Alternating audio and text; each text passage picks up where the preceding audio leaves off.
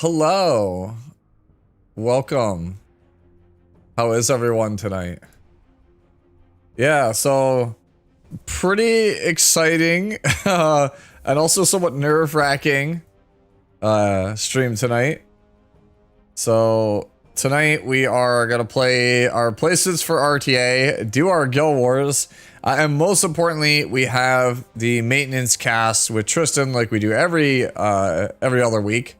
But tonight we have a pretty special guest with us, so you'll get to meet her later. It's Emily's son, who is the voice of Estelle, the girl on the background. Yeah, I see Beard Days in the chat. Yeah, I'm excited. Yes, I'm very excited. Like, thank you, homie, by the way, for making this happen. I said it before. And like posts and stuff, and like Discord calls, but it's also, I think, actually in the description for those of you guys watching on YouTube. But like, when I started doing the Tsu Talks stuff like 2.5, almost 3 years ago now, I think it'd be like 3 years ago, 3 years this September. That was kind of like my attempt at trying to make podcast style content, and that's kind of like when I had Tristan on as a guest, like we kind of quickly became friends after that, and that's what led to us like collaborating and doing all this stuff together over the last like 2.5 years. And one of the things I always wanted to have on a podcast was a voiceover artist, because it's not really a secret. I talk about them a lot in my videos, so I think it'd be super cool to have one on and interview them. Problem is that never really had the opportunity to actually, you know, propose having one on. Yeah, I am really. You'll get to see me do RTA with Estelle. Probably not Biblis. I'm probably pre-banning Biblis. But yeah, yeah, so this is like one of those things where it's like I've always wanted to do it, and tonight Emily is nice enough to be on, so I'm like, hey, this is finally the first time I get to have a VA on. You know, hopefully it'll be the first of many. Hopefully it goes well. What if we just RV Briar though? I don't really want to. I don't really want to. Alright, for right now, I guess while we wait, we just Guild Wars. It would appear that I was the MVP last time.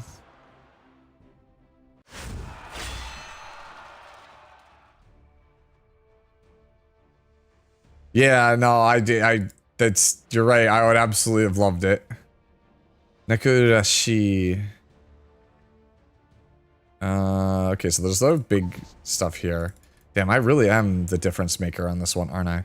0 virtual. So what do you do?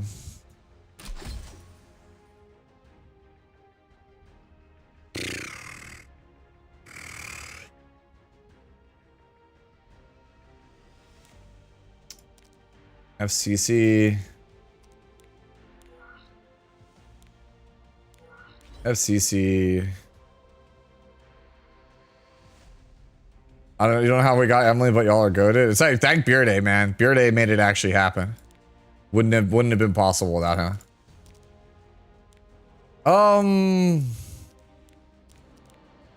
I feel like I could just go like, I really feel like I could just go free run and just like grind this out. Maybe I'm wrong. Nah. Maybe not that. Yeah, help me, Mr. Svarog. Yeah. That is in fact her, yes. Yeah, this team sucks. Like, it's not like hard, but like everything just feels dicey.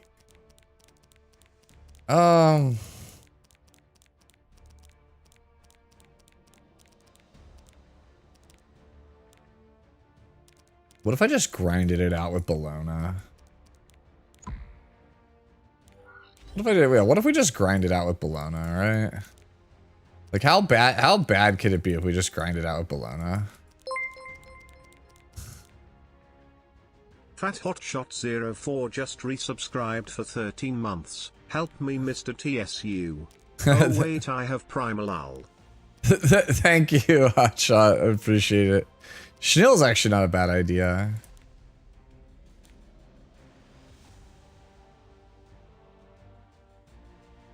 Yeah, but it'll take forever. Alright, you know, I'm just gonna run this team. Maybe it gets there, maybe it doesn't.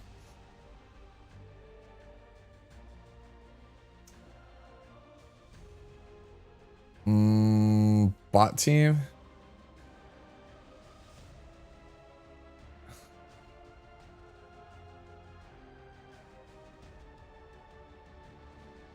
You want a Pokemon card? I just want to win. Wait, no-dose just, yeah, wait, no-dose actually is just really good on the bottom one. Yeah, we just no-dose the bottom one.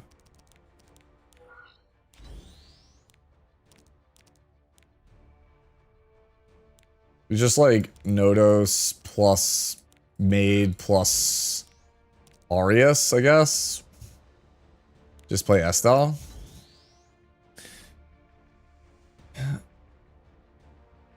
No, we're fine.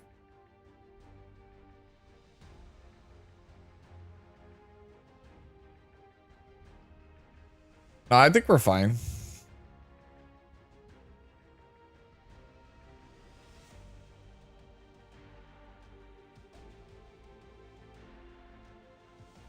We'll eventually kill the Sasuke. It's not that big of a deal. Anya says for top low key, and then he left me here stranded for like a minute.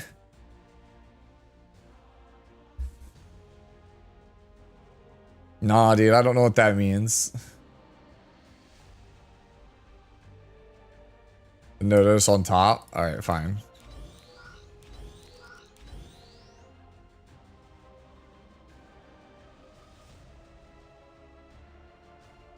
All right, bottom.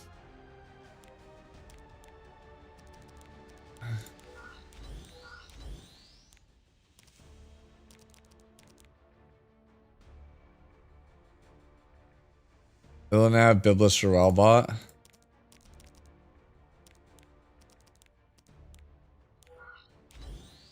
I mean, yeah, I guess. So just let it kill itself? Yeah, sure, I can do that. Alright. Alright, what are you missing? Proof? Yeah, it's proof. We needed proof for Guild War the other day.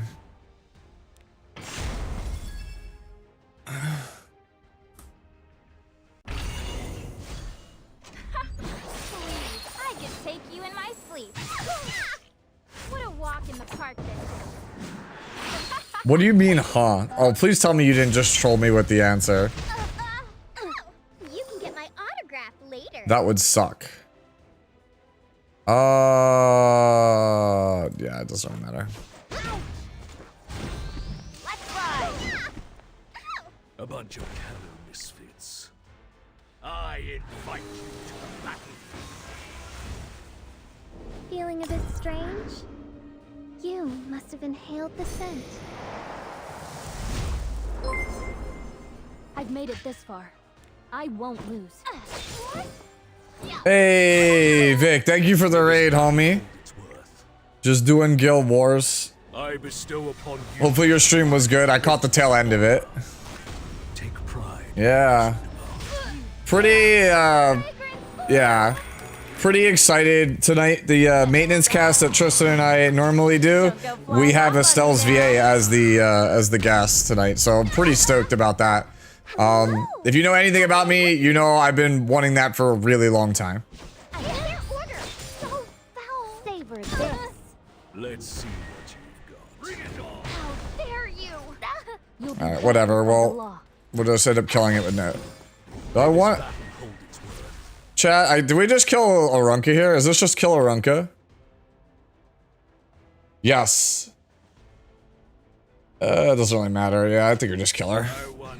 I mean, at this point, I don't think it's more annoying. We might be able to kill. No, Ivana's the week after. So foul. I've no interest in fleas. Any tips or vids for a pleb trying to make it high up in regular arena? I don't play a lot of regular arena, sorry to say. Hey, Sigma, Mr. Kinsey, thank you guys so much for the follows. I don't do a ton of regular arena. I'm like, I might not be your guy. How may I help you? So foul. If I do play regular arena, it's mostly just cleaving. Breathe it in all you want. I summoned as much as I could, but no salami. Sorry, Pooty. A bunch of Bro, how much F does this thing have? My maid has like 200. Flowers. Like, this thing must have crazy F. I mean, I know it has the F buff, but like, still, jeez. I cannot let you pass. Help! How dare you! Foul. You can get my autograph later. I've no interest in fleas. How dare you! You'll be dealt with All by right. the law. Yes! Hello! How may I help you? So foul! A bunch of callow misfits. You could. The might of a god. Do you think Salome is worth the pity? I do, at this point. Dare you! Her win rate was kind of dicey. Fragrant. But like now I think she's as more time has gone, I think she's a bigger role player. Hello?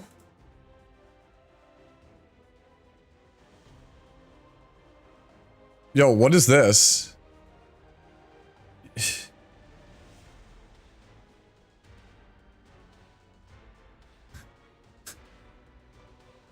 Bro, like what is this?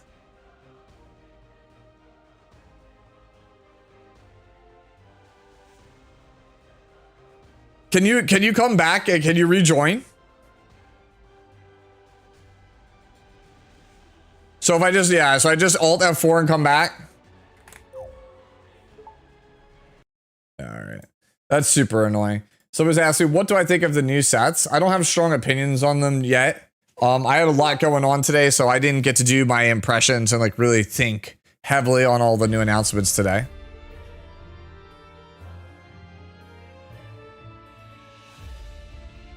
I didn't get, I saw them, like I know what they are, but I'm just like, I haven't had much time to think too much about them. I think the new debuff set sounds like it could be pretty good. I don't know. It's a great update. The update's fantastic. I think it's better. I actually think it's better than new era. Bring me back in. Unworthy soul. Let your death burgeon this land. なかなかやりなくて。じゃあ応用といこうか。I will not give in to despair. We just saved this, so we'll just hit here. Did I make some noise? An abhorrent stench. Take a whiff of this. You might feel a little dizzy. Fortune is on our side. I wish for a miracle. Huh. Ooh, spicy.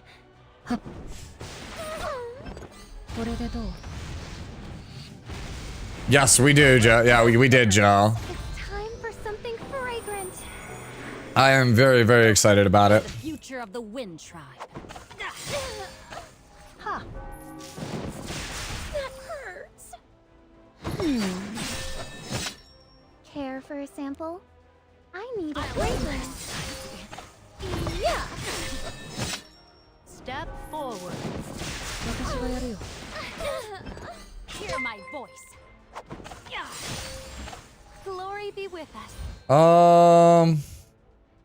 Yeah, we'll just sit here. Just wait and see. I need this fucking thing to take a turn so I don't have to deal with it.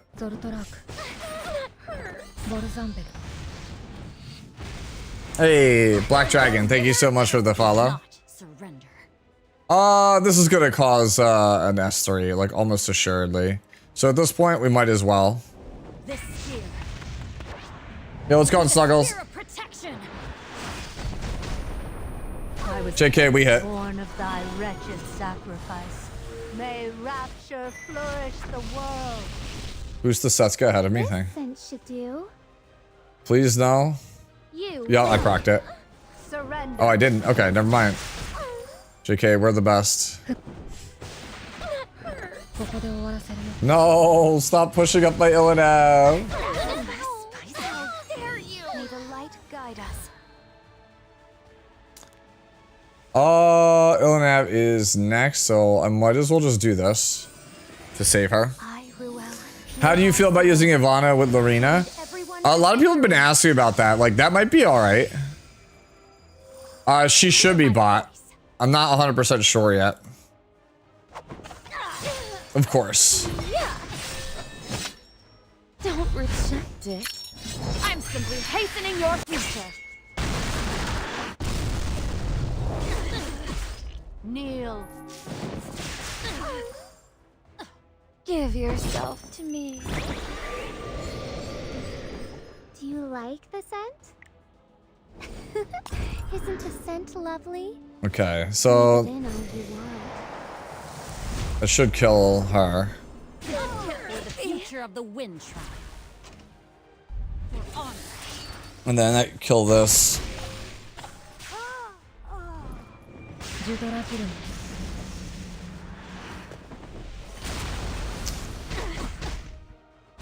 the fragrance bloom! I'm not afraid. I will protect everyone.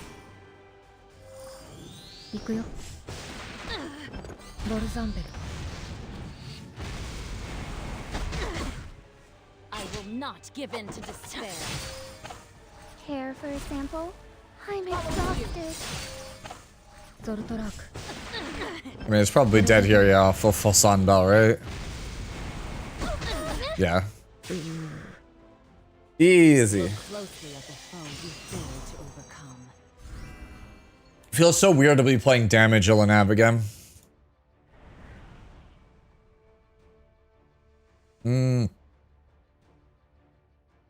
Yeah, there's no other larger towers left, right? Yeah, no, there's not. So we'll just go after what's around.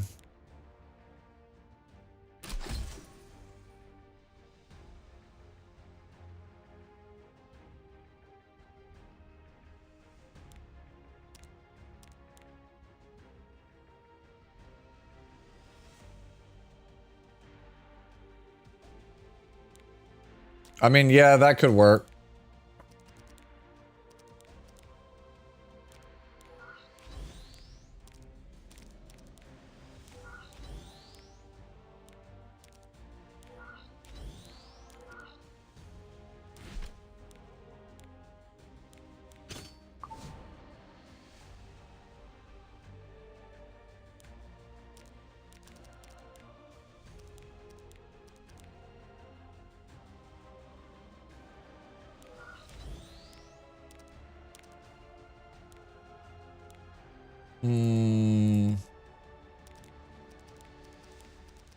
I think I just G-Roz cleave him.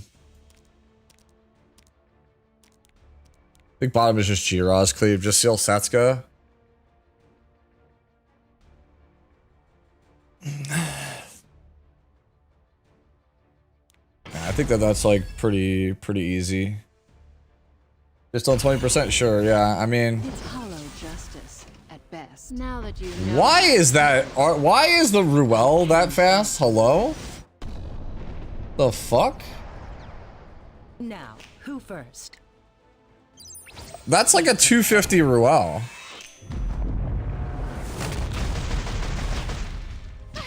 There's no need to worry now. I didn't tag? What? Challenge me? Fine. What? I have 250 F, by the way, on SBA, and I didn't tag. Let my guard down.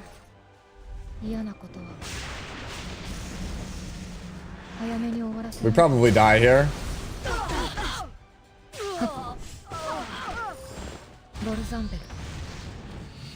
Yeah, we're kind of dead here. All right, so this is why we don't listen to Brett. Got it. Deserve my I didn't see it coming.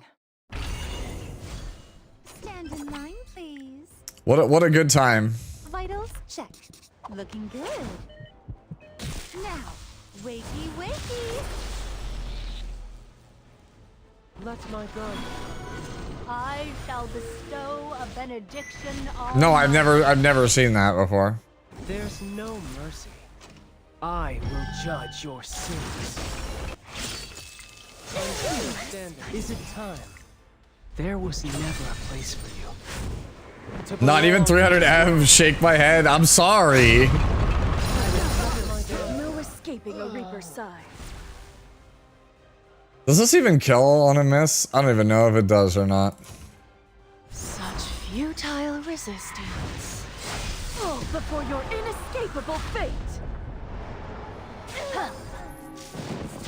So mean. Shall we end a simple task? I was careless. Shall I give it a go? I was careless. No. Ha. Owie. I'll make it painless. She's dead here. Heed the call of the underworld. No. I was careless. Pray for me. My Hecate has like 3,800, I think. She's more bulk than attack.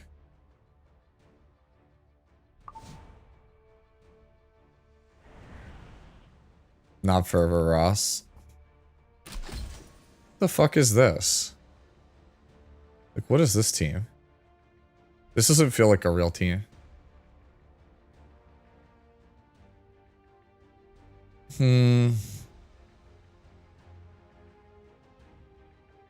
Yeah, this is still same team on bottom. Do I just try to like cleave this still?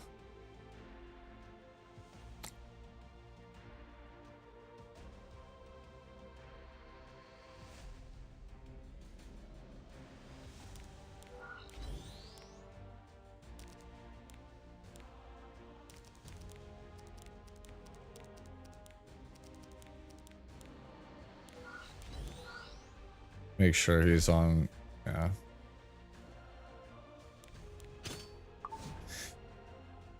Yeah. Yeah, Straw's in no way. Time to end our twisted fate. Above all, a sharpened spear. Yeah, I was just like looking at this team, I'm like, this feels like somebody who hasn't changed their defense team in a very long time. Command. What is your name? Your ruin fast approaches. No avoiding your fate. Disappear. Yup. And with our spirits, I have been waiting. Grant us mercy.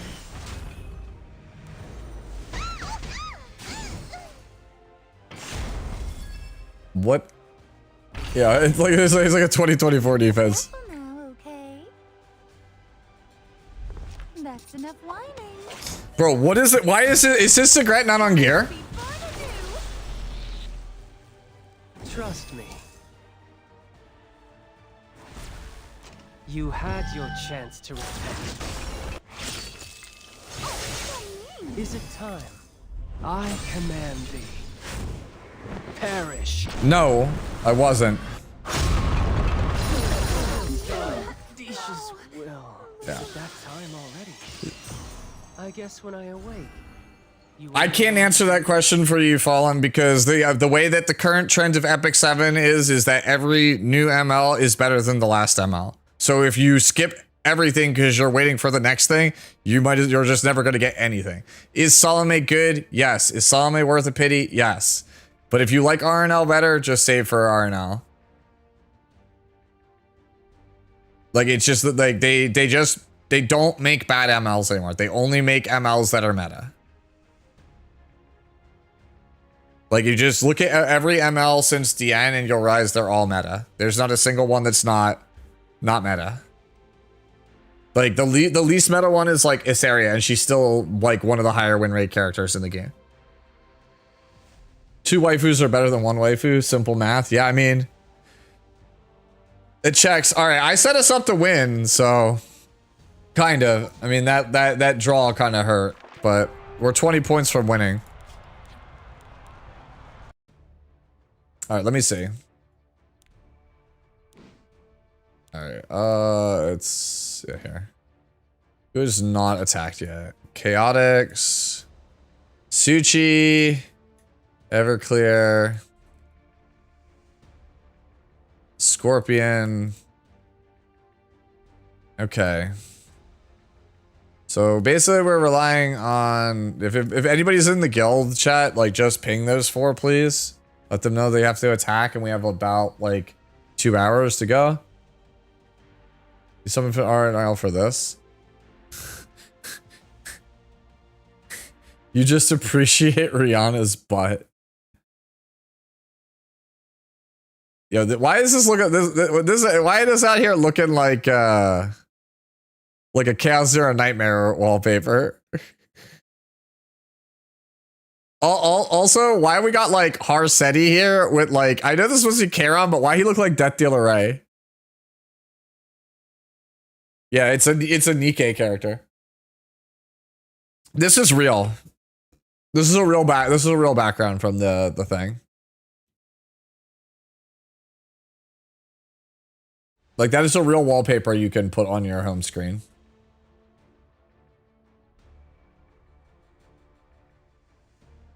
It might be psych.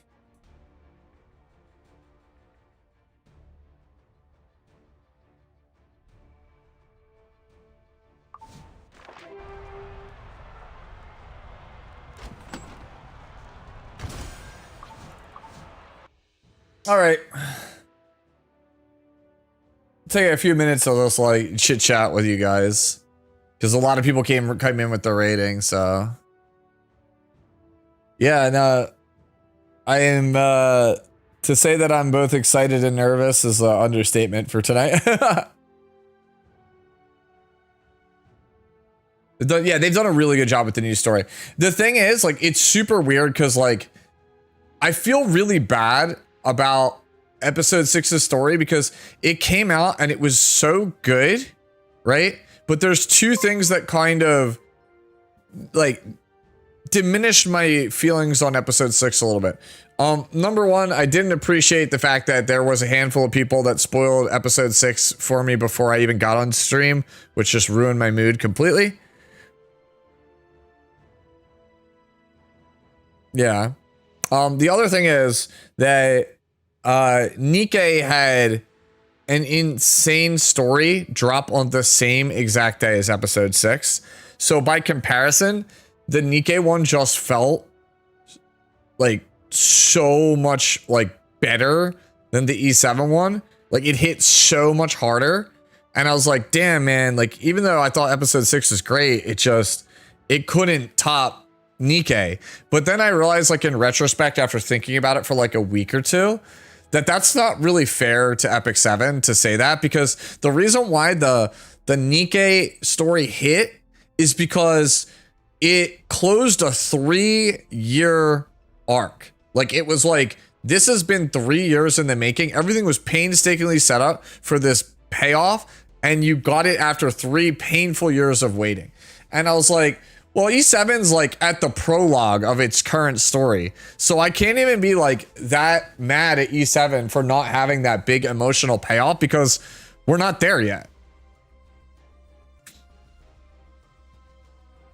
Yeah, no magic swords, no high school drama, no conflicting politics. It was just Epic's actual Epic 7. Yeah, that's exactly right. You're right, Joe. That's 100% right. Like, it just felt good. Like, it just felt like classic, you know, E7. The way that it was back in, like, 2019 and 2020. Like, the shit I remember. Like, no detours. It actually did feel good. Right? So, I agree with you guys there. Oh, 100% agree with you guys. Yeah, I was absolutely fighting for my life on Story Chapter, man. Like, people were just hell-bent on making sure that I couldn't enjoy the story. Cisco_CWF just gifted 1 subs. Hey, thank you, Cisco. Yeah, I think next time, the next part of the story, I think we have to go emo only mode, guys. Emoji only mode for the story.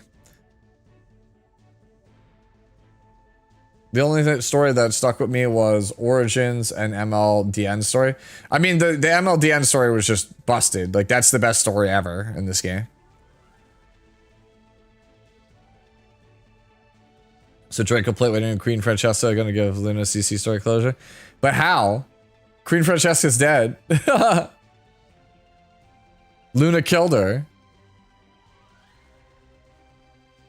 What is it like maybe you're talking about like go back in time? It's time to mod you up on Twitch for real, for yeah. I actually, for some reason, I thought you had a sword, but sure.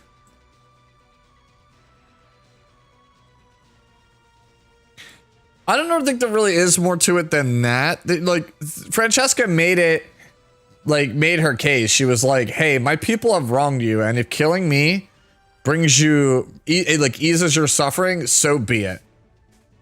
And Francesca willingly let herself be killed by Luna.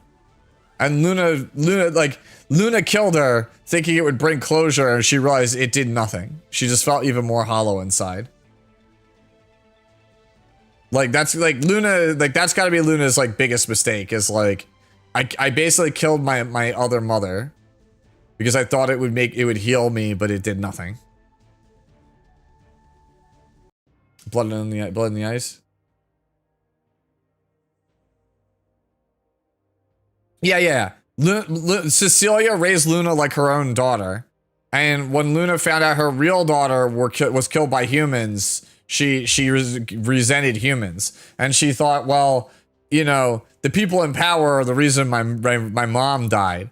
So it's like, you know, Francesca basically didn't do, like was just using me all along because humans just killing dragons for their bones for power. So it's like, you know, Francesca must be evil. And so she plotted this whole thing to poison Francesca and kill her. And Francesca was like, I'm gonna let it happen. I'll just let it happen. Like, if my daughter thinks I have wronged her, if it will heal her, then I will gladly drink the poison and die. Yeah, Luna's story is a banger. That's why people always ask me, why do I like Luna? I'm like, bro, her story was really good, man. Like, Luna's a very complex and conflicted individual. Am I wrong to want an ML series? No, you're not wrong. Setsuko's story, Setsuko's story was hilarious. ML Cirilla, when you're telling me, man. Why don't you test your luck? Come back soon. What do you know about me? Anything good happened in Nika? I haven't played in over a month. What? Did you just miss the anniversary? It just ended today, Peter. Like, are you trolling me? Because for the last month, the last like 3.5 weeks, it's been just straight bangers. But the event ended today. It was like probably the best event in years. Like, that was like the wrong time to take the break. Like, they literally just released like 2 of the most OP units like ever. One of the best stories ever. Like one of the best mini games ever. Like, it's just unreal. Like, easily like top like 3 patches in Nikkei history just happened. Yeah. All right. Hopefully, you missed 2 pilgrims.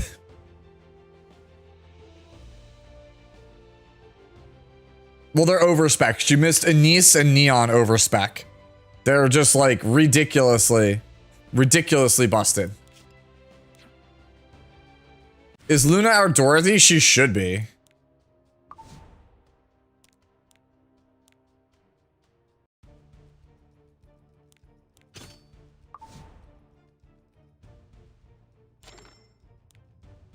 It's my turn, right? Okay. Time to do placements for finally. Yeah, this is gonna be RTA disaster class, so you guys can have fun with this one. I'm gonna get my shit pushed in. I am so out of practice.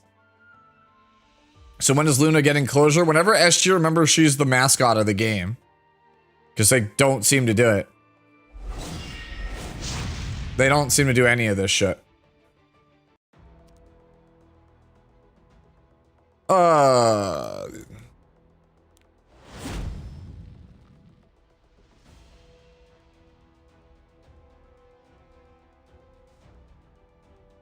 I got this. Thank you, Mr. O. I've no interest in fleas.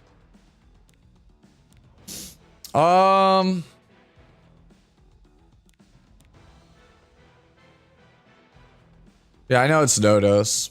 Thinking about what I want to do, what I want to take here. I definitely want Estelle.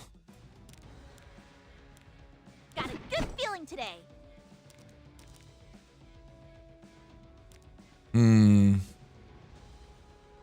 Alright, I'm gonna take Lady because I don't want him to have it, but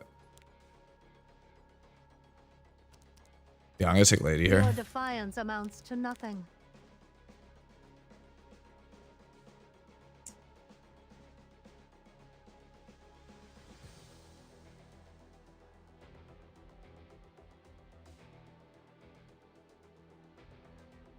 Oh, will I be enough? Someone needs to be made an example of. May the light guide us. I think I'm just gonna take Bologna here. I'll wrap things up momentarily. I'll set the pace. Time to end our twisted fate.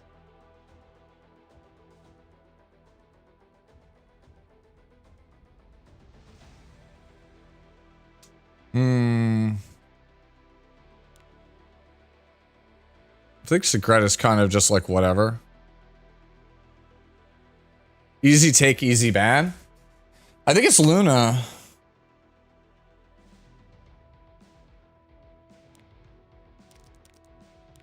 Oh, dude, I can't get to him fast others. There's no mercy. I think it's just Luna. Did they just ban Nodos? APOC would be good. Did they just ban Nodos? The AI assistant says ban Nodos. Yeah, if you ban Nodos, it is a where damage angle.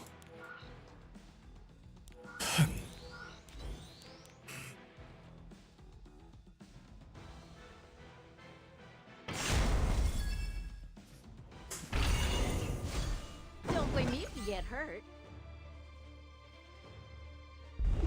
Rally up, everyone.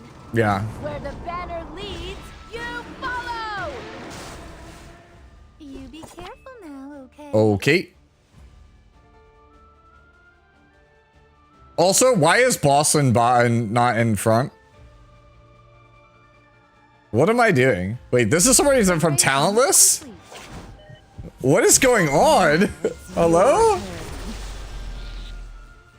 You don't deserve my mercy. I am so confused right now. Are we burning? For the sake of peace, We didn't burn? I'll be the villain I have to be. Daring today, aren't we? Wait, we superhumanized this. I'm so confused. I literally don't know what's going on. We didn't superhumanize the thing we were supposed to. This is not in the front. We didn't draft damage. Who's the king of these streets? Ow! Fortune is on our side. I wish for a miracle. All right, let's roll.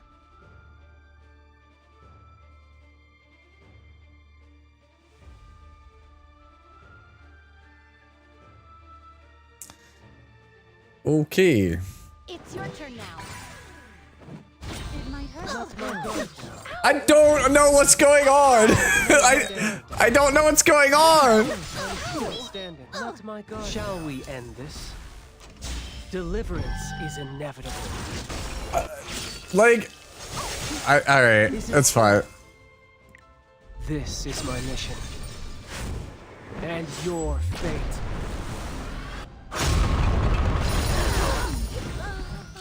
I'm still standing.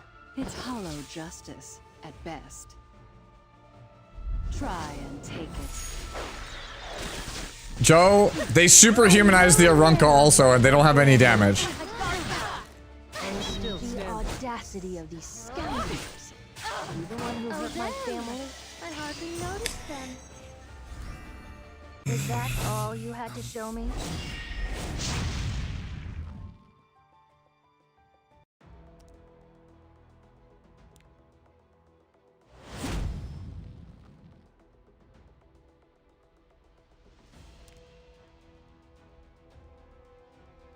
I don't know. Stand in line, please. I'll protect you.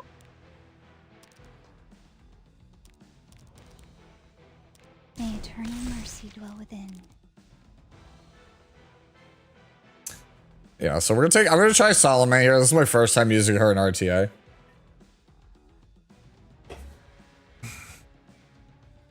There's no mercy.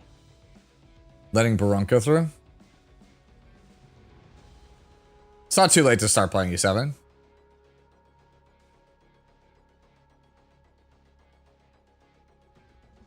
Forgetting something?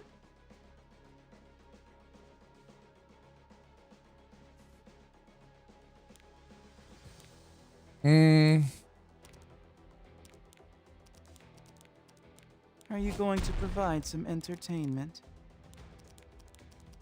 I know no mercy.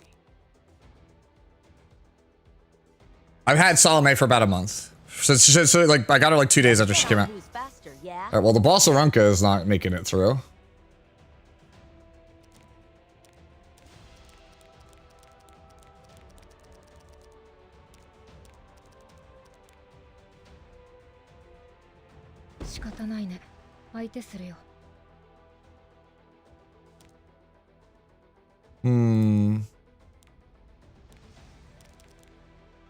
How am I so busy?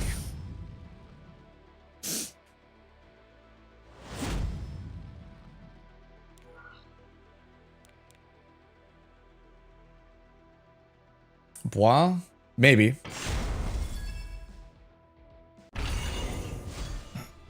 Dare defy me? Your emperor?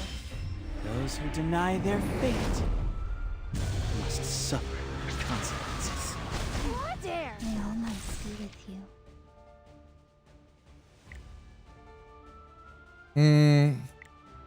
I actually think I just want to kill Freerin first. But no, it's just I think I have to do this. Offer yours. It's gonna push him up, which is the only issue here. Trust me.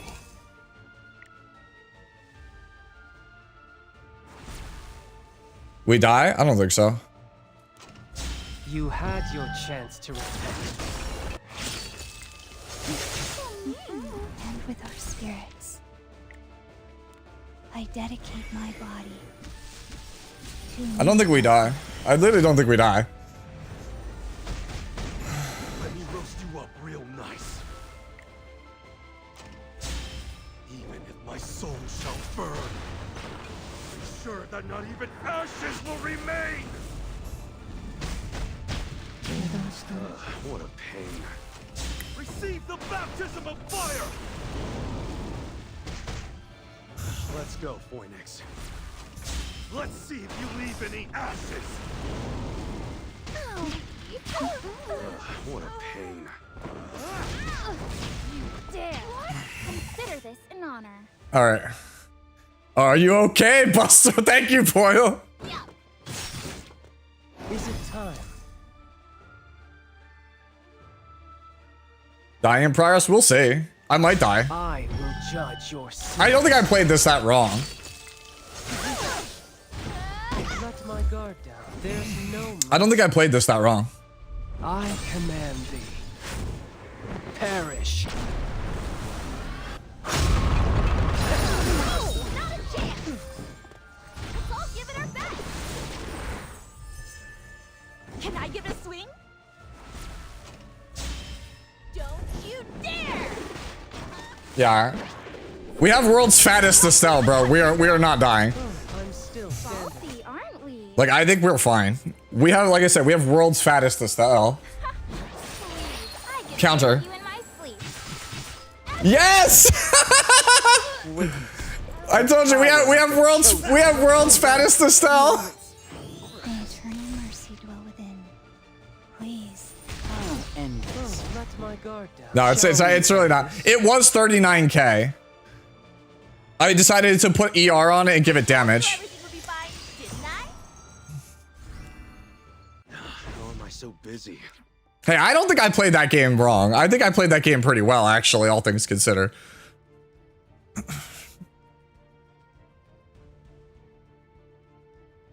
Meow is 35k raw. Anya, I was 35k also raw. I just decided I would rather have ER and some crit damage.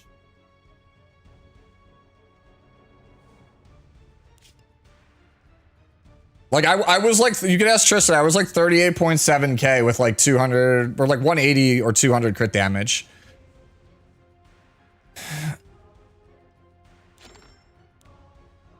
Let me roast you up real nice. I mean, this is what I say to Tristan. Tristan was like, I can't build that either. He can't build the same Estelle that I have. I was like, bro, that's all I have is tank gear. What the fuck you mean? Yeah, exactly. Pooty, yeah. Pooty bullied me.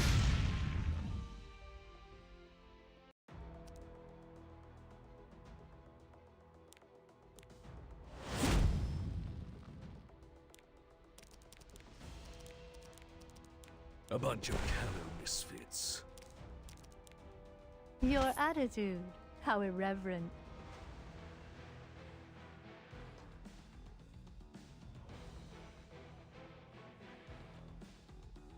As you command.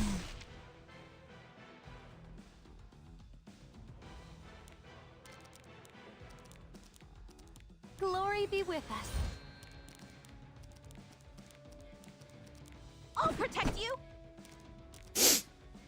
Yeah.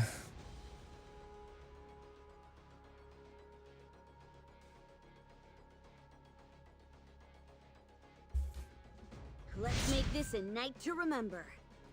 I've been waiting for you. I'm gonna turn off my own counters. Has come for you.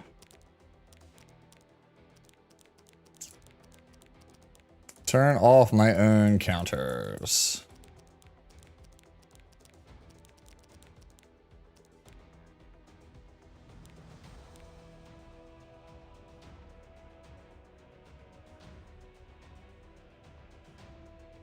I don't know what LeBron is. Oh, you're talking about that. Luna? Yeah, Luna makes sense here, but like, Lady. Time to end our twisted fate. You just ban Lady of the Scales here, unless he does something about it.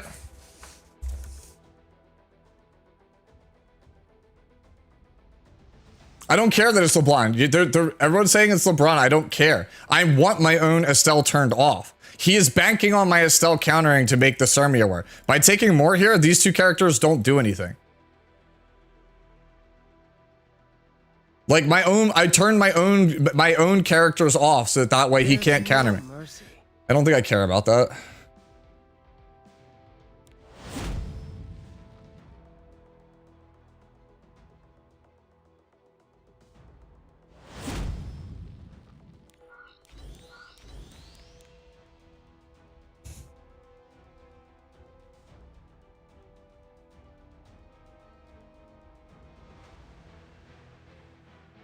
Oh, sorry, he could just double kill me, but it's fine. Oh, more also counters, bro. Yeah, it's fine. What do you know about me? Yeah, we'll just do it. Above all, a sharpened spear Oh. is a cruel truth. Okay, I thought I knocked my monitor there for a second. I won't tolerate disturbances.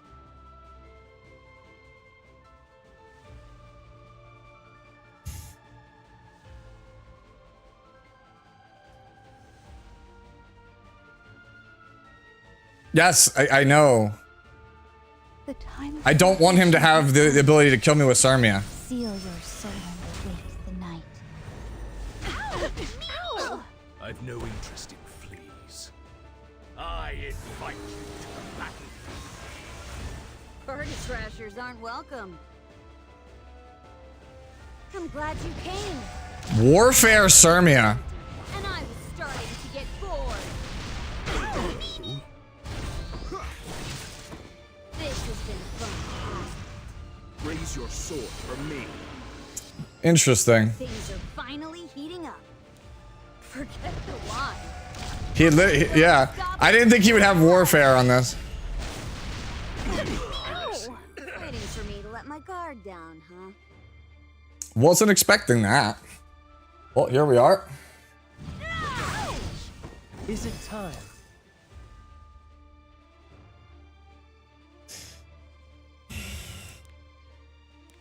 There was never a place for you to belong in this world. What? You may be worth my attention. Brace yourself for Do it for the heal. spectacle.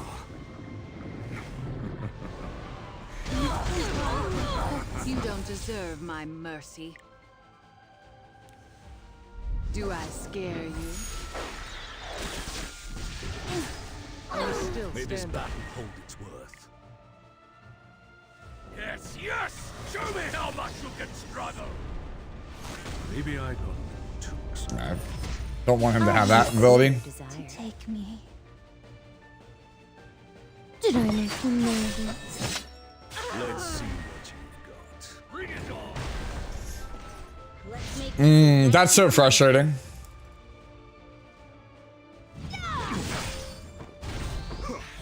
Oh, I have to kill this, don't I, man? called it a night.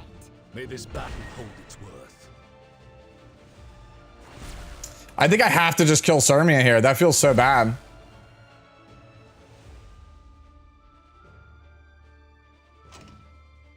Yeah. I bestow upon Kill Roz? Nah. greatest honor. I don't think it's Roz, but maybe I'm wrong. We'll see. Trust me. No damage. Okay. Yeah, I hear you guys. Deliverance is inevitable. There's no mercy. Quite slow. Shall we test fate? Yeah. Let my guard down. Let's see what you got. It might. Yeah, he just probably wants kill Roz. Yeah. Yeah. A bunch of callow misfits. Oh. Is it time? Show me counter, Mort. Miserable creature. I'm still standing. I've no interest in fleas. Shall we end this? You had your chance to repent. Trust me. I command thee. Perish. Yeah, I think you guys are right. I think I had to kill Roz here. Yeah, I'm not a holy sack. So I had to kill him. A bunch of callow misfits. Chat was right. Had to kill. Missing the Sermia on the S1 also just feels really bad. Like we win that game the other 70% of the time. Yeah, again, I haven't thought too much about my like everything with the patch. Right? Like I said I was gonna do it in a separate video. I haven't really thought about it too deeply. Like I woke up, I watched it while eating breakfast, and then I had a bunch of other stuff to work on for the day. Daring today, aren't we? I mean, I've no interest. I'm still just gonna take it if it's available, right? So you've chosen to defy a god.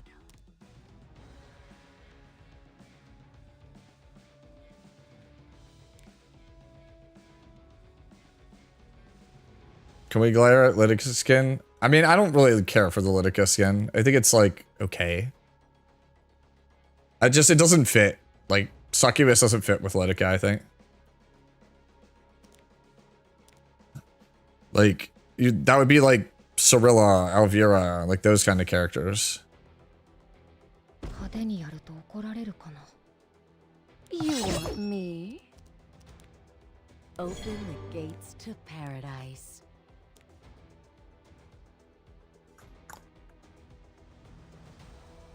I don't have gear on Nodos, but it'd be funny here.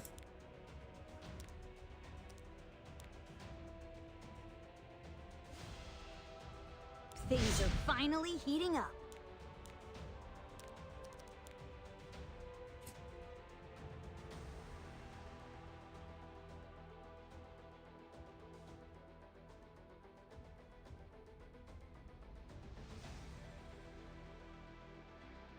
Rule 7 is a reference to my Rule 7 in my server, which is no excessive gooning. That's why everybody keeps referring to Rule 7. because there were people in my server who were getting to the point where I had people leaving my server because they were gooning too hard. So I had to like clamp down and be like, bro, like you're basically like, this is basically porn at this point. Now get the fuck off. I'm not half bad when I try. Haha! The queen is here!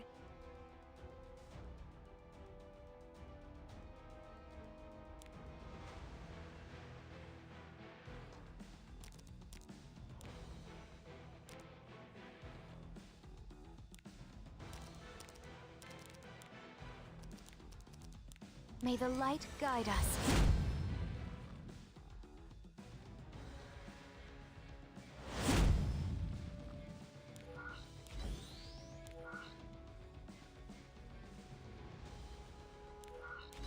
Honestly, I'll just leave the notice in front. I don't think I care.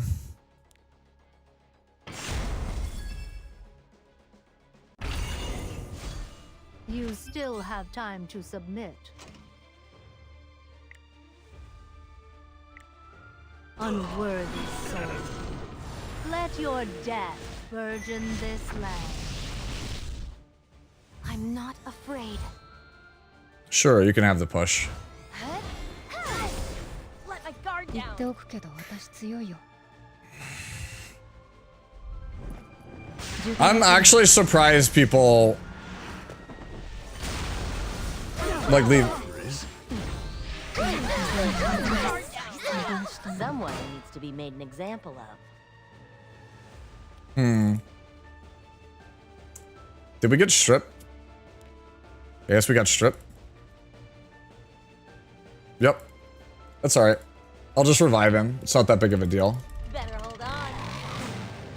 Don't go flying off on me now. I always forget it. Yep.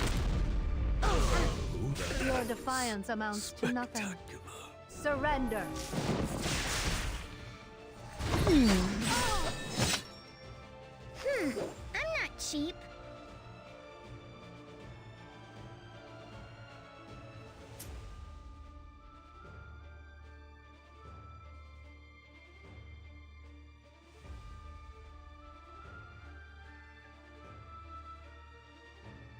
Don't ignore the queen. Wait, I'm surprised he did that. Looks like some tuning is in order. For the finale. An ensemble of grief and despair. Just wait and see. Well, so you've chosen to defy a god. Kneel. Alright. Did I make you nervous? I was careless. You the one who hurt my family?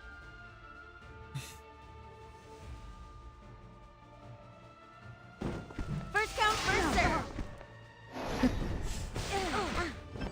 ここで終わらせるよ。 I was careless. I'll show you what I can do. Yep. Bonk that.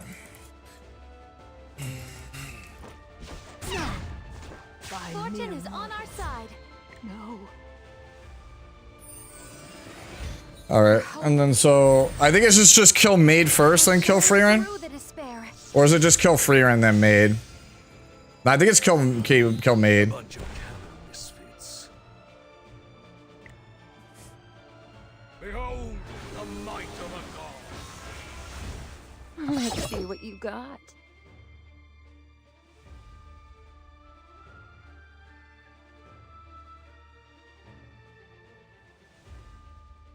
Yeah. Impressive.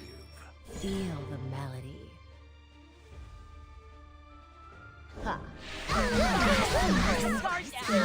Let's bet on who's faster, yeah?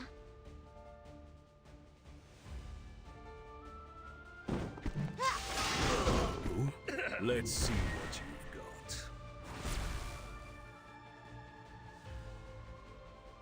I could just kill Setsuka, perhaps.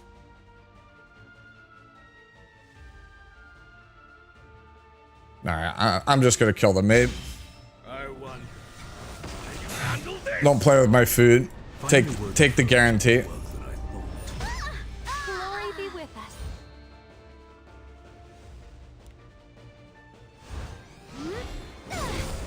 Just wait and see. There's ecstasy in violent taboo. Here, have a taste.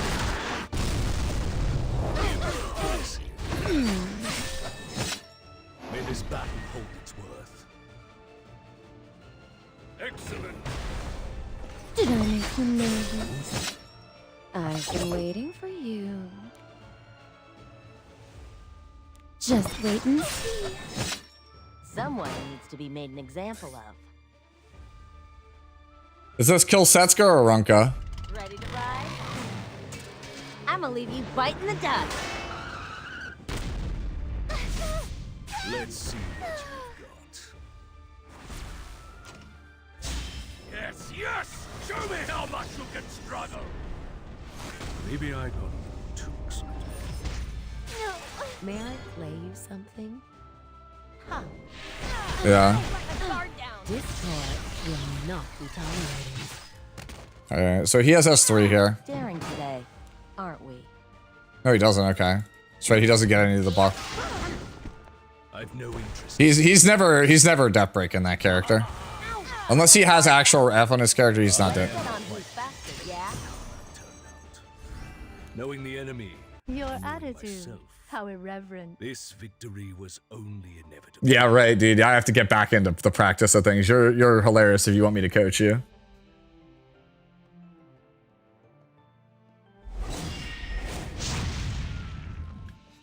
It's true.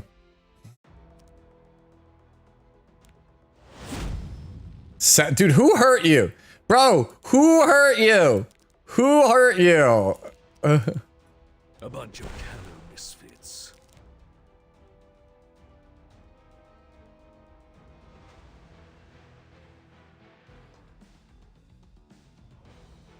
Shall I give it a go?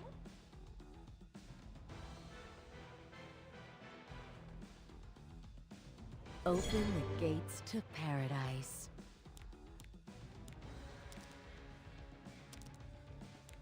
Are we taking free reign? Is that the plan? Taking free reign here? Is that what he's trying to do? It looks like it.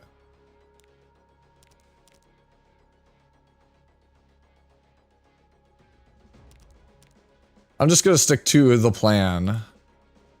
May the light guide us. It's my turn, right?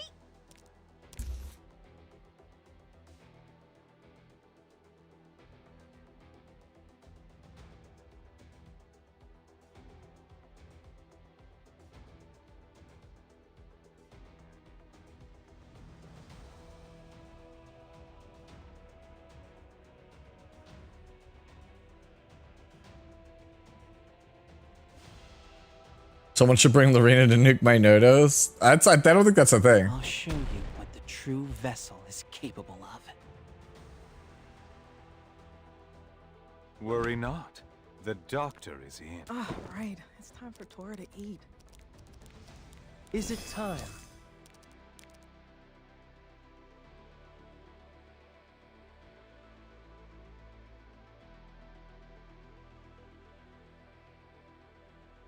I have no idea what the fuck that means.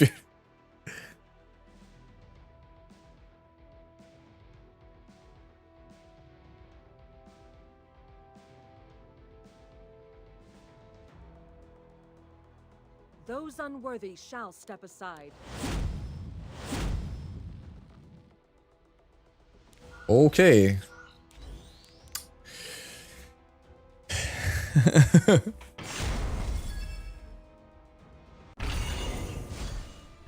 Dare defy me? Your emperor? I don't know what the hell this man is doing. Be afraid, sinner. Fear my judgment. Ow! Stand in line, please. Vitals check. Looking good. Yeah, I don't know what they're doing. Do you smell that? Queen's whistle. This all runs its course. So this does like what? Nothing? It gets Estelle maybe? The damage be like. Okay, he got two. Pick your poison. Trust me, I'm a doctor. Looks like some tuning is in order. This could be a counter from Estelle here, most likely, right? Still standing. Feel reverence and fear. Not my guard. I'm not afraid. I will protect everyone. Such a drag. I know he's superhuman, but I just want to get full health. Get out of my sight!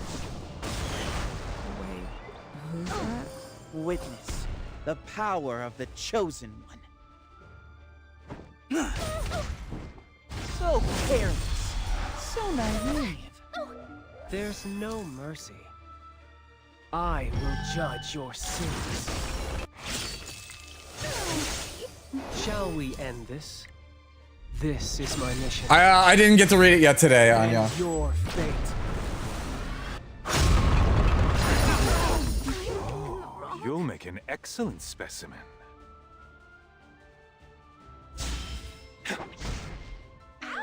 Feel the malady. Show me counter. He's definitely gonna soul burn this, right?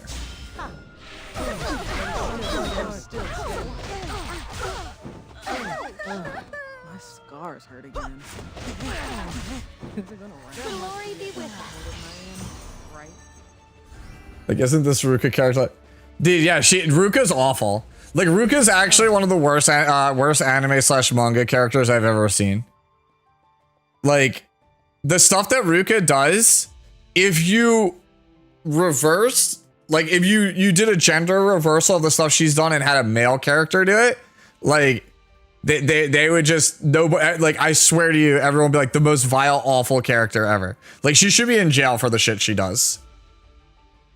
Like, totally irredeemable character in my eyes.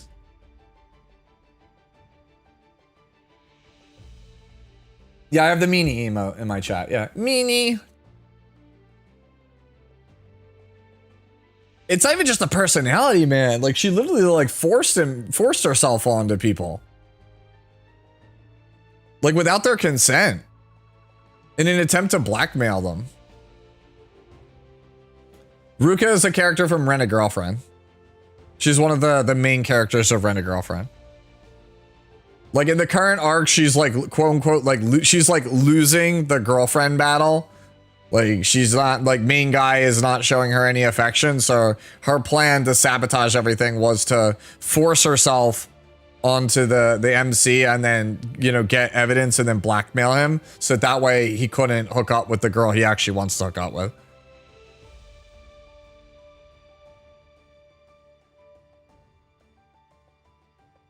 Yeah. So character is garbage, garbaggio. I mean, the series is already garbaggio, but we read it anyway because, you know, we love trash. Yeah, I didn't read today's chapter, so don't spoil it yet. Maybe I should take time on stream to read it. Can you read manga on stream? I feel like you'll get in trouble for it.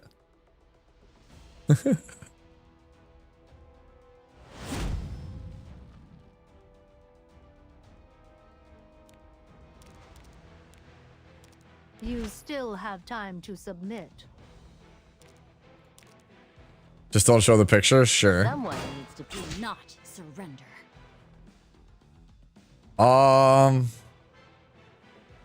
Let's see.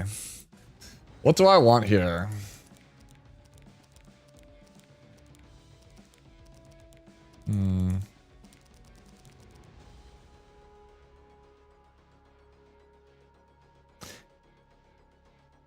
I don't think I want Ruel. Maybe I do want Ruel.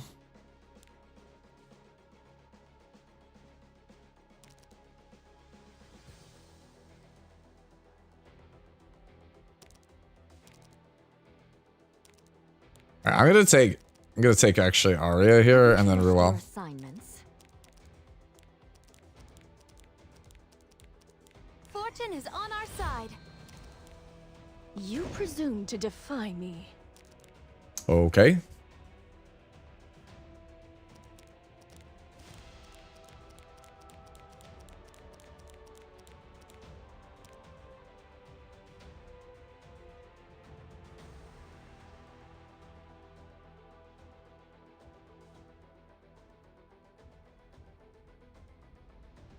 My tea is getting cold. All right. I think I'm just gonna have to. Do I hard commit to banning boss here? I feel like I do.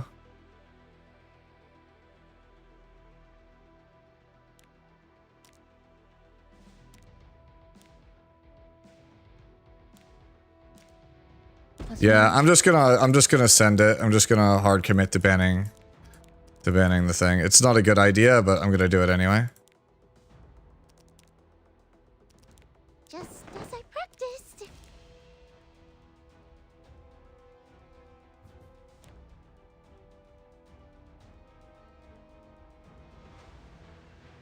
Come on, impress me.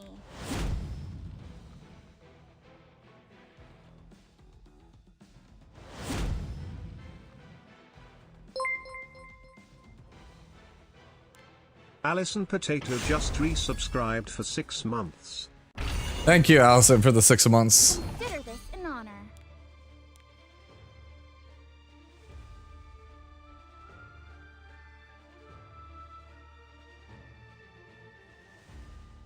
Hi, how are you? Time to face the consequences. I was careless. Ballsy, aren't we? What a walk in the park this is. Huh? I was careless. I was careless. 言っておくけど私強いよ。なかなかやれない。じゃあ応用と行こうか。May the light guide us. There's no need to worry now. Oh, I should have asked 3'd actually, but A bunch of mutts.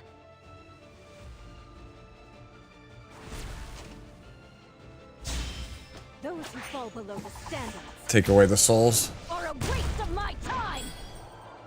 Cheap tricks won't work on me. I'll wrap things up momentarily. Alright, so we just try to kill everything. That's a full damage Bologna, holy shit. Hard work always Okay. pays off. This victory was inevitable. Nothing worth noting. Yeah, they robbed us of the Tory Bologna action, yeah.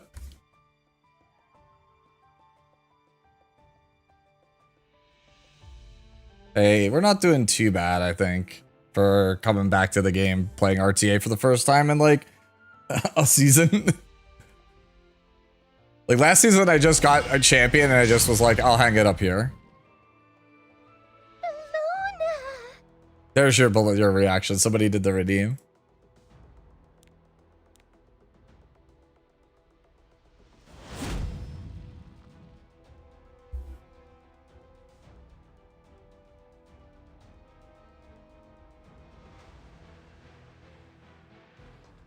May eternal mercy dwell within. Got a good feeling today. Luna! I'm not afraid.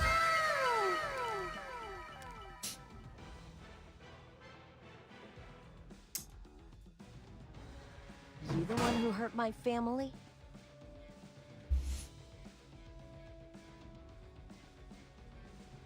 Party crashers aren't welcome. It's hollow justice, at best.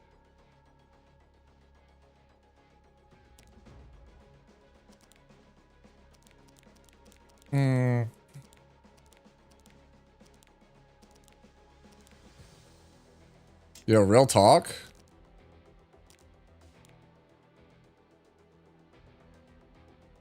What if we just play Fern here? They want me to play Bologna. I mean, but Bologna's kind of bad here. Yeah.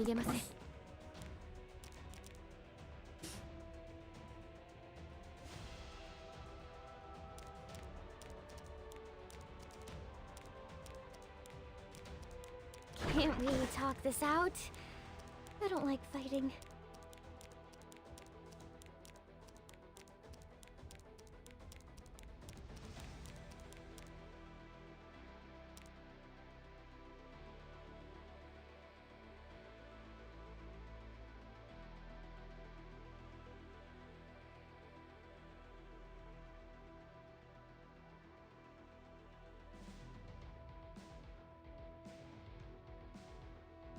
keep up with me? He really doesn't want me to kill the... He really doesn't want me to kill that. Okay.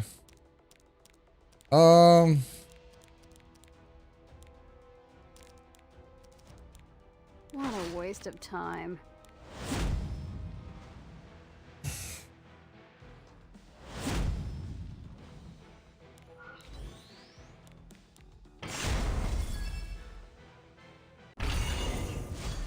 What do you know about me?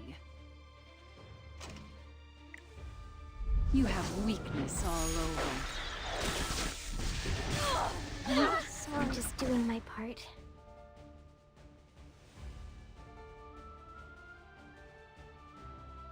No need to be alarmed. Who are you?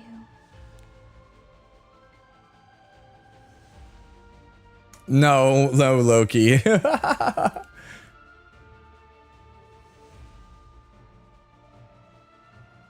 You have been saved. Can I give it a swing? Okay. No more holding back. All in a day's work. Ugh. A bunch of Sunday drivers. Even if it's a hunk of Oh, you should not have burned that. bring it roaring back to life. Him using that actually killed him. Need someone to ride with? No, I'm just gonna kill, what's his name? Ow! Ouch! Waiting for me to let my guard. I'm just gonna kill her and then seal him.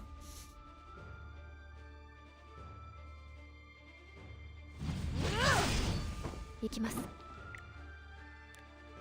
あなたは誰であれ。私は全力を尽くし Yeah, he could not press that. Fortune is on our side. I wish for a miracle. Time to end our twisted fate. Now that you know my secret, Yeah. I can't let you live. Yeah, I don't know. Do you know me?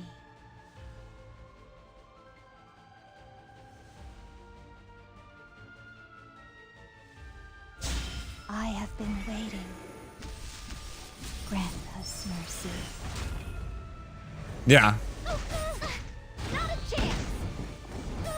抵抗しても無駄です。動かないでください。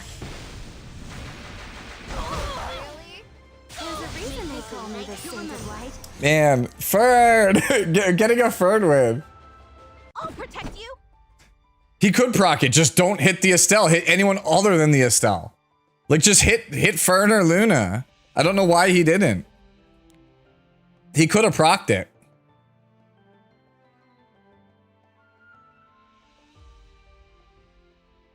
Loki, do you not know how Estelle works? She has Elbrus. Just hit somebody that's not her. Just hit anyone other than Peyra. Or than Estelle. Hit anyone other than Estelle and Estelle will counter.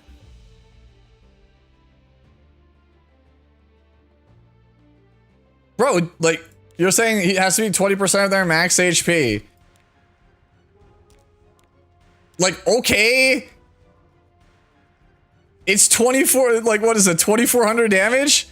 Just hit the Fern. Like, he could have S3'd and just hit Fern, and he would have done it. Especially with Collapse. It's guaranteed with Collapse. My Estelle is on counter. But, like, it's a guaranteed counter if somebody does more damage to somebody else. Is it not?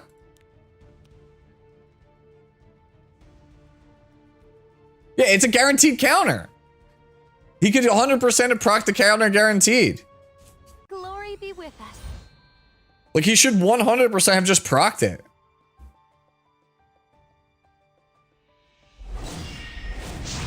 But he had he had the ability to soul burn and collapse my Fern.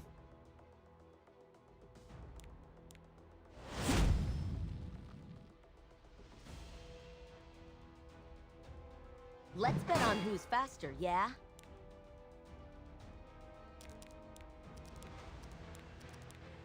It's my turn, right? I'm gonna give up Lady of the Scales. Light guide us. And that sounds like he's got Boss Arunca, so it's like it's not even good. Something? Is that all you had to show me?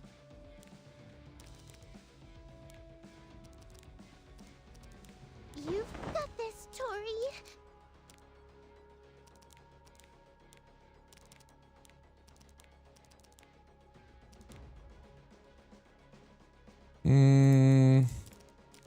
Need another answer to that.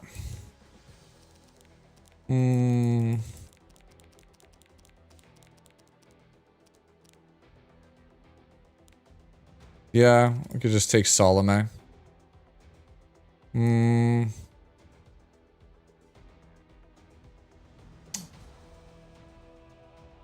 What do I want to take here? I want something that's like aggressive. I'm gonna take Roz actually. I think Roz is damage and also I can just seal her.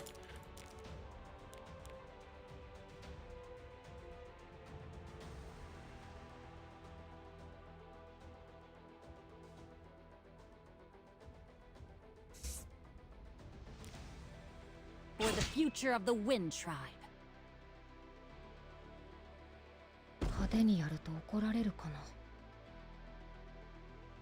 What do you know about me?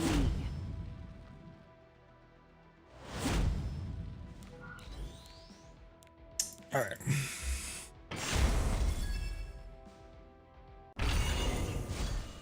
Ballsy, aren't we?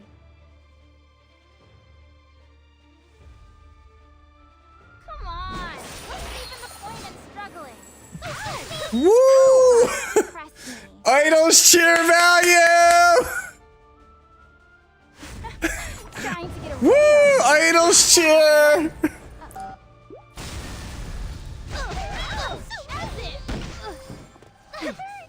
Sorry, I couldn't do better. I practiced day and night. Though it's not perfect yet. No, I didn't get it. Are you serious? No! No! Ow!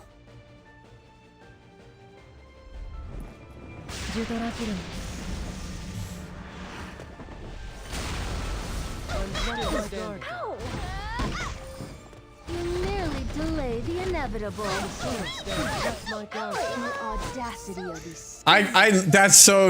That's so dumb. Utter disgrace. You belong in the dirt. I'm not afraid. Bro, imagine not proccing Cascade. I'm not even gonna be able to kill it now. I think I'm just dead here. Depths of your heart. Yeah, I'm just gonna pass. I'm just gonna scoop it. Cause like I can't, like missing that killed me there. Missing that just killed me there. Once again, Bologna remains the bane of my existence.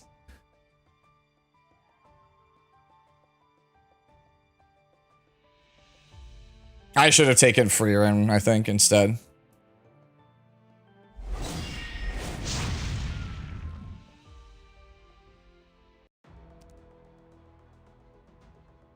Yeah, I have a hard time playing against Bologna on 3.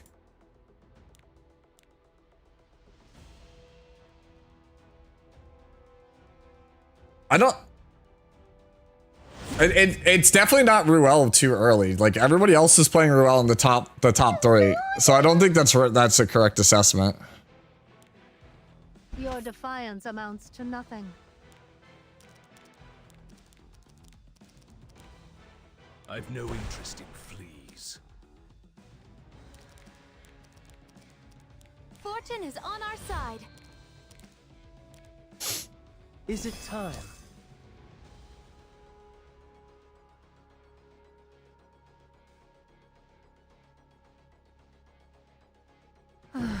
This is a waste of my time.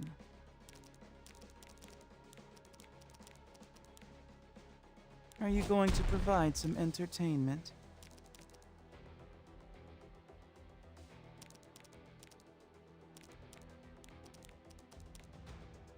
You and me. Let's do this.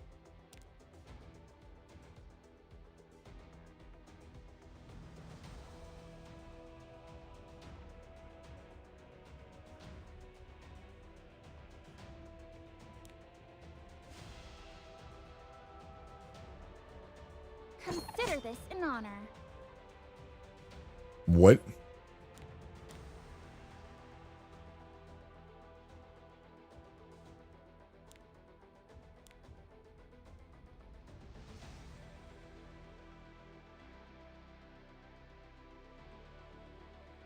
All that's left is ruin.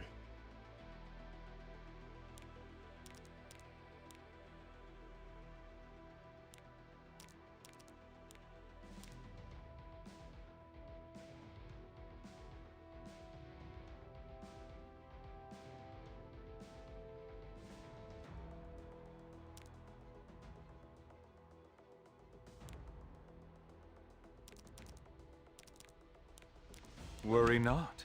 The doctor is in.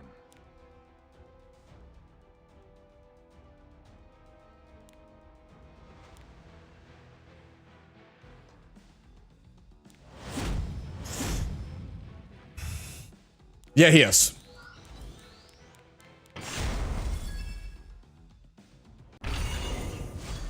Witness the power of the Chosen One.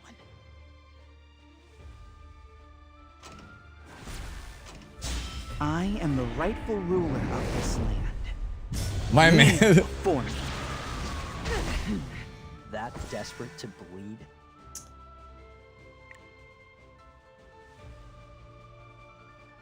Yes. To protect those I hold dear, I shall walk the Oh, did I hopefully I didn't take him off of it. That would be super awkward. Oh, he is, yeah. Okay, what am I supposed to go for here?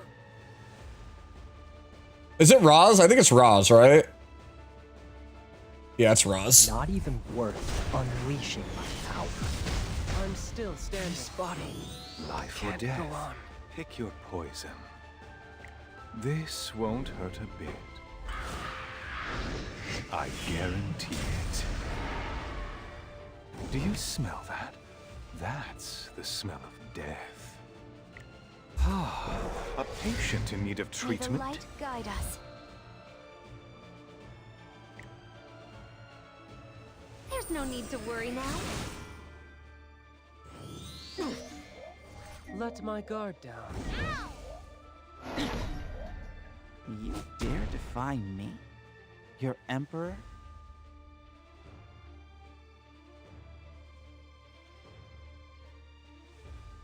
Charge. Efficiency. You shall never back down. Worry not. The doctor is in.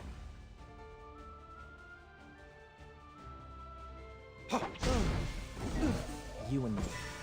Let's do this. Is that all you've got? I'm still standing. Glory be with us. Audacious will.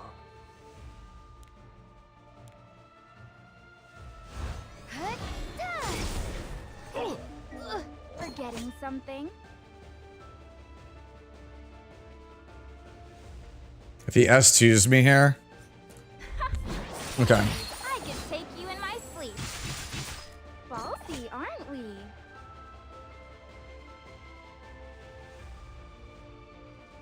Turning to cowardly tricks? We might be alright. We might be dead, but we'll see. Oh, cool. Give it up I'll already. be your opponent.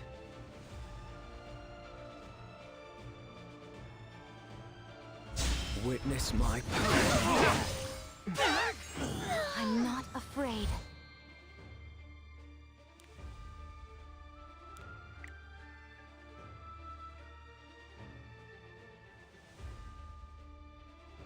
I think this is just trying to control what DDR. Cruel, hereby swear to lead everyone to victory. Oh, you'll make an excellent specimen. Come on, impress me.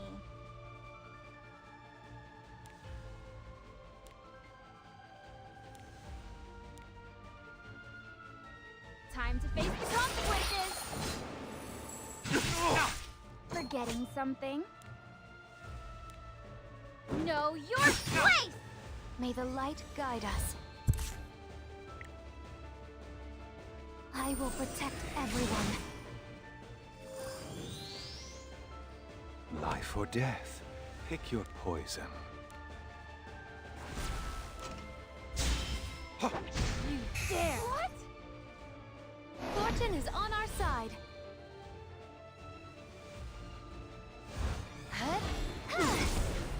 Oh, you'll make an excellent specimen. The dark shroud of death is coming over. Yeah. I hope you find it comfortable. Worry not. The doctor is in. Everything is going to be all right. Ballsy, aren't we? Might be dead here. He's got the SCS3. Damn you, discreet hands. I don't think he solos it here. He has S3. Consider this an honor. He has S3 back on RB. Like, we're just dead here. Trying to get away, are we? You can't outrun me. Glory be with us. Yeah, I have to, like, basically give him this. Yeah, I die here. Yeah, he died. Yeah, I die. Significant. Yeah, I don't need to see it. I tried. Yeah, I tried. I tried it. The discreet hands. I should have killed Renak when I had the chance. That's the smell of death. We tried. I think that was like a solid attempt. That's my first time playing against the new RB. It's also my first time trying to do that cleave.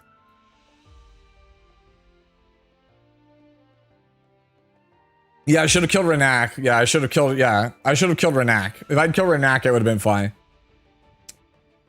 I forgot about discreet hands. Like, that was the misplay. If I had done that, you're right. I think I win. Time to play Blue Luna last game? No. I don't actually Blue Luna, like, on gear right now.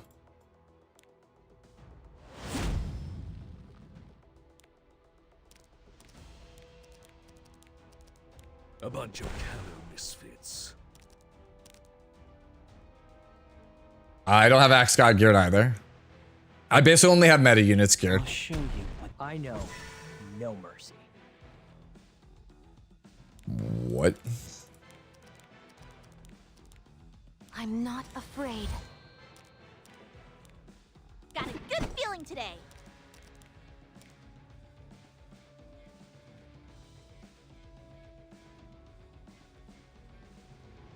Everything in its right place.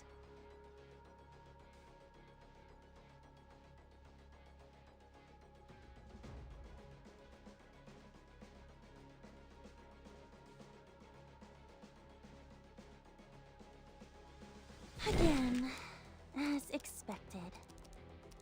Been a while since I had to step in. Forgetting something?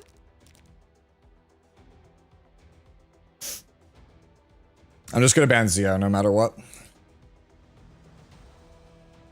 How adorable! Oh, okay. Sure.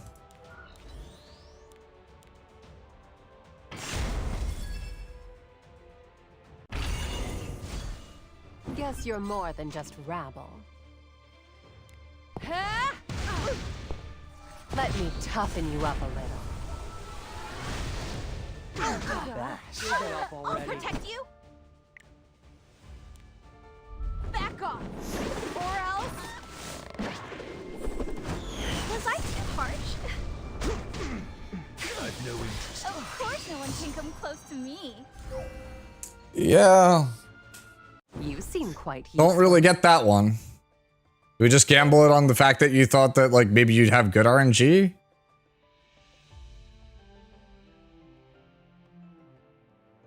Yeah, no, my Harsaddy is pretty insane. Please stop mind controlling the enemy. What do you mean? I don't know, like... I think I think my Harsaddy is pretty insane. My only bad piece is the helmet.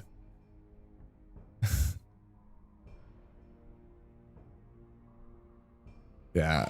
Do I have like yeah, I don't have a stat swap on the helmet, yeah. The helmet's the one thing I've been trying to replace this whole time. Yeah. Yeah, I'm really proud of this Harsaddy. I think this Harsaddy's nuts.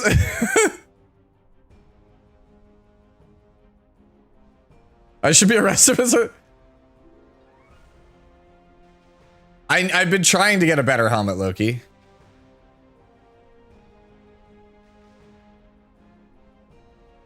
Yeah, like I said, I'm really proud of this. I think this is like a really, really strong Harsetti. That's why I'm not afraid to pick her, because I think my Harsetti is really strong.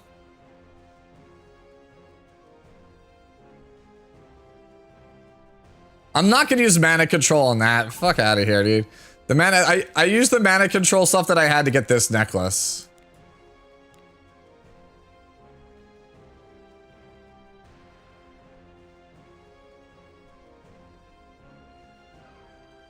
Yeah. I'm not gonna use it on Harsetti. I don't use her that often. I need to play more Arya, man. That's what I need to do. I need to play more Arya. I think this character is nuts.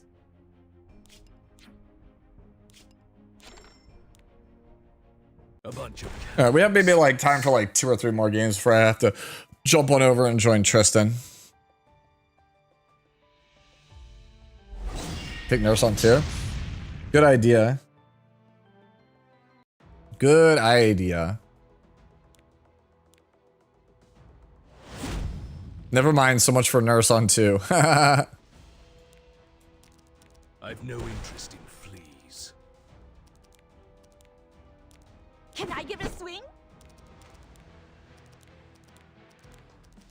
This is probably too preemptive to take this, but I'm gonna do it. You Yeah. had to show me.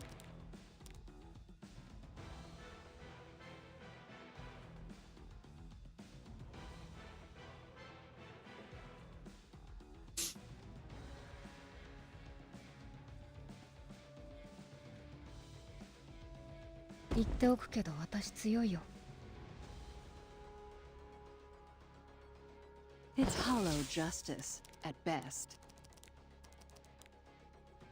A slap. Oh, I did not mean to take Moon Bunny here. Oh my god, I meant to take Ruel. I'm like fucking asleep at the wheel. Well, now we just lose for fun. I did not mean to take that. I'm just gonna take the L here. Yeah, I'm just top ready. I took the wrong unit there. How about a place among my ranks?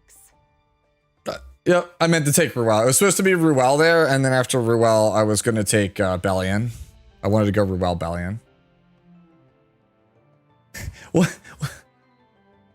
I was like, what do you mean I'm bad? I'm out of practice. This is me like playing RTA for the first time for real in like 3.5 months. Cut me some slack.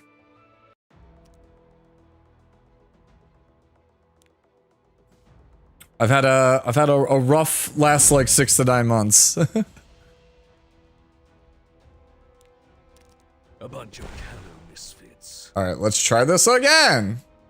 Got a good feeling today.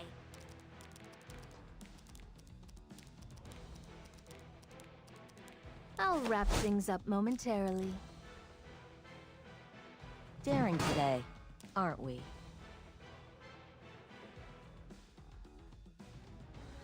You don't deserve my mercy. May the light guide us. Looks like some tuning is in order.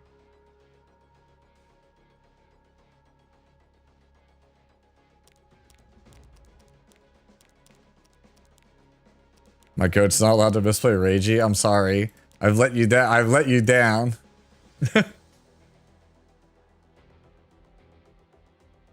Are you sure you can handle this?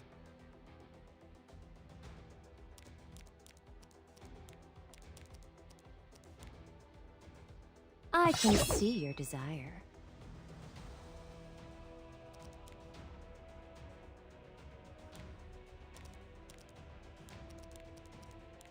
Shall we end this? Sirmia or Setsuka?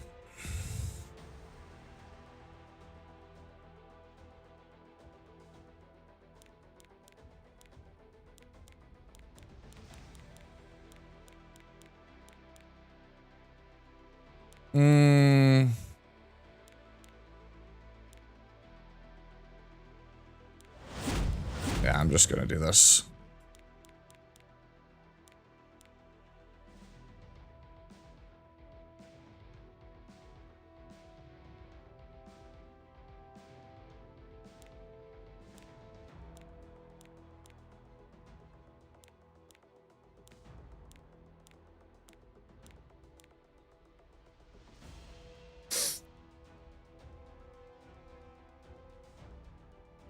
I was on Cleve a few. Yeah, last game I misplayed it, but hey, at least we got a Cleve game. If that's what you're hoping for.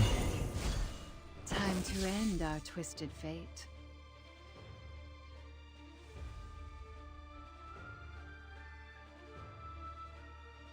Wait, he forgot to put boss in the front. He forgot to put boss in the front. What? Fortune is on our side. I've no interest in fleas. Come to the sanctuary of that. What do you know about me? For the sake of peace, I'll be the villain I have to be. Okay. Open the gates to paradise. All English as I They did, Bach. They did. Someone. It was Pirate Captain Flan and Commander Pommel.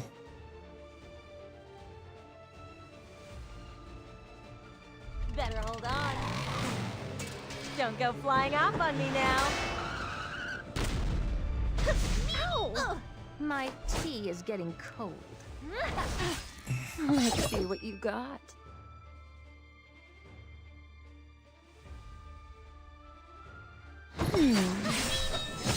I'm well aware of what you're planning.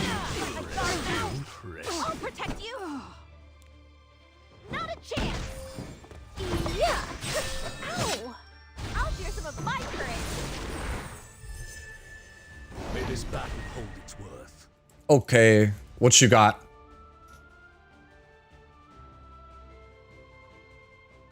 What you got, homie?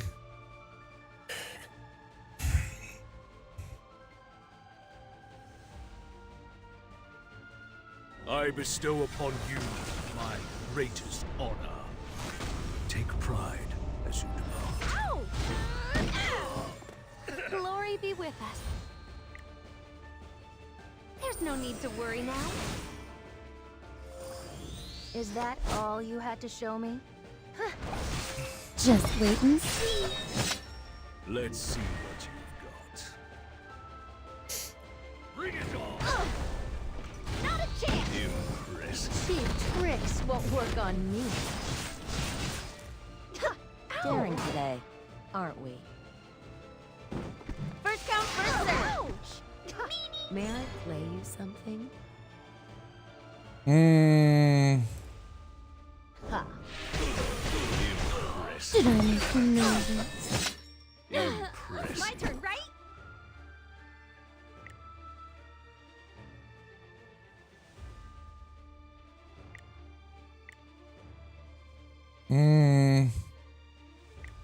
Yeah, I'm just gonna do it for the souls and the injury. Don't you dare! Lightly of a country girl. May the light guide us. I actually think if I burn this, he doesn't kill me if he misses. Like, I'm not even, like, no bullshit. I think he does it. Impressive. May this battle hold its worth. Like, yeah, like, because of Belly, he can't soul burn. I won. Can you handle this? Finding a worthy foe is more work than I thought. Ow! As if! Here's a little cheer up. I'll wrap things up momentarily. Become like the autumn leaves and scatter upon the Yeah. ground. Impressive. I've been waiting for you. S3, I guess?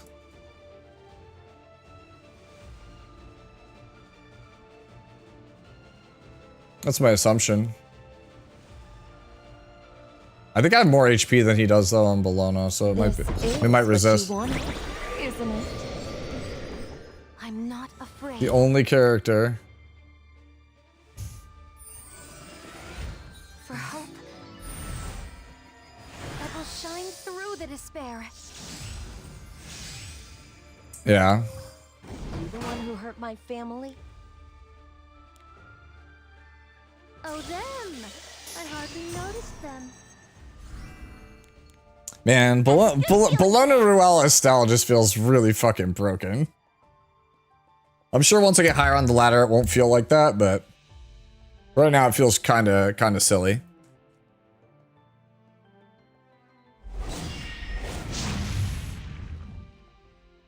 OVO.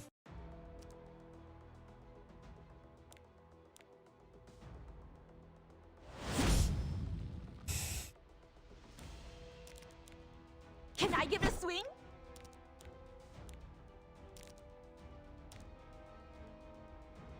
A bunch of callow misfits.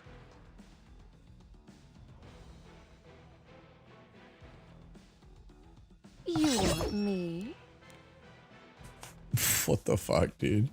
Bro, everybody is just like hell bent on trying to be like, yo, bro, what if I'm just Setsuka?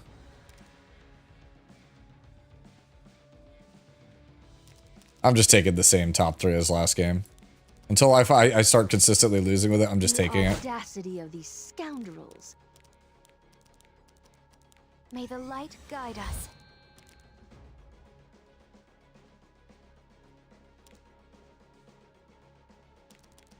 I knew we'd meet again.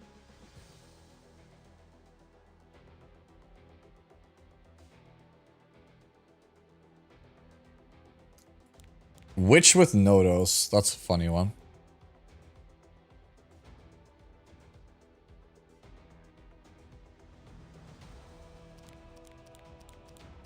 Shall we burn some rubber?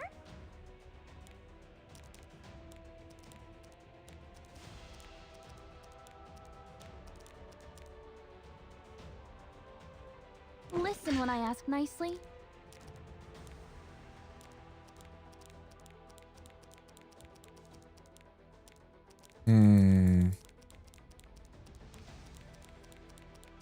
Need a character here I can play into this comp.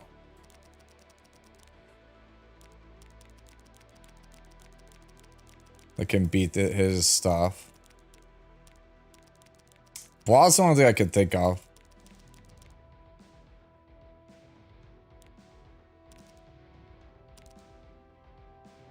Oh, Arya, duh. To be disposed of immediately.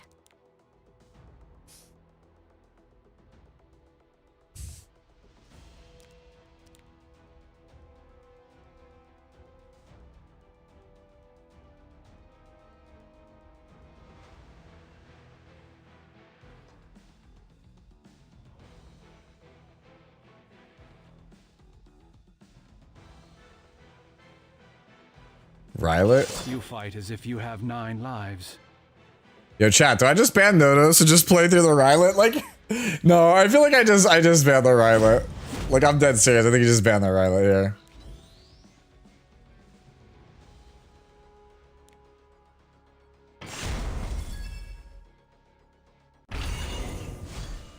Hopefully, it's different this time.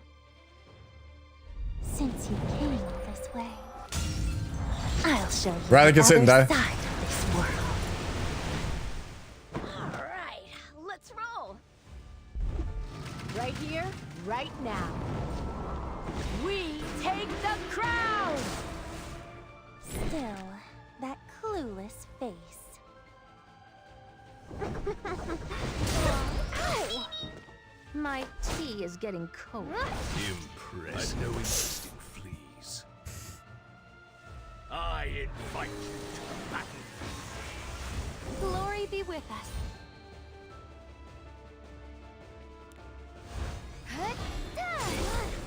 Let's see what you got. I cannot let you pass. I should Not gonna give him a Setsuka a counter. bit harder. I'll set the pace. Show me what you've got. Excellent. Ouch! You nearly delayed the inevitable. That looked painful. Just wait and see. I'll wrap things up momentarily. Rats. I knew we'd meet again. Shall we? I'm well aware of what you're planning. Let's see what you've got. Yes, yes! Show me how much you can struggle! Might lose the notice, but we'll see.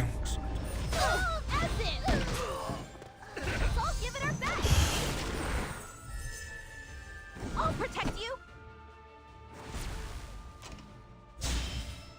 No more holding back.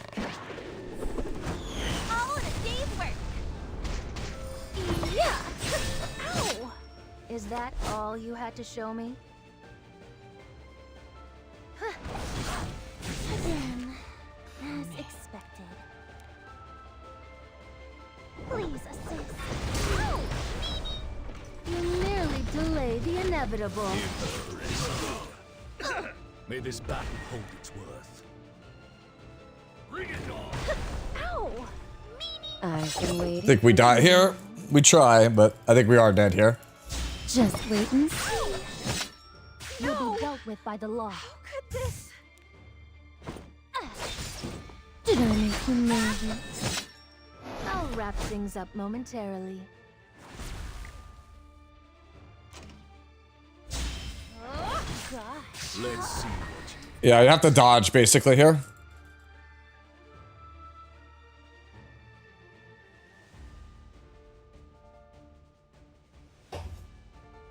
Is that you just go for it? Oh, is he just like walking me down? Miss. Finding a worthy foe is more work than I thought. Got him! Got him! The audacity of Got him! Got him! These words are too good for you.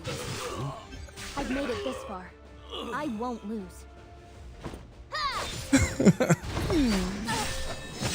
Did I make you nervous? Oh man, that is too funny. Allow me to awaken your desires. Listen when I ask nicely.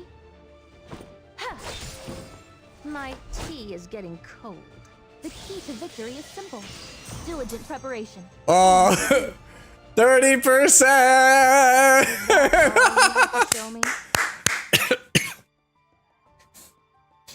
Notice and shambles, yeah, dude. We can actually, you know, we should end it on that one.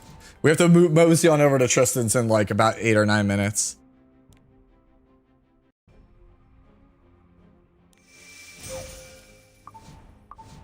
Yo, we like this Estelle unit. She's fun. Come back soon. Meanie. Yeah. All right, let's put a necklace on Luna so that way ATK, who's clearly lurking in the shadows right now, doesn't get mad at me. Hey! The 6 just gifted 5 subs. Thank you, Mr. Hoofer. How are you this fine evening?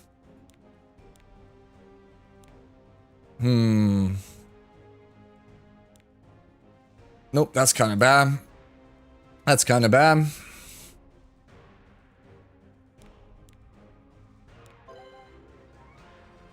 $10 over? Oh, that's terrible.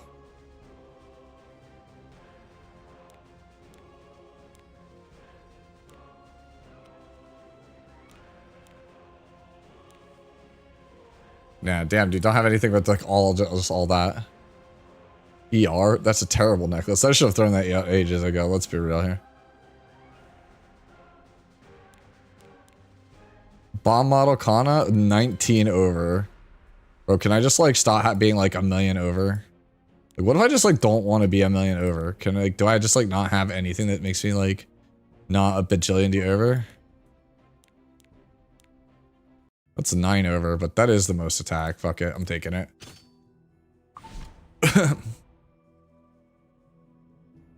Why are we taking gear off of Obsidian Dragon? Because Blue Dragon is better than Obsidian Dragon. Everyone, you're welcome. Sorry for the giveaway the other day. I ran out of time. No problem. You're good. Yeah. Estelle feels really good, though. This build is absolutely great. Yeah, I approve. The Pooty, GH, like, I approve. They, like, I had a 38, like, 38.7K Estelle, and they're like, no. Go with this build. This build feels awesome. See, I told you he was lurking in the shadows. I knew it. I knew it. I knew I was going to get judged. I'm always here when Luna's here. I see. Did you see that they have new Moon Luna art from today's live stream, ATK, yet still no skin? Inquiring minds want to know. I bet you they're gonna give us the new Moon Luna skin when they give her an EE. E7 live stream. Also, we should, while we have ATK here, we have to ask, how does ATK feel about this wallpaper?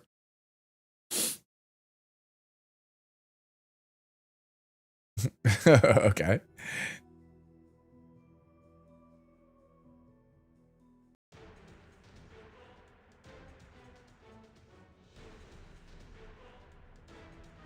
It's this is breads. We got the immunity. Yo, bro, where? I mean, to be fair, the boots are like fine. Like that's a lot of flat health. But yeah, no, it's Rihanna and Luciella. This is RNL, yes. They're the next characters. Yeah. Might be too much ass. Oh no. Yeah, I was kind of shocked to see, yeah. It's a lot of fan service. I mean, we'll talk more about it while we're on the stream later with Tristan. Let me jump into this real fast. Yeah, so I'll jump over here so you guys can see. Like, they did all this stuff. Where's this wallpaper? They had this, like, cool wallpaper. Was it near the start? Chat, where's the wallpaper? You know exactly what I'm talking about. I thought it had to do with the esports stuff.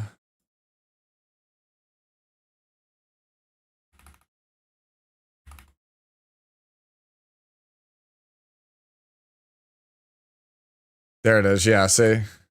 I wanted ATK to see it. See, we have Genesis Rouse on one side, and then look who we got on the other side. So, I was like, oh, new Moon Luna. Yeah, this is the E7WC background, yeah. So they got Luna. What is this? Oh, thank you. Yeah, there it is in full, yeah, there you go. That's the full thing. There we go. So you can see it. Though I noticed ML Luna has more backside coverage to Blue Luna canonically. Wait, what is this? Is this actually? That's true. I mean, to be fair, both versions of Luna are not wearing very much. They are wearing very little amounts of clothing. No 10A, didn't see her. Good. Let's keep it that way.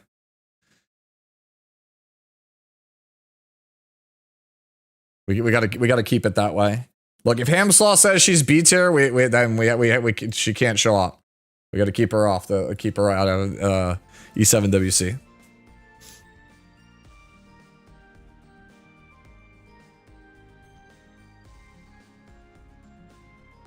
I don't want a 610A, no. But when we only have 4, where did you get 6? I guess, are you counting the CZN one? We need more 10A. No, we don't. Get out of here.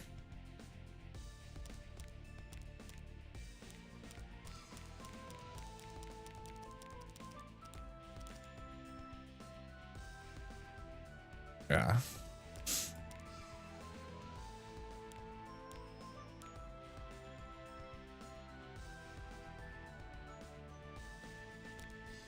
You are counting the CZN one?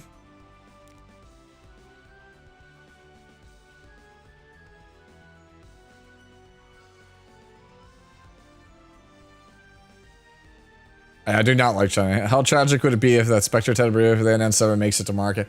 It would actually be tragic. Like, look, I don't like Spectre Tenebria, but I really do think Dark Tyrant is one of the better things you could choose for a figure, so it deserves one. Like, the Dark Tyrant figure depends entirely on if Sea Phantom Palada's base skin gets sells well, and depends on Festive Ida selling well also.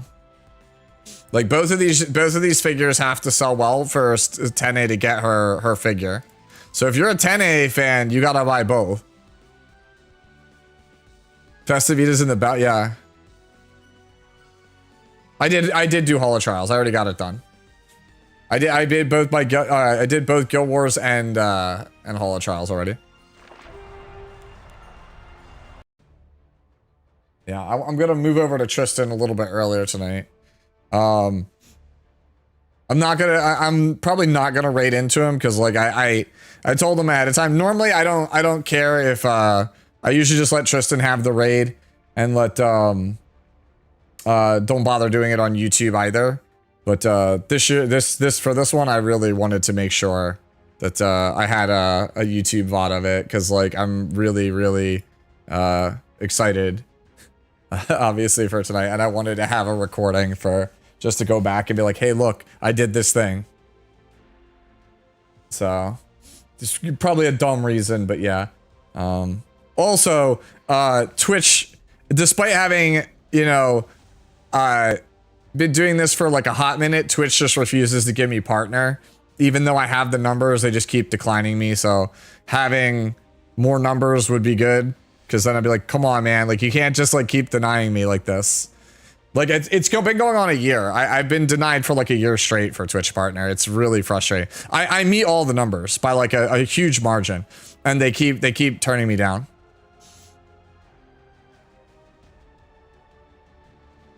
I'm not a Twitch partner, no. They literally keep like saying no.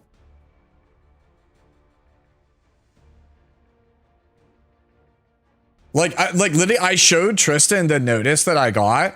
Like they give you back an automated notice. Here, I'll see if I can find it. It's the one from like I sent it to Tristan. I was pissed about it. Like I was actually just pissed because it just didn't make any fucking sense. Yeah, see?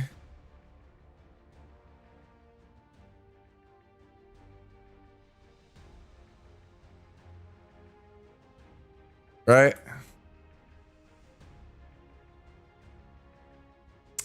Yeah.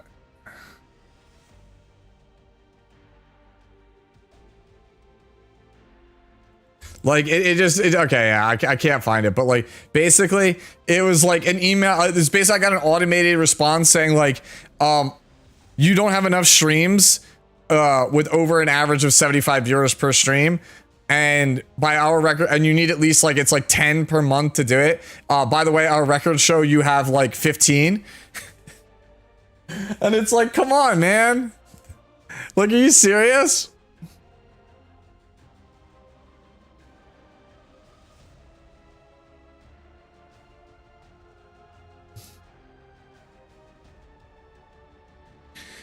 I heard that Final Fantasy 13 Lightning Returns is good. Should I play? I don't know if that is a troll question or not. I really like Lightning Returns. I will say that a lot of people hate Lightning Returns. So Lightning Returns only has one party member. It's just Lightning. And you basically are playing this like weird over the shoulder combat. Like imagine like Resident Evil 4 controls, but it's like a hack and slash game. And you have like an ATB for your magic, and you basically customize outfits for Lightning, and you swap between 3 different outfits. So you make like 3 different loadouts, and you swap between them mid battle to kind of like freeform make your own combat style. So that's how that works. The other thing that people despise about Lightning Returns is that Lightning Returns functions very much like a game like Shenmue. You only have a week to beat the game. It's like, I think you get like roughly 8 hours to beat the game, right? And you cannot do everything in one playthrough. And Final Fantasy fans really want to try to do everything in one playthrough, and they cannot. So how it works is you go through a week of, like the playthrough is like a whole week of the game's like, Essentially, it's like the world ends in 7 days. You have 7 days to figure out the true ending of the game. If you fail, you just go back to the beginning. And the game has a bunch of ways to manipulate the time. Like you could slow down time or go back a day, but it comes at a trade-off because if you don't use those skills, you can use them for like support skills in battle or like certain attacks. Like there's basically like a global resource that you have to choose. Do you want strength in battle or do you want better time management skills? So if you have really good time management skills and you play through the game a lot, you could kind of figure out exactly what needs to happen. So the second day one happens, you know exactly what needs to happen in order to keep pace with where you need to go. Like, I think that that's such a sick way to play a game, but I know a lot of people hate that game. OneShot01 just resubscribed for 12 months. I've been trapped for a year in this endless loop of subbing to Tsu because I need his brain and I hate ads. Hashtag please donate Siri 80. Hey, thank you for the year with me, One Shot. Thank you so much. Yeah. So yeah, like I said, Lightning Returns is just like this very weird game. There's nothing like it. And I think it's super cool because I appreciate the fact that they tried to make a game about the apocalypse. And it's like, it feels like very, like Steins Gate, where it's like, okay, shit's gonna hit the fan. I can manipulate time. How do I stop it from shit hitting the fan? Majora's Mask is another way to think of it. But like, you can't indefinitely delay the inevitable. Right? You can't go back in time. You can only slow down time, and your ability to go back in time is like at most a day, and it's only once per playthrough. So it's just like you basically are going to fail. Like the world is going to end and there's nothing you could do about it. And that pisses people off about that game. Because it's like you're not supposed to save the world the first time through. Like the world is supposed to die. And Lightning is a god in that game, so she basically rewinds time like DJ and says, do it again.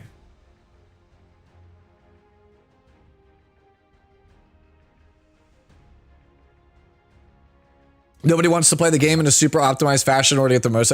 Not everybody. I did not mind that, but a lot of people hated that. That's why that game is universally panned. It is not a bad game, but it is not a game Final Fantasy fans like. They did. They did, ATK. I would be okay with them remaking 13 Trilogy, but I know a lot of people do not want that. A lot of people really, really, really dislike 13 Trilogy.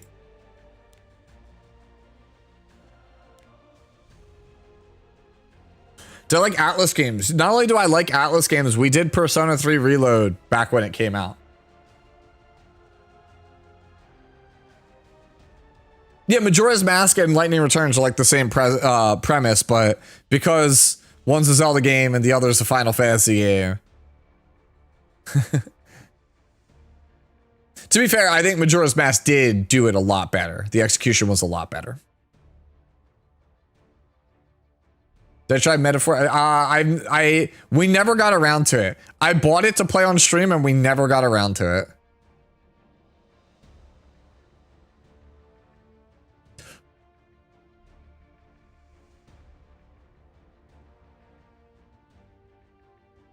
Nah, crit chance is still better, ATK.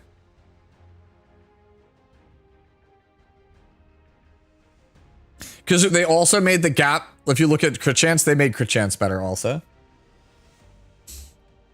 So it's like, yeah, we made attack better, but crit chance is still better.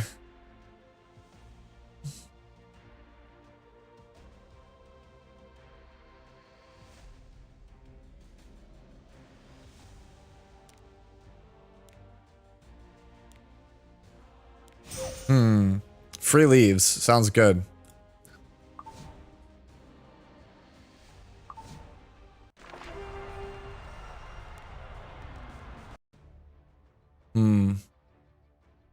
All right, well, we're winning. Not too bad. How did I do on defense? Probably shit, right?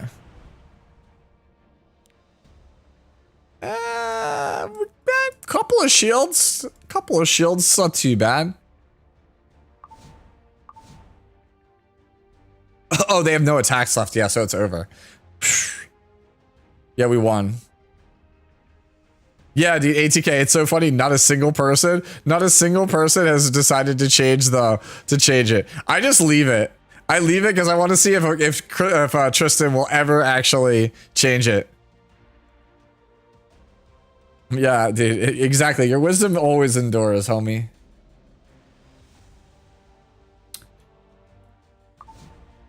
All right.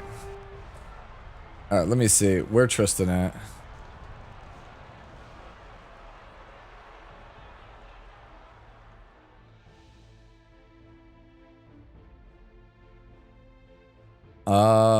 Yeah. Yeah, no, Tristan is still, in fact, streaming. Alright.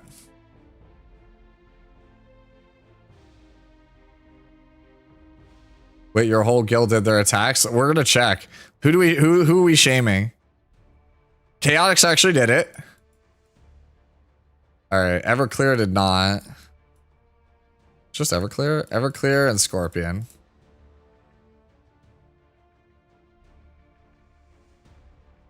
I don't know, man. Is this how Ivana will be built with her artifact?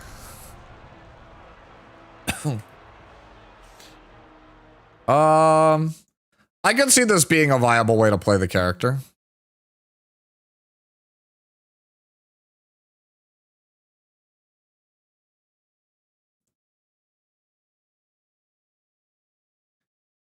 Yeah, man. Kevin, Hino have, I don't know where they went. I haven't talked to them boys in a hot minute. The counter DJB, bro. It's that counter DJB like. Kev's still playing, just not streaming. But like, why? I don't know. Just not feeling it?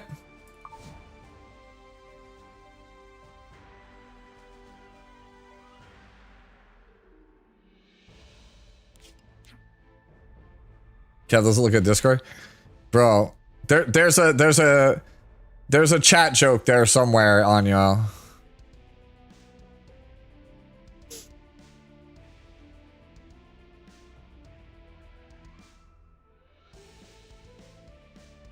All right, let me move over and disrupt Tristan and get all set up because I think Emily is coming like right at 11, so I want to make sure our visuals and everything are all good for them.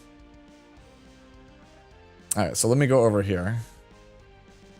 Yo, what if Tristan probably has this thing turned off, but if not, my welcome sound will scare the shit out of him. So let's see. I'm using evasion teams with all the counters.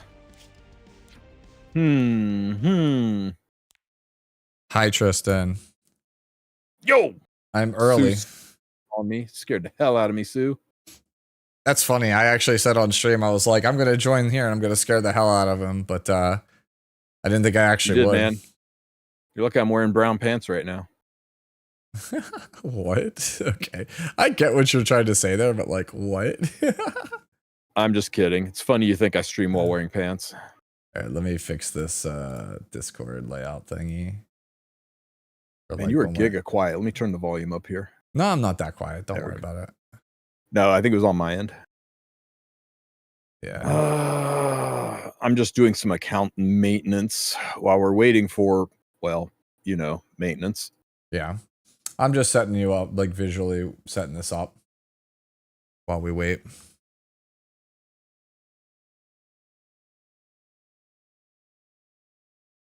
So that way people can see your feed.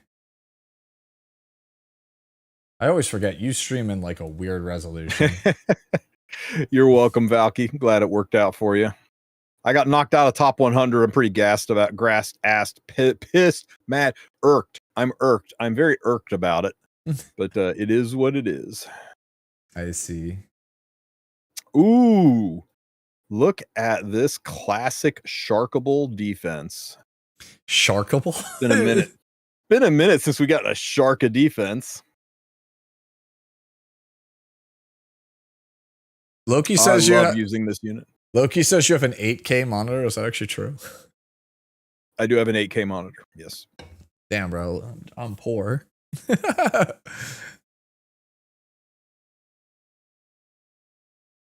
Yep. Got it. 33 by 8 resolution. Yeah. We did our placements on stream today. We finally got around to trying out this Estelle unit and not being like total ass with her. Pretty good. But character's pretty all right, I would say, for the turn 2 playstyle. Yeah, Estelle's pretty banging awesome. Yeah, dude. I was like, Lady the Scales is open. Nah, bro, just take Estelle. just let me have Estelle.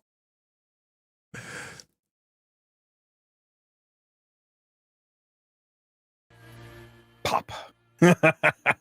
I'm gonna actually leave your stream mute. I was gonna have it on for the sake of having music, but I was like, oh, that's right, I forgot. My man plays all kinds of crazy stuff. Which, by the way, that thing you sent me yesterday, was that actually where you were? Yes, I was actually there. That is rad, dude. I was like, yo, is he just doing this to troll me? Like, did he actually go see Death Clock in concert? I did. I actually went and saw Death Clock in concert. Hang on. Yeah. So we always joke about it, right? That Tristan looks like Nathan Explosion. That was one of the very first jokes that I made when he and I started talking a lot all those years ago. There's my setup, guys. Yeah. And a ring light. Damn. I'm just a pleb that has overhead lights. I mean, I actually have a ring light. I just don't have like a good place to hang it, because where you would have yours behind the monitor set, I have my like whiteboard and everything behind it with all my stuff. But yeah, no, like I used to joke that Tristan looks like Nathan Explosion, and then that was like, you know, running gag. And then it was like, you know, he's a fan of the show. I'm a fan of the show. Oh, Sue, my neck is so freaking sore. Like banging my head for 3 hours straight. My freaking neck and shoulders are dead. I can barely move my head. That's awesome, dude. I'm curious. Like, I've told you, Trista, before, but like my favorite song is Mermaider. I just think it's just such yeah. I just think Mermaider is just a really good song. I just like the first time like I heard it, I was like, the hell is this? Mermaid murder. Yeah. Dude, the checklist is what does it for me. It's just the checklist of like things that you need to like make sure you kill somebody and bury their body at the bottom of the ocean. Yep. Yeah. Fucking awesome. Laser beams, check. Dagger, check.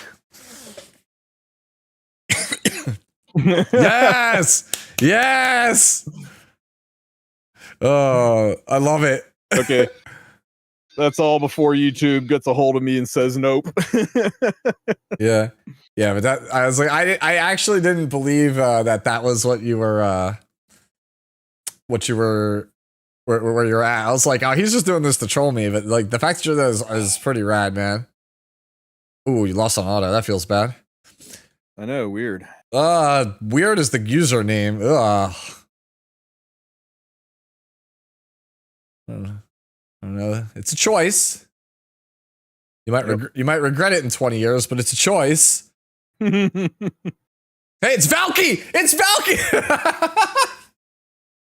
Did you actually notice that it was Valky? Don't actually clear, but you notice it's it's Valky.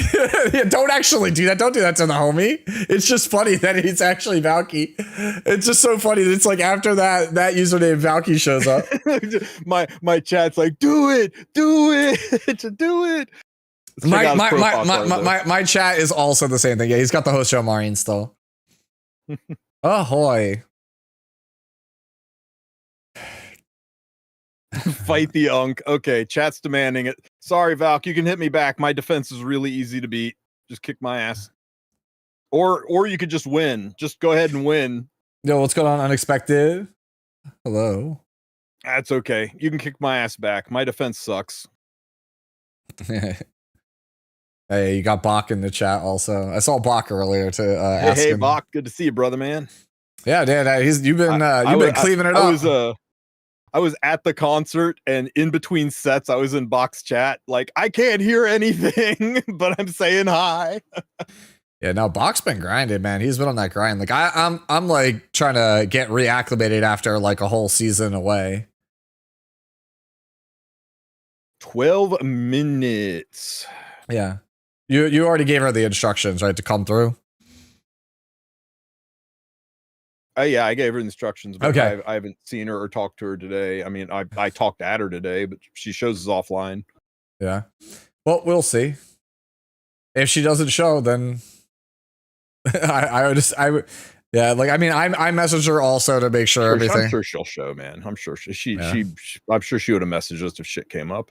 Yeah, I mean, and even if we that's winning this Guild War. Yeah, we already won. They're out of attacks. We're ahead and they're out of attacks. Sweet. Yeah, we won already. Nothing to buy. All good here. Oh shit. Remember to go see your hoochie. All right. Man, so who do we have to butter up at Smilegate to get them to extend this redo episode things to the side stories so it'll re-unlock Eulogy for the people who finished it off? I don't know, man. I've only mentioned it to them multiple times. In fact, we have both only mentioned it to them multiple times. I have mentioned it in a call. Like, I don't know if they'll probably get mad at me for this, but I've mentioned it in a call with Mr. Navi. So it's like, it doesn't go much higher than that.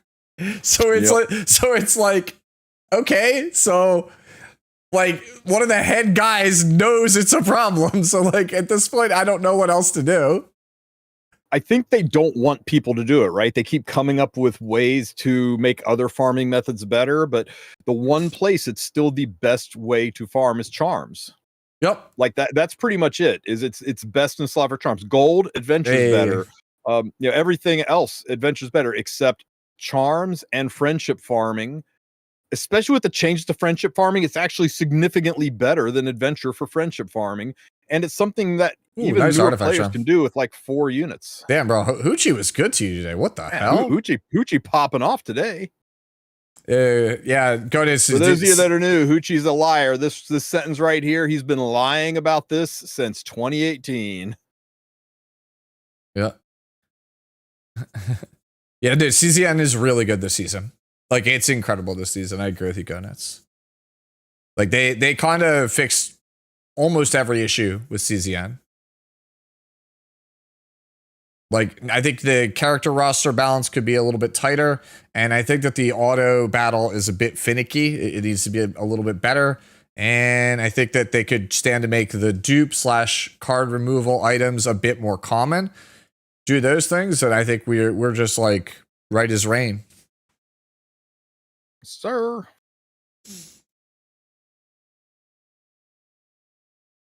I'm low-key buying friendship points now for gambling. Don't buy friendship points. Oh, I thought you meant you're buying the what do you call it? The friendship boxes. Those are terrible value. Yeah, there's a lot of crashes, but I'm assuming that they'll get those ironed out over time. All right, Sue. Watch me summon this Hua Young. No, bro, it's a red Cecilia. Oh, my bad, Corvus. We are Kawana. All wrong. Kawana. I mean, yeah, after you see it's Thief, it's I should have guessed Kawazi or Kawana. I swear, fire, I don't know how it is for you guys. The most common thing I pull out of fire elements are Kawana and Kawazi. Like, even more than 3 stars. Like, I feel like it's just like rigged to be one of those. Like, I feel like the rates are like 40% Kawazu, 40% Kawana, and then the remaining 20% is the rest of the pool. Only 8 minutes left to get your story summons locked in. Okay, so who are we going for here? Yulha is okay, but I don't really need her. Yulha's imprint's not that good. Asaria, I don't think I care about a Kayron imprint. Setsuka, Arya for ML Arya. I could use an Arya. I think I definitely want another Sigrid for my other Sigrid. You can pick Tenebria for Witch if you need Witch imprints. But I mean, to be fair, that is triple S. Yeah, scroll down a little bit. I want to see what else you got. What are my other? Euphine, Violet. I could always pick up Flan, although I'm using Asflan less and less and less. Nah, I don't think Asflan's worth it. Your boss is already triple S. Scroll. Do my Saria. She didn't really need it though. How's your Yulha? Both Yulhas. My school nurse. Yulha's a pretty good one. Let me see. My tanky Yulha, who I almost never use, is... I'm going to guess A. I feel like most people... She's triple S. Triple S, really? Okay, then. And School Nurse Yulha is... B. She's only B, but I mean... well, her bleeds do more based on effectiveness, because your effectiveness scales your attack. So, like, if you... Yeah, I guess. I mean, it's something. Like, you don't have to take it, but it's like, it's something. No, it's fine. My Festive Eid... Wait, I think... Is my Festive Eid a triple S? God damn it, game. If you change it there, it should change it here. That's all I'm saying. I think it's going to be Ida. I think it's Ida. It's HP based? Am I misremembering? It's been a long time. Nope, it is. You're right. It's HP. You're right. Okay, yeah, then it's not worth it. Don't worry about it. Ida. Oh, okay. Hello. This is good enough for right hi now. Joe. How was your vacay? Are you still on vacay? Your holiday good? You have to tell me all about all the crazy stuff. Pick Ludwig imprints. You know what? You're right. It is SBA. I'm thinking SBA because I just re-geared my SBA earlier today.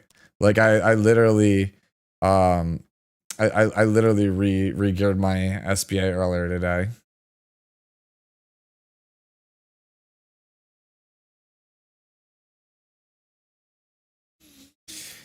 All right, I'm looking forward to your return.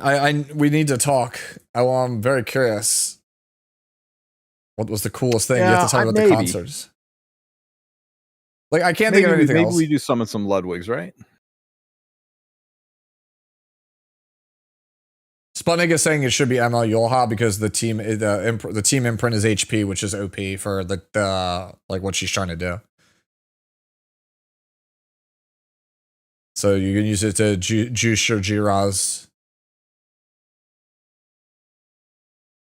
Is that SBA not too slow? I mean, I went with what was considered like the average. My old SBA was 242 and it was fine. Rigby, it is an ML. Almost assuredly. You're cooked. Da-da-da-da. Let me do this. Just so I have something in the background. Audio wise.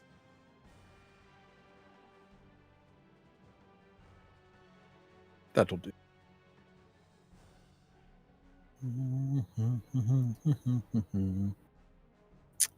Sounds like Emily is online. She started recently, Slack. We'll talk to her about that. Yep.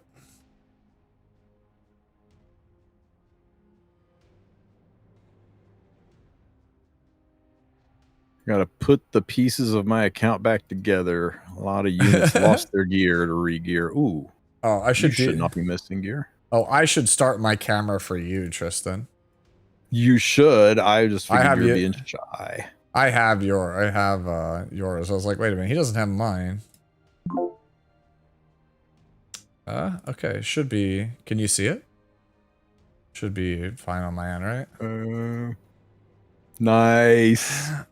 Yeah, let me pop you out here. Yeah. For anyone on my stream that wants to see, that's what you'll see on Tristan's stream. It looks like so. There's Mr. Sue. Yeah. Yeah, and obviously, look, you can see me again. How about this? And yeah, maybe I do just, well, if you're going to be like that, then what I'm going to do is if I'm going to be on your own feed, I'm just going to hide myself on my own feed. You don't need to see me, right? That'll do for now. It's not great, but it'll do. Ta-da! She's not done any other VA for Epic 7, but she is the voice of Clara from Star Rail. Yep. I am right there. What do you mean? There's probably a slight delay. First impression, Ivana. Yeah. And ever since somebody mentioned Austin Powers, I can't not think of it. Yeah. Might be a little, you know. It might be a little weird to do it this way, but yeah. I can share my camera if you want, man. If you want. No. It's just if I do it is like there'll be a delay, a disconnect between me and the voice, right? The people just have to get used to seeing me in double vision. It's fine. I think I am caught up. Yeah, help me, Mr. Svarog. Yeah, dude. Yeah, that's something I definitely want to mention or talk My about. account was Clara seeded. I could not stop pulling Clara in freaking Star Rail. I must have had she was like E4, E5 by the time I had like my third 5-star SSR unit. Yeah, Clara was always that character at the start of HSR I wanted to play, but I didn't get her until like much later. When I got her, I did end up playing her a bit, but everyone who knows I played HSR, I am a Himeka stan.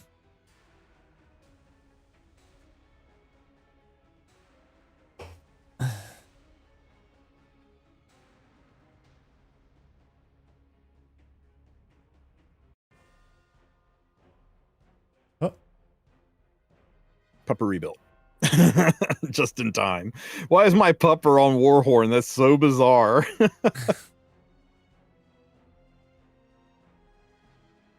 Secret triple Sue in the top right corner of Tristan Street is true. That is largely because I am showing yeah, I can actually hide this. Yeah, okay. You don't need that. So it's just time.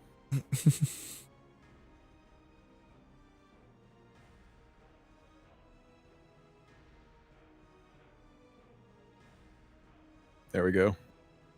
Oh, where's my fat cat?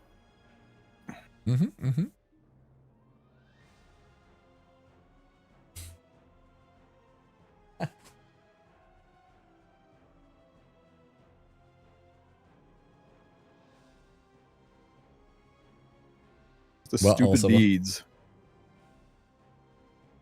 Tristan, make sure you're out of the menu in a second because you're about to get mate unlocked, but you're good. I could be in the menu, I just couldn't click equip.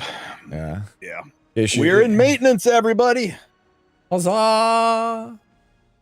Done and done. Done and dusted? All you who didn't get your Salome, well, that just sucks. You'll be able to pick her up from the Headhunt event in 6-ish months. More like 9, but sure. Maybe more. Just luck. Just one tapper when she shows up in Galaxies, right? Just one tapper from Galaxies. Easy peasy. Well, while we wait for Emily, you wanna break in and look at some of this stuff that's coming to E7. Not gonna do a detailed walkthrough because there's so goddamn much. But let's Oh yeah, dude. Trust me, there's way too much because I woke up this morning. I had to do 2 news segments. I've never had to do that before. Well, that was the thing for me. I was like, look, I'll do the EEs, I'll do the new character because those are the things people expect to hear from me on. I'm getting a message. Huzzah. Hang on. It says oh, server invite expired. I got you. It's no big deal. Don't even, Loki. Oh, damn, she was fast. Hello, Miss Emily. Hello, hi. Hello. Oh my goodness, I got to run your mic up all the way. Oh my goodness, I'm so sorry. I'm on my laptop because I'm no, that's right okay. now. No, you're fine. I had you turned down too far in Discord. Hello, it's so wonderful to meet you. Yeah, so great to meet you guys. Thank you so much for having me today. Yeah. Oh, thanks for being here. We've been looking forward to it. So I guess we should probably, Mr. Host, we should probably start it off, you know. Yeah, we should review the packs. No, introduce yourself and our guests, please. Sue gets so upset when I talk about the packs during the podcast. All right, everybody, welcome to Epic 7's post-maintenance podcast. I am your host, TristenWulf, and with me, as always, is my wingman, I'm _Sue. And today we have a very special guest for you. We have the lovely Emily Soon, the voice of Estelle in Epic 7. She was also Clara in Honkai Star Rail. Yep. Tell me more about yourself. What have you voiced any other characters in games that we might have played or be aware of? Yeah, so yeah, Clara from Honkai Star Rail is my most well-known role. She's actually the first ever voiceover job that I booked in my life, which is a little insane. Um, and I'm also So Jiwoo in Solo Leveling, so both the gacha game Solo Leveling Arise, but also kind of the retool just RPG Solo Leveling Arise Overdrive, and I'm also in the anime as well, specifically season 2. Oh, that's cool. I'm Gnome Dr. Noel in Guardian Tales, and I'm also Lich and Chloe in Shadowverse Worlds Beyond. They are they're Grand Blue Fantasy characters. So, but Grand Blue Fantasy, the game itself doesn't have an English dub. So whenever Grand Blue does a collab with Shadowverse, I say quotation marks collab because they're both developed by Cygames, so it's just Cygames collabing with themselves. Yeah. They do give the Grand Blue characters English voices there, and the great thing about that is that if those characters end up in other Grand Blue media, like, you know, Versus Rising or like Relink, then they usually bring the same cast. Yeah. Versus Rising is a super underrated game, by the way, guys. You should 100% go play that. So those were our my main, I guess, video game roles. Yeah. That's awesome. Well, she is also a prolific Twitch streamer, and you can check her out by clicking on her link in the description or in the title of the video if you guys are watching on Twitch. And for those of you on YouTube, she does not currently stream on YouTube yet, but definitely check out her website. I've posted it for all of you guys. You can go bookmark that and go check it out. Yeah, she's in the Twitch stream description for me as well. And then also, if you're watching on YouTube, you can find her socials and stuff down in the stream's description. So, yeah, like I said, this is super exciting for sure. When Tristan and we've been doing this for about 2 years for E7, I would say at this point. Would you say, Tristan?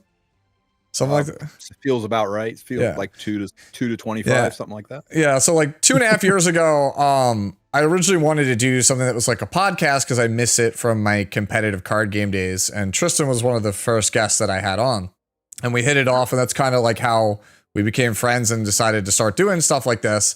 But longtime viewers of my channel know that like I am super big into voice acting because my dad's big into anime and comics, and he used to take me to comic conventions all the time. And he's like, hey, these are the people that voice that, you know, movie we watched or that show or this, that, and the other thing. And pretty much my whole life I've gotten to talk to various different voiceover artists and learn about the industry, about the craft, some of the stuff that like what it takes, some of the hardships, things like that. And I always found it just fascinating because it's like, I feel like, you know, I personally think it's a super underrated profession. I think it's just super cool because I personally just love hearing the voices, like seeing the characters in games come to life. And so for me, like one of the things I always wanted to do was to have a voiceover artist on something like this. So you saying yes to this, it really meant a lot to me. So thank you.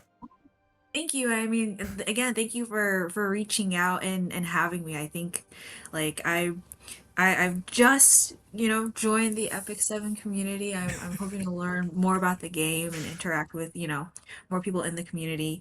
But I do actually have, you know, several like very hardcore Epic 7 players like in my chat, and they were like ecstatic when I announced. Yes. One of them actually, he like heard me on the live stream, and then like he was so sweet. He's like, I cried hearing your voice and like realizing it was you because I've been wanting you in this game for so long. So yeah. Oh no, You did a knockdown job on Estelle, by the way. Yes. Oh, thank you so much. She was Yes. also so much fun. Yeah. She's super strong, she's by the such way. a fun character too, right? It's always disappointing, like the regular non-limited RGB characters. So many times they just fall flat, and she has really been. She's not my playstyle. She's Sue's playstyle. Yeah, He likes so playing these slow, bruisery, tanky units, but I went ahead and tried her, and I had so much fun playing this unit. So yeah, I'm glad you got a winner. Oh yeah, she's longtime viewers of my channel know, like, that's my preferred playstyle, is very slow, methodical, like tanky, and I just like to take it slow and kind of react to things, and Estelle is very much that style of character. So to get a character that fits my playstyle, that is, I think, really cool in terms of the story, you know, it's just, you know, it's awesome. Like I was like so pleased with this, and so pleased with the performance as well. Oh, Chat keeps saying it. Chat wants to hear you scream meanie. Yeah. Because me, my like, chat too. Yeah, because that's like the big voice. The big Estelle meanie, it would make my chat's day. Yeah, no, I could definitely do it. I'm so surprised that line, I guess, when like became so popular, because it's so short, and I don't know, I didn't like do anything necessarily different with that line, but to see that one just like specifically, it's you know, a combination of like, it's the delivery, and then also like there's other characters in the game which I'm not like sure if you're familiar with, like Arunka, right? So characters, obviously, you know, for Epic 7 there's not a lot of voice lines for the characters, like unless they're involved with like a story or something. And so you kind of hear when you play the game certain lines like all the time, and it's when like the delivery is good or it's like particularly funny that I think it really grows on people. Mm-hmm. So like Boss Arunka is like, she's like this super tanky character, and her line is always, "Oh, I let my guard down," and everyone's like, but her guard, she's like always guard up, so it just ends up becoming like a meme at that point. Never down. It's never down, so it just becomes a meme at this point. Oh, that's funny. So yeah, just try to give you some context as to why I think people gravitated towards meanie so much. Okay, yeah, no, it's I'm glad it's so memorable. It means I did my job. So it has an emote actually on Twitch. Yeah, I know people told me about that. I was like so shocked. I was like, really? Like I had no idea something like that would ever happen. So yeah, I could do the line. I'll try not to be too loud because I am sharing space right now. You're good. But okay. Yay! Oh, thank you. Oh. Well, normally we talk a lot about like the updates and the things that come to Epic 7, but I think before we jump into that, I'd like to hear a little bit about you, and I don't want to steal Sue's thunder, because this has been a long-standing dream of his, is to have somebody from your profession in that chair. So Sue, take it away, buddy. All right. I mean, I'm going to start with the obvious one for chat. It is the first question that I feel like every VA gets asked. It's also like probably the most boring one, because I think I have to imagine like every VA I've talked, this is like the one question they get all the time, which is, hey, how did you get into voice acting? What made you want to be a voice actor? Yeah, no, I mean, it is the question we always get asked, but I understand why people ask it, as someone, you know, who has been a longtime fan of voice actors, which ties in my origin story. So, yeah, I'm a weep. I've been watching anime and cartoons and playing games since I was a kid. I grew up on Pokemon, Yu-Gi-Oh, Digimon in terms of anime before I really knew what anime was. Yeah. I like have watched almost every cartoon on Cartoon Network, you know, back in the day, you know, like early 2000s, 90s. And yeah, I was always fascinated by voice acting, especially when I think around 10 or 11 years old is when I really started getting into anime and realized like what anime as a genre was, rather than just, you know, I think when you're a kid, you don't really, especially back then, no one really knew what anime was. But once I learned about what the actual medium was, I started getting really into it. And for me, the most interesting thing about anime was the Japanese voice actors, the seiyus. Yeah. And I always was like, oh my god, it would be so cool like to be just like them, but like I'll never be like them because I don't live in Japan. And like, you know, especially like back then I didn't know any Japanese. And you know, like I was very set on becoming a doctor. I was pre-med for Mhm. most of my life, and Me so I too. Fun never time. ever imagined that I would be a doctor, or sorry, not an actor. I was planning to be a doctor. Mhm. And so you know, anime was just like a hobby for the most part. And I went to school, to university, and at my university, I went to USC. They have a voice acting class, and Yep. so with like an actual booth and everything. And that was, I took it just as an elective, just to be like, oh, this is the one time I'll ever experience what it's like to be a voice actor. So at least I know what it's like, Yeah. even though I'll never actually do it. And it was such an incredible class. Like that class genuinely changed my life. Like I wouldn't be talking to you guys if it weren't for that class. Because it, you know, being in the booth is just, for me, it's like an electric feeling. That's And cool.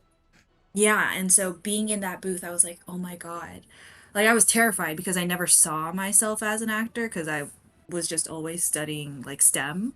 Mhm. um I never did like theater classes or musicals or anything. I had zero experience. But just being in that booth was just so much fun. And I was like, I want to keep doing this. Like I don't think I'll get to keep doing this, but I want to.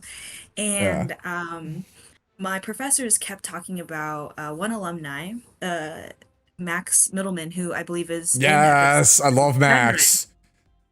Yeah.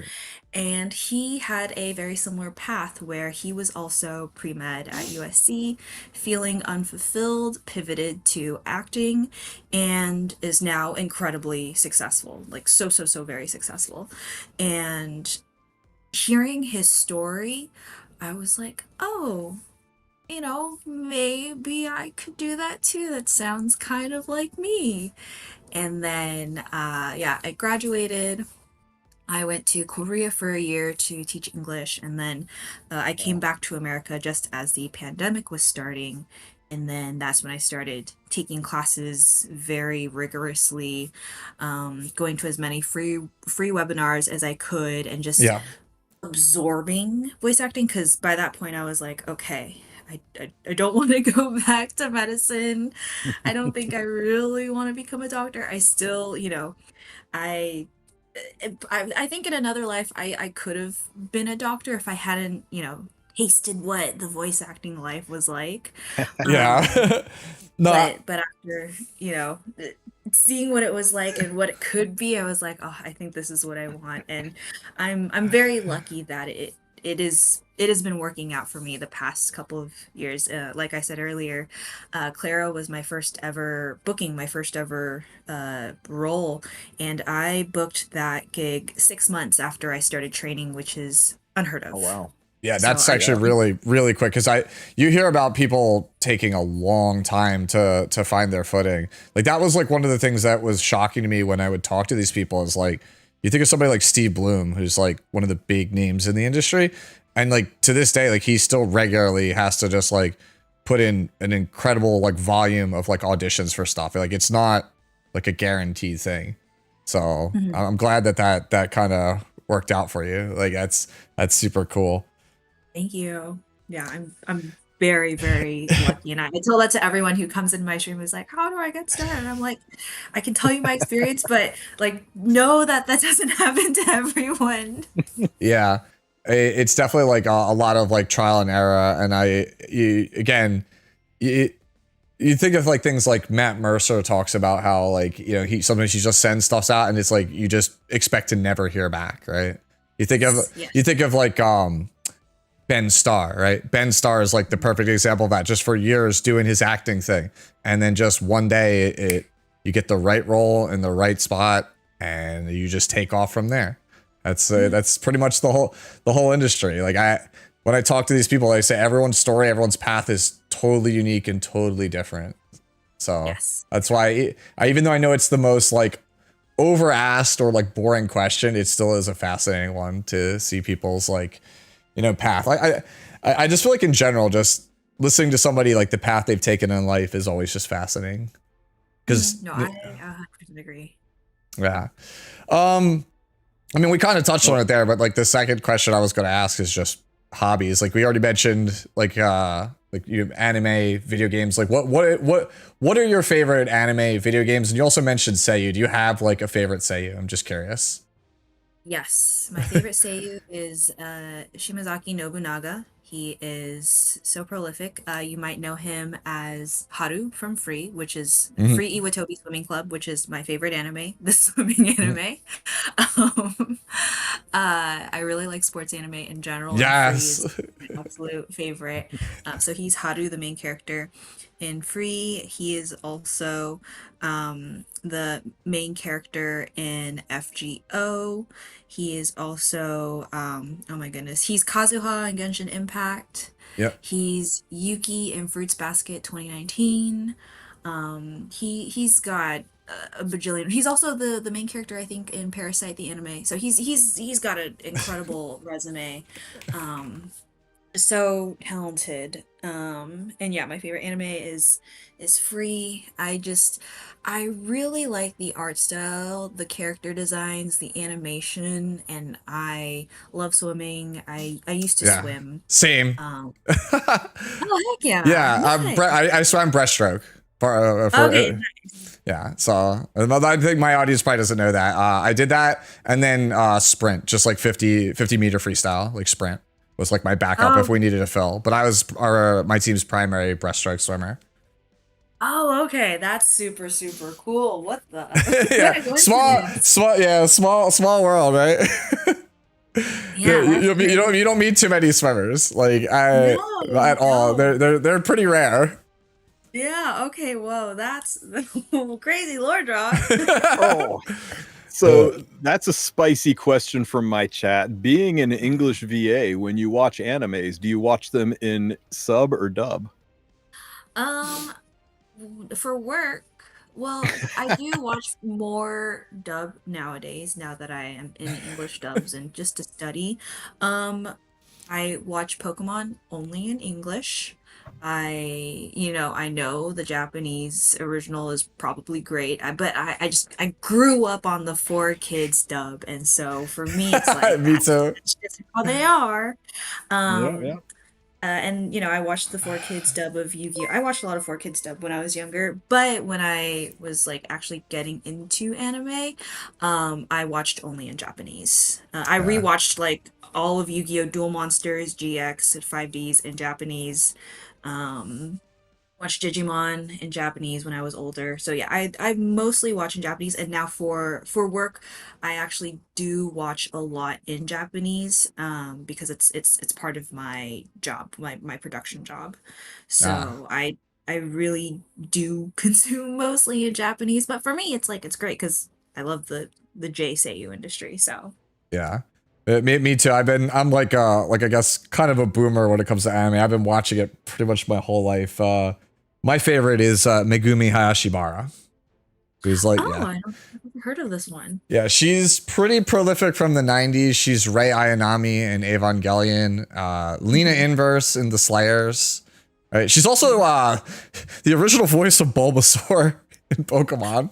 Oh, I did not know that. Yeah, so that's probably my favorite. I think it has to be for like out of everyone. That's why I always would call her the GOAT.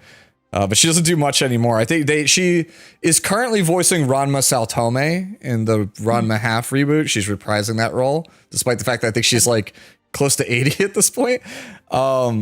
Which, by the way, that's another one. Like you're talking about dubs versus subs. Like I'm obviously I don't do it for work, but I kind of bounce back and forth between both. Like I primarily do like 70% subs and like 30% dubs.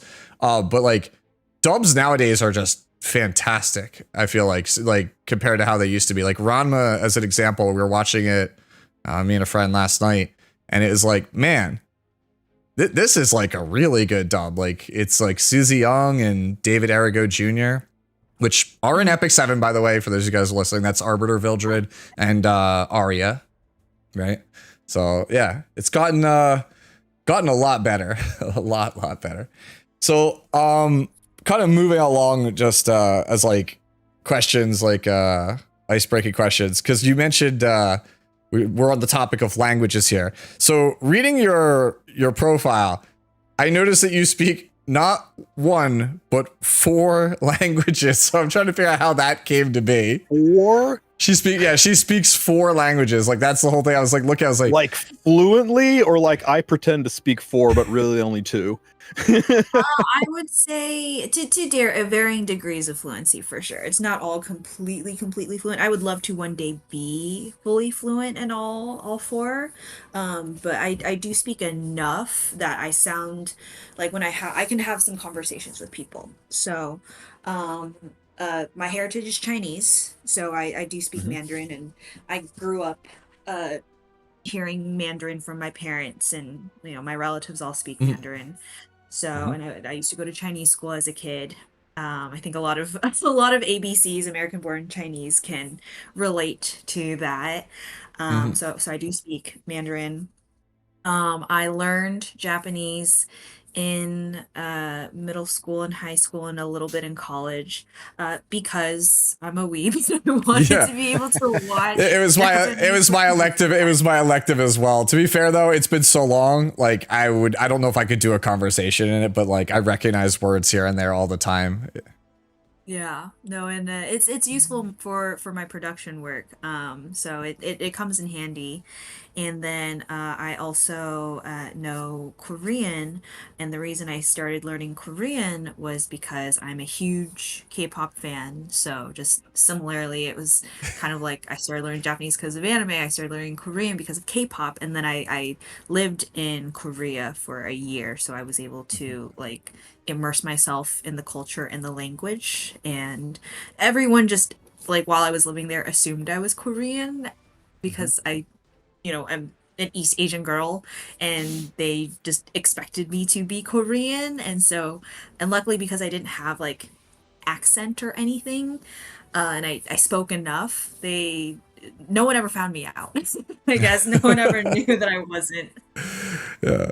I'm sure chat's probably asking because they heard K-pop. They're like, do you like aespa? I know that somebody's probably thinking this right now.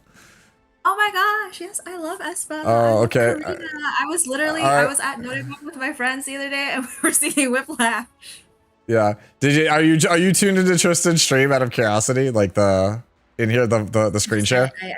I see it on the yeah. yes. Yeah. Karina. So I knew nothing about aespa before this, because like I wasn't like, I knew some K-pop stuff, and that's just because from my time playing like League of Legends, right? But not like a ton of it. And I was like, what is aespa? And so I went down that rabbit hole, and I was just like, I had heard the track that they were promoting when they were here with Epic 7 is Black Mamba. And after so I when we learned about Black Mamba, like I learned about that song and I read up on what the lyrics meant. I was like, wait a minute, the side story for this this collab is actually genius. They took the song lyrics and literally made that the story. Oh, that's funny. So I think that's like really, really funny. Yeah. Yeah, I was very excited when I found out I got cast in Epic 7 because I was like, oh, I share a project with aespa. So for me as a K-pop fan, very, very exciting. Yeah.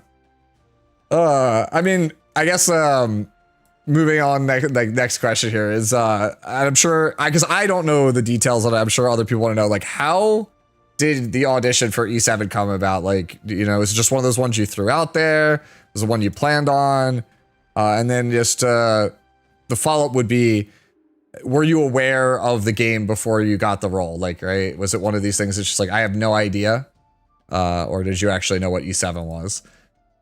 So, in terms of like getting the audition and auditioning for it, Mhm. it's codenamed. The character was codenamed. The game was codenamed. So I Mhm. had no idea at the time that it was Epic 7. And it was just I got it through my agent. Mhm. So it was just kind of like, oh, here's another video game to audition for. Mhm. Um, I had the Codename Meanie. tiniest of inklings while I was I wasn't super sure, but I had the tiniest of inklings that maybe it was Epic 7, but I really wasn't sure. It really could have been anything just because of how Mhm. vague it was. Yeah. Um, and yeah, I just did the audition. I sent it out and then I forgot about it as we usually do. So I actually went on a family trip to Japan like soon after that audition, and then the first full day that I was in Japan is when I got an email from my agent being like, "Hey, you booked this thing." And then I was like, "Oh, okay, cool." And I like went back, looked at like the audition and listened to it and was like, "Oh, okay, it was this character. Nice." But I still didn't know what it was, and it wasn't until I got the scripts later where it was pretty explicit. And then I was like, "Oh, it's Epic 7." And like I'd heard of the game. I'd never played it, but I'd heard of the game from some of my chat members.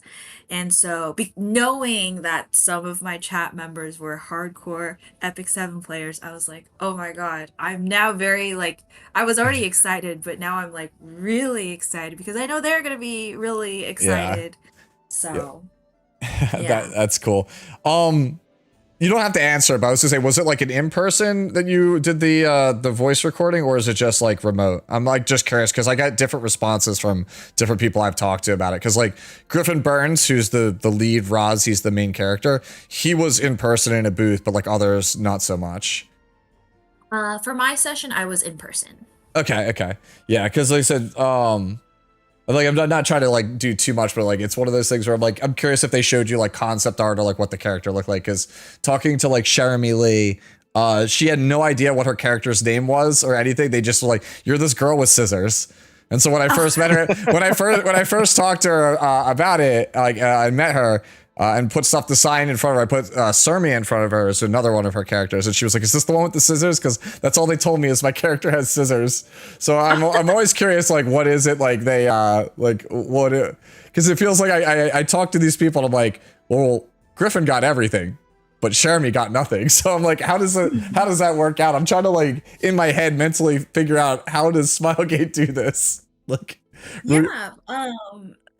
For me personally, I did get to see concept art and the ult animation Mhm. during my session, which is always great because yeah, then you have context.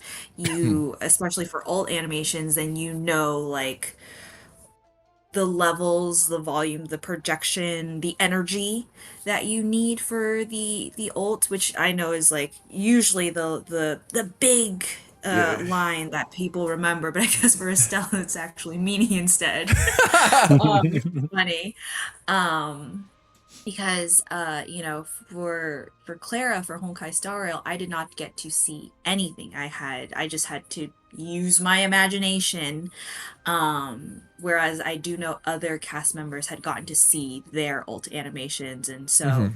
um my Honkai Star Rail experience sounds a lot closer to Jeremy in that case. Yeah. But for Estelle and for Epic 7, I did get to see her, and I was like, "Oh my gosh, she's so cute." I'm so happy. Yeah. That yeah, that was one of my things that I saw as well. I was like, oh man, like my chat immediately knew. They're like, oh no, she looks like Magna from Chaos Zero Nightmare, which is the E7 developers' other game, and they're like, oh no, it's coded for Sue. He's gonna love her. She's one of these big brawler types. Oh, okay. Heck yeah. No, and it's so interesting because like what four of my gotcha characters are all like all actually all four of my like gotcha characters are Um, SSR tanks. Yeah. Just one thing. That's funny, actually. I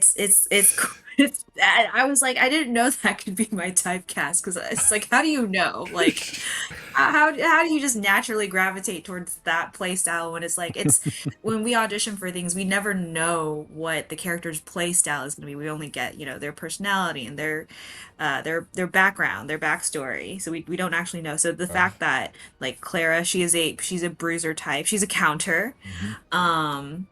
Jiwoo in Solo Leveling is also like a brawler tank. She's a breaker as well. And then Noelle in Guardian Tales is a healer, but like a tank healer, and also Yeah. has like a giant ladybug. And then yeah, Estelle is a tank, and she is also a counter character. And I had seen some comments, I think, on Reddit and YouTube where they're like, oh, she counters like Clara from Star Rail. And I was like, oh, did those commenters like say that because they saw that I was the voice actor, so they made that comparison, or was it just like coincidence? Chat saying seated typecasting reroll account. All right, that's pretty Clara funny. was probably my most summoned unit in Star Rail. I think I had, by the time I had 3 SSR units, I had an E3 Clara. Yeah. And 3 years later, still nobody's given that girl shoes. Yeah. Yeah. I actually wanted Clara when I started HSR because that is naturally the playstyle I gravitate towards, but didn't get her for a very long time. And it did make me kind of sad because you're not the only character voice that's attached to that, because it's you and then Mr. Svarog, who is DC Douglas, who is actually somebody that I really enjoy his performances. So I was like, wait, that's DC? Like, so yeah. Did you actually ever get to like talk with him when involving HSR, or is that just like a completely separate thing? I'm just curious. Yeah, we record separately, so I've never met him. Honestly, he probably does not know I even exist, which is because he's been in the game for so long. So and yeah, I've never met him, so I wouldn't be surprised if he doesn't know I exist, but maybe one day we'll meet. Yeah. I was like, I thought it'd be cool. I was like, maybe they're friends, they're besties, they know each other. Yeah, because he does some really, really good roles. Albert Wesker in Resident Evil. He is Pod in probably my favorite or second favorite game of all time, which is Nier Automata. So, yeah. Yeah, no, I mean, if the chance ever comes up, I would love to meet him and be like, hi, I'm your shoeless daughter in Honkai Star Rail. Oh, okay. I have more questions, but I feel like Tristan, I don't know if you want to like break it up, talk about the new character Ivana. We can kind of transition on. Have you seen the new character Ivana yet, Emily? It's Estelle's friend. Yeah. So yeah, this is your bestie in the lore. Oh really? Oh, I did not know that. Okay. I actually I don't know had if no she's your idea. bestie, but childhood friends, right, Sue? No. So Ivana is her current like friend and companion. Her childhood bestie is Salome. Oh, that's right. Salome is the bestie. Yeah. Have you seen Salome? I'm curious. Yeah, so I did watch the live stream, the New Era live stream in early April because I was curious. I was like, oh, like is Estelle gonna show up in this live stream? So I did watch that live stream, and then yeah, they showed all 3. So I am familiar with their designs. Okay. Nice. Okay. Yeah, while I pull that up, chat was asking some questions. I know you've not played Epic 7 very long, and you're just kind of dipping your toe into the game, seeing if you enjoy it, and I hope you are. This is a great community. Yeah, But so far, with the units you've seen and the stories you've read, who you have a favorite yet? Any? I mean, Estelle notwithstanding. Oh yeah, I know. I mean, the easy answer is Estelle. Right now, I've just played the first 2 chapters of the prologue. Victorica, I think, is gorgeous. Love her design. And then who was the green haired guy at the beginning with her, like her guard. Are you talking about Crow? Yeah, Crow. It's probably guard. Yes, It's Crow. him. Dude, Crow. Yes, him. Guard captain. Like your play is that's guard captain Crow. Crow is so cool. Like straight up, so cool. He should have been Want the him to be main better. character. He should have been the main character. Like not for nothing. Like I like Raz, but like he's kind of like generic, hero type guy. Not really a whole lot of personality. But then it's I'd like share a beer with Crow at a table. yeah, but like Crow is just like he's just cool. Like that's it. He exudes this air of like of just being cool and just confident and cocky, and you're like, dude, this guy is awesome. I don't know anyone who doesn't like Crow. Like he is definitely a fan favorite. That's why he has 3 versions. He has 3 versions? Yeah, he has 3. Oh my god, I'm so jealous. But yeah, no, I really like him so far. And in Japanese, he is voiced by Nakamura Yuichi, who is one of my favorites. I love Nakamura Yuichi. He's just so talented and just he's really good. Some of my my regulars and I have been going through JoJo's Bizarre Adventure together, and so when we got to part 5, Bruno Bucciarati is also. So I was like, hey, look, it's Crow. And they were just like, oh, it is. And I was like, yeah, he's kind of famous. He's like in a lot of stuff. He's also in Chaos Zero Nightmare, which is their other game. He's Hugo in that game. Oh, okay. Very cool. Oh my gosh. Yeah. Wow. And I'm looking at the Last Rider unit, and oh my goodness, that's super sick. I don't know how I'm gonna get it, but I want that. Yeah. He's like I said, he's very, very popular character. He's kind of been like he's been around since the beginning. He was a launch character, so he's just kind of stood the test of time. We're going on like year 8, and he's still relevant. He still keeps getting versions. Okay. Oh my god. That's good for me then. Well, I promise you, like if we keep chugging along, this game goes another year or 2, that will probably call you back for a Moonlight Estelle at some point. Every character in the roster has a base version and a Moonlight version eventually. Fingers crossed. Okay. Not everyone, but like 95% of characters eventually. Okay, so you just gotta pray that we're part of the 95%. Yeah. But yeah, no, I like Crow a lot.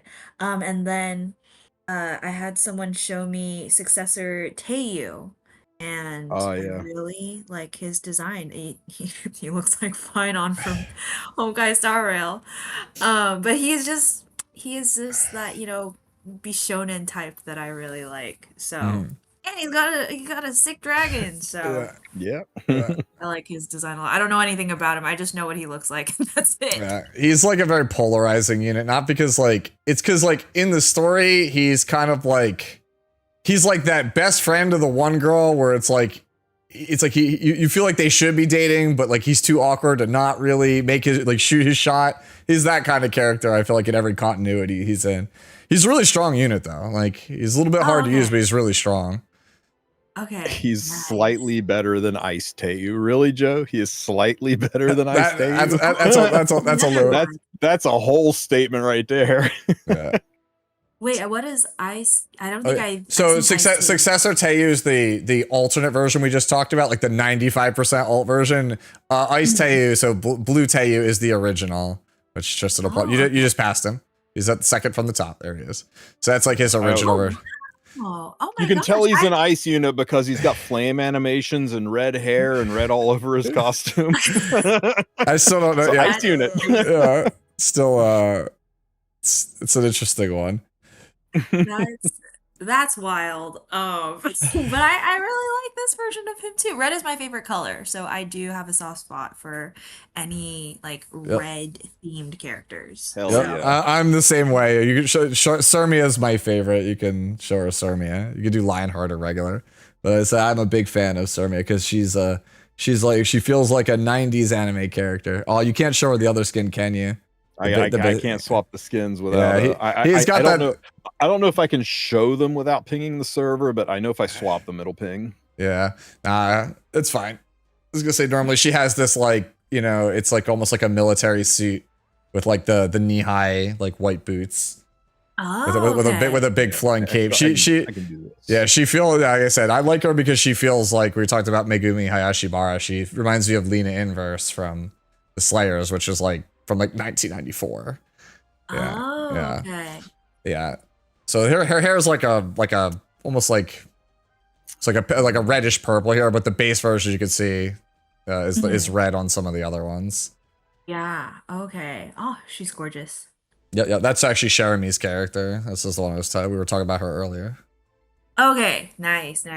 Yeah, one thing I kept like saying during my first like Epic 7 stream was I was like, oh my gosh, like all of the characters are so beautiful and like good looking. Like the designs are really nice. So Yeah. like, props to Yeah. them for I always joke in all of my videos. There's two things I always say at the start of every like impressions video. One, the art team carries. Two, here's the sick voice actor or actress that plays this character. yeah. I think Super Creative's art team is definitely working overtime in carrying this game. Yeah. Goodness. Sometimes they do things like this. What a crazy looking guy. What a crazy looking guy. Good old G-Perg. But speaking of the art team carrying, they have come out with a new unit, Ivana. So let's just take a quick peep at this unit. I want you to give me your opinion on the voicing and aesthetic of this unit.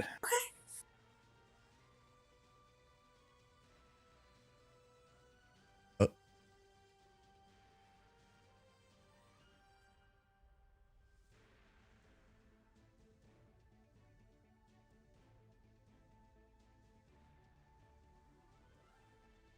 I just realized I'm not sure that the YouTube audio plays in Discord. Yeah. My chat's like muted. I was like, well, yeah, I turned it on and it's still muted for me also. So if it was muted for you, Emily, you're not alone. It was muted for me also. Okay.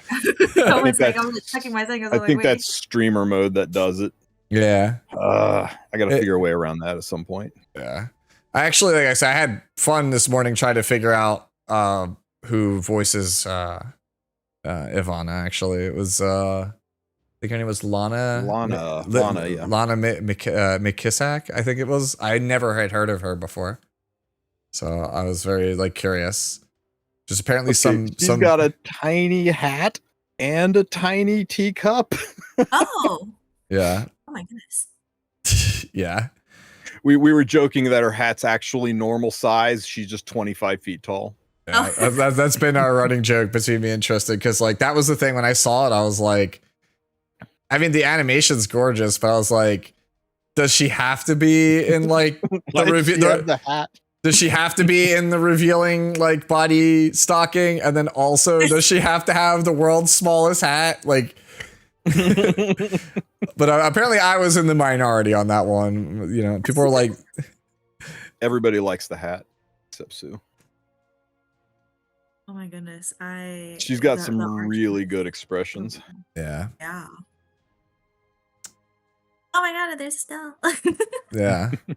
So this is the main party for this this chapter. Which is so exciting. So she is a very fast soul weaver. There's not a lot of soul weavers with the Tara stat line. Ahmed, Dien, Sue, help me out here. Desert Jewel, I think. Basically, like everyone that's not Ruel, Destina, Rowana. Like, yeah. I'm not even messing. Like when I did this one, I was like, "Oh, Lady of the Scales." Yeah, she's like everybody. Like this is like the most common Soul Weaver stat line in the game. I was like, wow, guys, like there's like only 1 or 2 characters for these stat distributions. There's like 12 for Taurus. Like, couldn't have we mixed it up a little bit? There's not 100. There's that many? There's like I want to say there's like I think there's like 9 Soul Weavers, there's like 9 Taurus. There's like 9-ish or 2, something. 4, 6, 8, 10. There are 10. Yeah. And then go look at like any other go look at any other stat distribution for Soul Weaver and you're just like, hey, You know, there's like very few. You got like same number of Geminis, same number of Cancers. We only have two on Virgo. So Emily, in case because you say you're new, you don't know this. Based on the character zodiac symbol determines their base stats, which kind of gives us a hint as to how to play them. Because it's like, oh, they're like this character, or oh, they're like this character. So when you see this, they're like, oh, it's Taurus. That means it's the fast one that everyone is sick of seeing. Oh. Fast, cool. but not super tanky. Yeah. This unit is a magic bullet for a lot of the problems in the game right now. Some of the more difficult to deal with units are Lady of the Scales and Shepherd of the Dark Dien, units that spam immortality, and even some legacy units like, Bloodblade Corinne. She is really, really hard. Oh god, Spirit Eye Celine. She's really hard on units that grant immortality. At the start of the turn, dispels immortality from all enemies, just gets rid of it, and there's no way to resist it. And at the end of someone's turn, when they are granted immortality, she spreads Censor's Light, which is a dispelling all debuffs from everybody on your team and grants radiance. So if the enemy even thinks about proccing immortality, she's going to strip it. She's going to cleanse all the debuffs off of your team. She's going to give everybody this Radiance ability, and this Radiance ability is a 50% damage reduction for your whole team, which makes your whole team damn near unkillable. It basically it's a crazy passive, and she gets it just by existing. Yeah, it's basically like there's very few enemies you want to bring her into, but the ones that she does, she's very strong. She basically turns everyone into your team into like an Estelle level tank, if in the right circumstance. Yeah, so it's very, very strong ability. It's like I said, niche, but because like in terms of quantity of characters it works against, it's like maybe only like 5 or 6, but it just so happens that 2 of them are like the top 5 most played characters in the game. So that's pretty good. Oh, okay. It used to be an ongoing thing about Lady of the Scales, and like apparently she's very infamous. Yes. Well, yeah. So the long and short on Lady of the Scales. So the 2 main characters of the game are Roz, who's the protagonist, and then like his companion is Mercedes. And so for the 7th anniversary, because it's Epic 7, they wanted to make sure that both Roz and Mercedes got like a powerful variant to celebrate. And Roz is one of the new Roz is one of the best damage dealers of the game. He's free. Like if you play the game a little bit more, you'll be able to get him pretty early on. And then they gave the new version of Mercedes is the Lady of the Scales, and she is just this does everything support character. Oppressive. Like yeah, she's like, oh, I give damage, I give heals, I have stuns, oh, I speed up the team, oh, I cleanse all the debuffs, like. I make the team incredibly tanky, and it's like, okay, like, does she have to do everything? Like, we get it. She's like the main character, like an enhanced version of a main character, but like, did she have to do literally everything? So we've been kind of been oppressed by her for like the last half a year. So I think this chart is pretty telling, right? 2 of the top 4 units in this game are hard countered by Ivana. Yeah.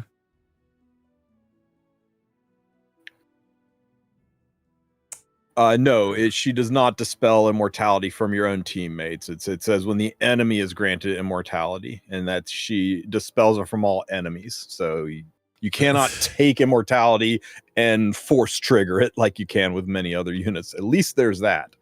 Yeah. When you get to the next the skill 3, it's kind of funny because this Requiem's Prayer. Yeah. So this skill, it dispels 2 debuffs from your whole team, and then it grants the new buff of ignores damage share for 3 turns to your team, and then gives immunity and like a little bit of like a speed boost to your team in terms of combat readiness. So what's funny about this is it's a good character to pair with Estelle, but it also counters Estelle because it turns off the primary thing that makes Estelle really strong, which is her damage share. It goes around it. Oh, okay. So Yeah. Ignore damage sharing skill sounds pretty impressive. Surely they came up with a very creative name for said skill, right, Sue? Yeah, ignore sharing. But yeah, no, I actually think that this is like a really well put together skill. You know, I used to I used to dabble a little bit in game design with Bandai back in the day. And very cool. And yeah, so like I'm like very meticulous about like analyzing like if I was designing this, how would I have done it, or what would I have done differently? And this one is actually pretty fascinating too, because the ignore share is good if you like to play aggressive, but it's terrible if you like to play passive. Whereas the immunity is really good, and the 2 dispel debuffs is really good if you like to play like passively, like with Estelle. And both playstyles want the speed up. So I was like, they actually made a good counter character that everybody can use. Like, there's something here for everybody, which I think is really cool. I really like that about this design.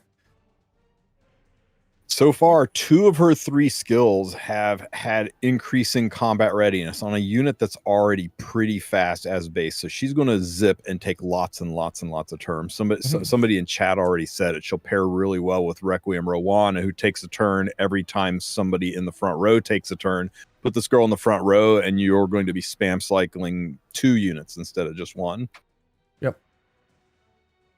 And then they gave her the most boring basic attack in the world. Hang on, we got to check this animation. I love her S3 animation, so good.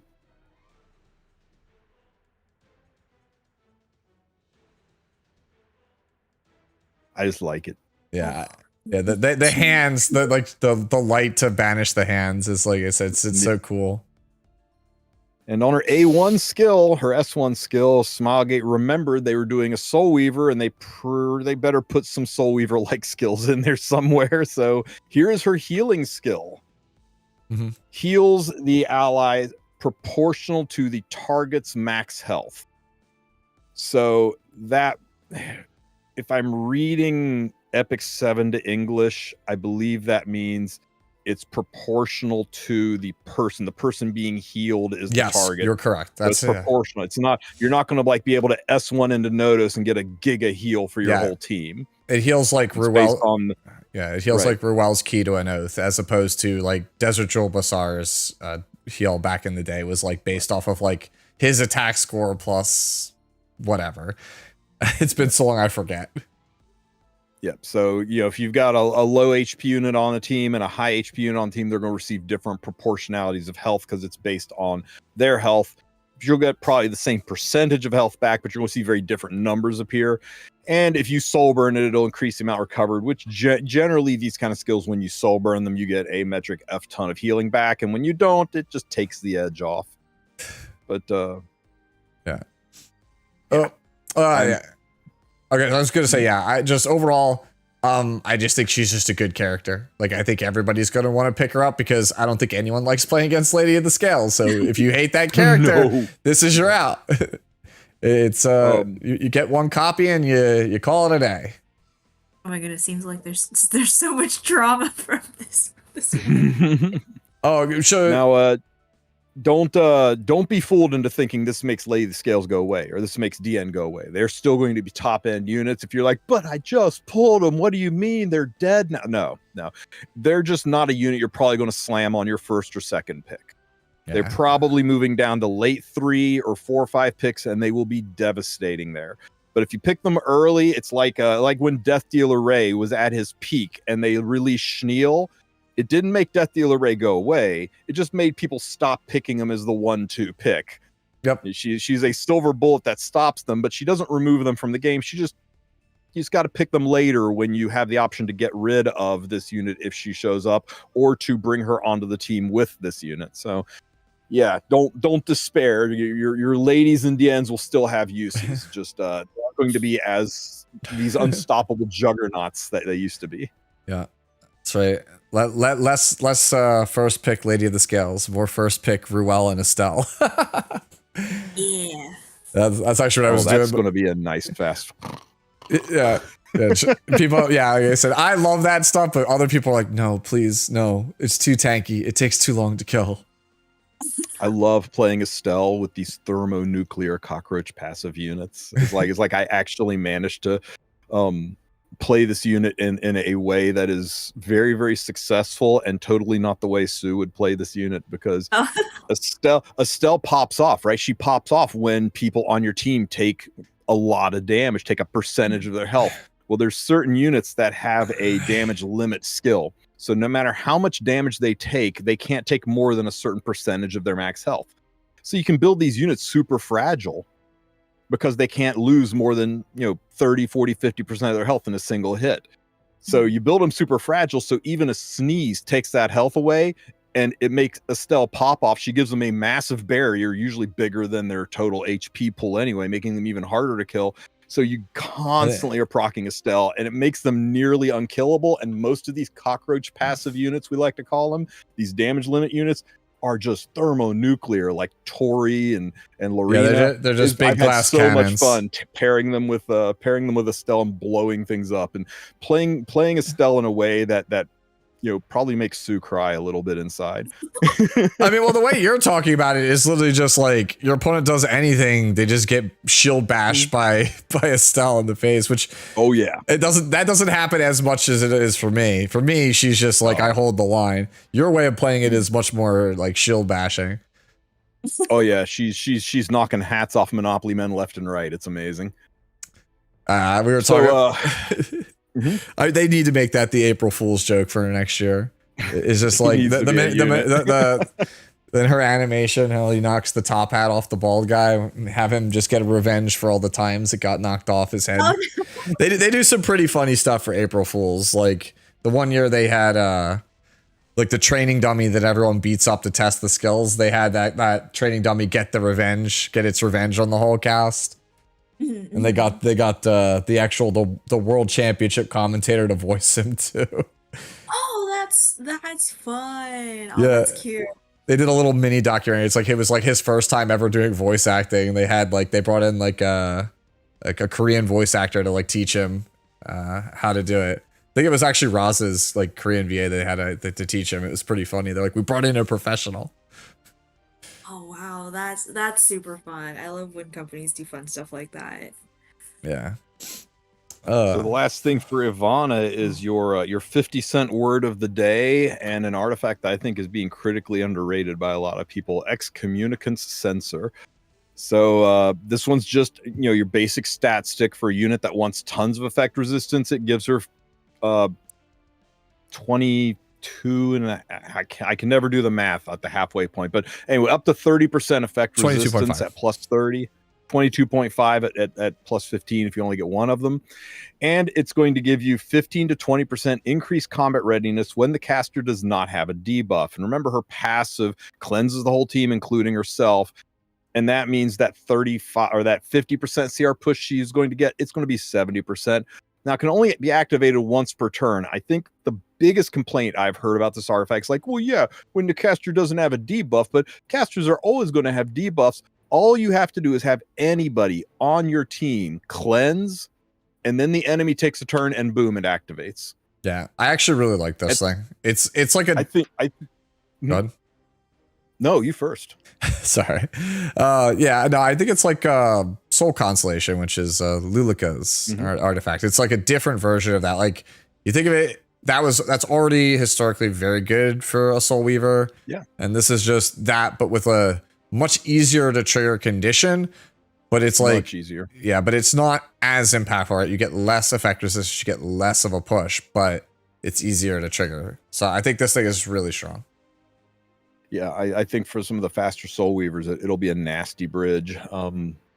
Desert, I mean, some of the lesser used ones, right? Lulika, Lulakar, friggin' green Lulika. You know what I'm talking about. The girl that commits vehicular manslaughter when she uses her S3. I wish you could show that to Jewel Bazaar, I think it's potentially got the chops to bring some lesser used Soul Weavers back into play in a surprising way. So I don't know. I think it's being a little underrated, but maybe I'm just huffing that best copium.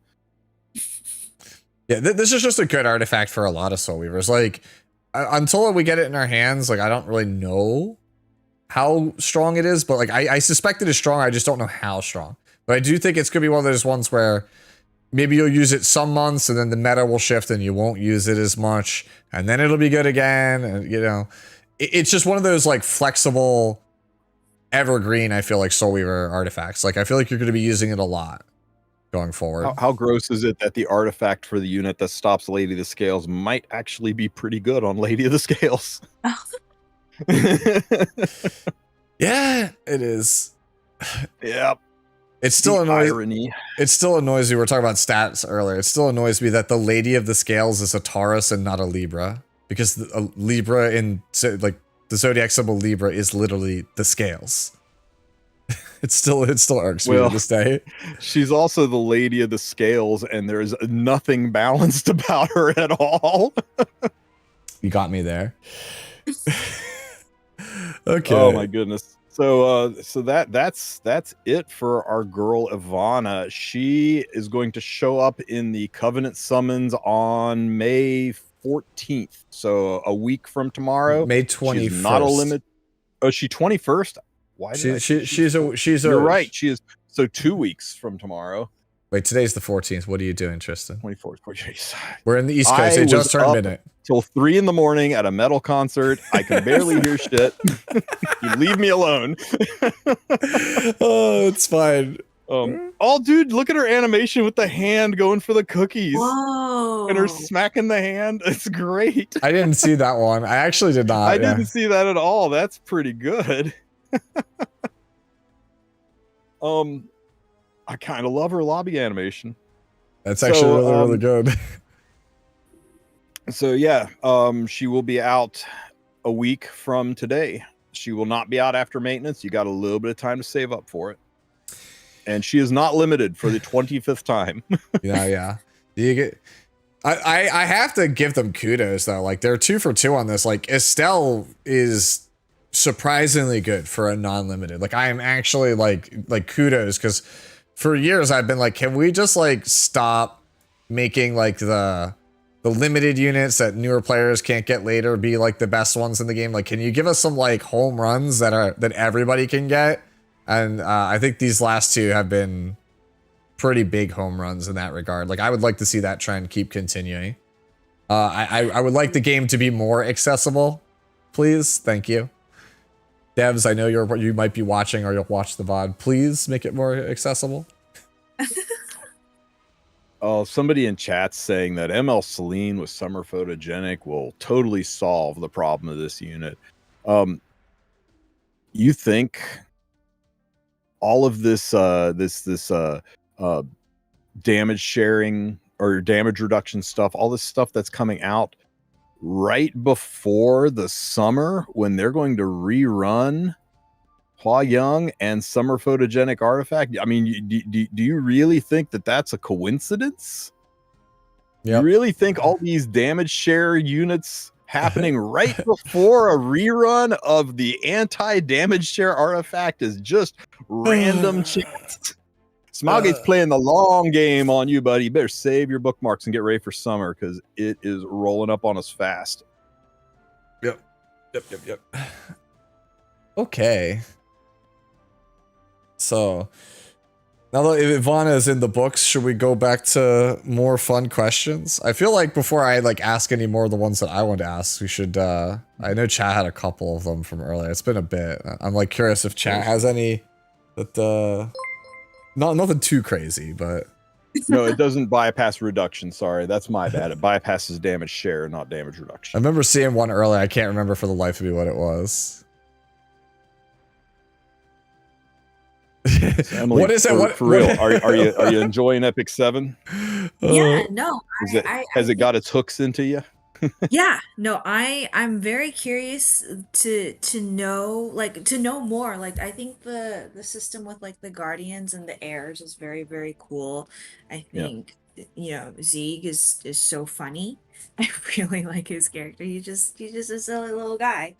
The prologue was, I guess, a little confusing, but then my chat was like, "Don't worry, like you're a new player, like there's no way you would understand any of this." Yeah. And apparently, I guess like the prologue for newer players is different from the ones that I guess launch players got. Yes. So it's very interesting that they've changed it or added or move things around. So it's kind of cool because I guess like sharing it with my chat who some of them are long-term players, and for them it's like a new way of experiencing the beginning too, and then they're so kind to like explain some stuff where I'm like, oh, I don't know what this means.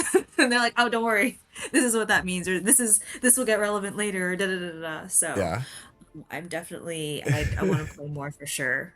Yeah. So I mean, somebody, if you want to, if you really want to experience like some of the history of the game and the what do you call it, before the episode 6, before Genesis Ross, this is, God, how long ago? This is like, yeah, this is almost, this was almost 2 years old. This was a re-upload because DMCA is a mother. But I will I'll shoot this over to you. But if you guys want to learn the lore and history of this game, where it started, and just it's loaded with animated cutscenes where you can see a lot of the animation in the game. There's probably 45 minutes worth of, or 25 minutes worth of just animated cutscenes, but it tells the story of the Archdemon War, how it started, what everybody's man, look at that crazy guy. Yeah, this tells you a lot of the history of the game. So I remember when you made this, I was like, what were you on when you made this video? So anyway, I shot that to you guys. Want to check it out? That video was fun to make. I spent about 3 weeks making that video.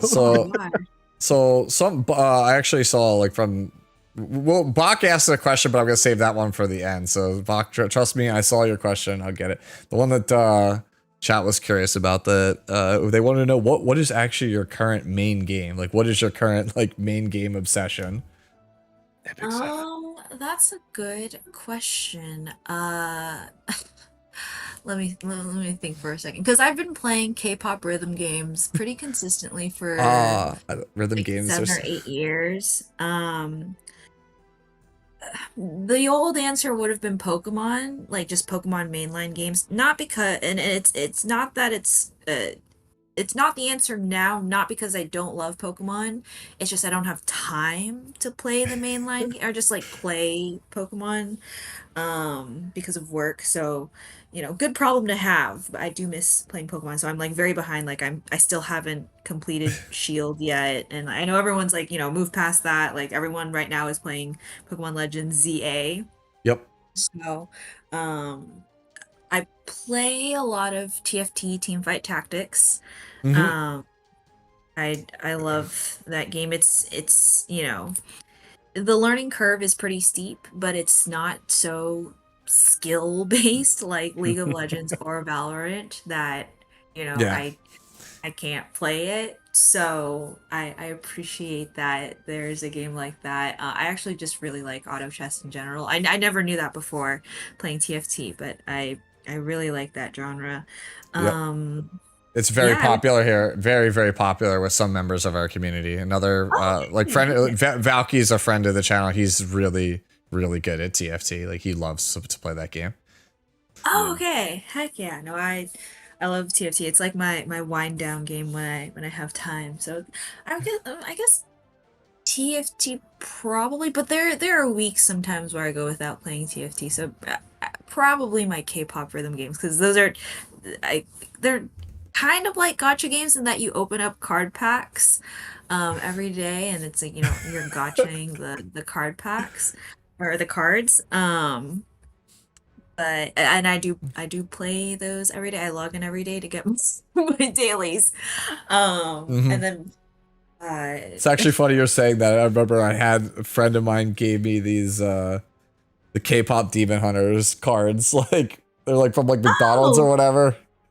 Cute. too. Oh my gosh. Yeah, no, I went down that rabbit hole with my friend before. Like it was him and his one friend and his friend. She was explaining to me. She's like, so you have to understand, you have to buy like 4 copies of the album so you can like maximize your chances to get the card for the guy you want. And I was like, what? I don't understand this industry at all. Yeah, K-pop photo cards is just IRL gotcha. It is IRL gotcha. I mean, I also do IRL gotcha. I play card games. Card games is also another actual in-game or IRL gotcha.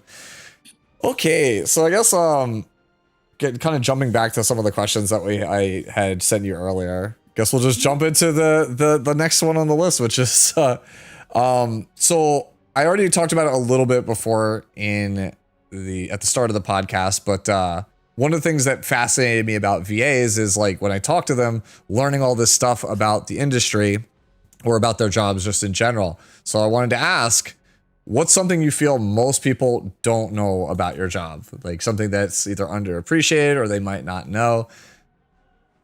It's a really, really good question. I would say in terms of specifically anime dub voice actors, because we talked about like the sub versus dub earlier, and I mostly watch anime and sub, but there are a lot of people who watch and dub. I don't think one is better than the other. I do think it just comes down to preference. Like I actually met someone recently who only watches dub, and he's like, I cannot be bothered to read the subtitles. Like I just if I understand it, perfect. If I don't understand it, I don't have the time and patience for it. Which I respect. He knows it and he loves it, and it helps me as an English dub actor. But people who want to listen to things in the original language, there is nothing wrong with that. Appreciating media in its original form like is perfectly valid as well, and it's not the superior version. It is just that's just the way some people want to consume content. So I don't think there's a wrong way to consume content, but I think what a lot of people don't know is that when it comes to dubbing anime specifically, there are a lot of, I guess, restrictions in a way, and that anime is originally animated to the Japanese seiyus and just the Japanese language. So the example I always use is, thank you in Japanese is arigatou gozaimasu. If you go for just like the full version, or arigato, versus English, it's just thank you. So it's just 2 syllables. So the Japanese is just like flap, flap, flap, arigatou gozaimasu. Arigatou gozaimasu. So that's 9 syllables. Versus English, thank you, is just 2. So you have to be like, thank you very much for doing this. Then you get 9 syllables. So you have to rewrite things in order to fill the flaps, whether you're elongating things or shortening them. And because we have to fill the flaps, sometimes things, are gonna be maybe a little awkward sounding, because we also have to like either speak really, really fast or speak slow, because the flaps are either moving really fast or moving really slow. And yeah, you have to localize things so they make more sense to a Western audience or an English speaking audience.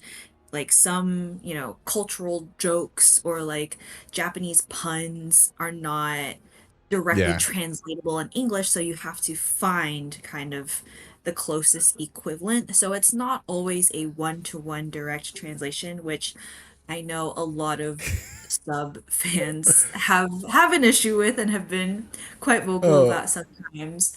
But I think they don't realize how much work goes into the localization. Yeah. And in anime sessions, directors are rewriting lines on the fly, especially if maybe they know the actor and they know the actor's just natural cadence of speaking. They'll rewrite things to match that actor's cadence, because every person has a different natural speech, natural cadence. So the English voice actor will not always have the exact same speaking cadence as the Japanese voice actor. So there's a lot that goes into making a dub that I think not necessarily culturally fits Mhm. like the Western audience, but is more easily digestible Yeah. for the Western I audience. got what you mean. Yeah. Yeah. So that's actually a pretty good time to like jump over the. I was going to ask this one question, but we already are on the subject, so might as well. So, from reading your bio, you're also a casting director. So I wanted just for like the audience, like I figured I'd let you explain what a casting director is compared to a voice actor, and then the follow up question would be, do you find it more challenging to direct or to act? Um, so the first question, yeah, so a casting director is basically someone who casts the actors in a project. So they basically help pick the actors and, basically match the actors to the characters. Some casting directors have more power than others. Just it depends on the client. Some clients are very much like, "Oh yeah, no, we trust you completely. You do your thing." Some clients like to be more hands-on, and so in that case, the casting director will create a short list. So maybe let's just say Estelle got 1,000 auditions. 1,000 Mhm. people auditioned for her, and then if Smilegate wanted to have the final say. I don't know if they do. I don't actually know that much about the process. But if they do, just for the sake of this example, then whoever the casting director was would listen to all 1,000 of those auditions and then create a short list, maybe 5, maybe 10. We'll just say 10 for this hypothetical. Mhm. So they would whittle down that giant list all the way down to 10, their top 10, Mhm. and present this list as options to Smilegate, and then they would listen through and be like, "Oh, okay, this is who we want to cast within that 10." So they wouldn't hear, Mhm. you know, the other 990 because that's a lot of time. So that's Yeah. kind of the casting director's job, is just to present what they feel is the best options. So they're kind of like the gatekeeper.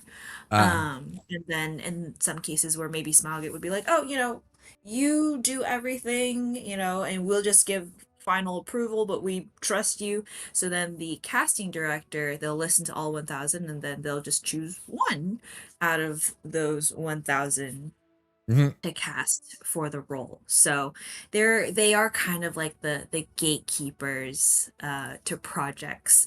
Mhm. And there's a lot of power in the position, but the reason I am drawn to casting is I like giving people opportunities. I think it's really cool. Like some casting directors don't listen to everything, or they don't listen to auditions fully, and it's not because they like don't respect it or anything. It's just Mhm. if you have 1,000 auditions and maybe you have to just get through them all in one day, that's a lot of listening.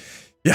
And yeah, that's just a My lot. my day job used to be reading resumes. Like I work in Oh yeah. recruiting.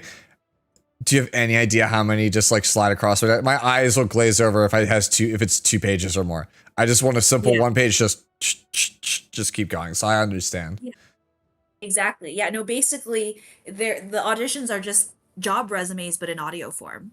Yeah. So, imagine, yeah, just 1,000 that you just have to go through, zoom, and sometimes auditions are 3 minutes long, sometimes they're 30 seconds. So it's a lot of time, and so not every casting director will listen to every audition through, but some do. And so I think it's, for me, really cool to just listen to all of these different takes. I get ideas from people and I'm like, "Oh wow, that was like a choice I didn't expect." And like whether it's right or not, that was really interesting to listen to. And I like hearing people's creative ideas.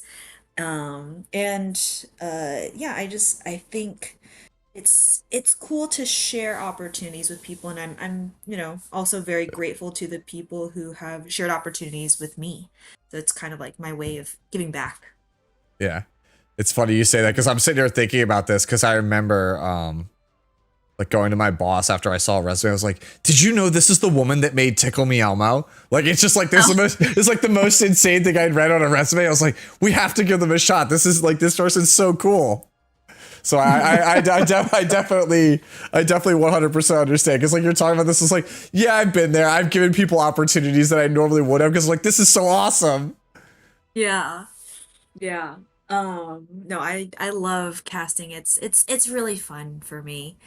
And then your second question was, do I find directing harder or acting, correct? Yes. I would say casting itself comes very naturally to me. VO directing, which I also do as well, comes less naturally to me, and I haven't had as much experience doing it versus acting. So I would say right now, probably acting is easier than directing, but casting is easier than acting. Um, but luckily, I have been given many really, really cool opportunities that are under NDA in terms of VO directing. So I've been getting a lot of reps in, and I want to continue, getting to direct more projects. So fingers crossed, but also stay tuned for when my NDAs are finally up, and then I can share the really cool stuff that I've been directing. And oh, that'd be exciting. Yeah, no.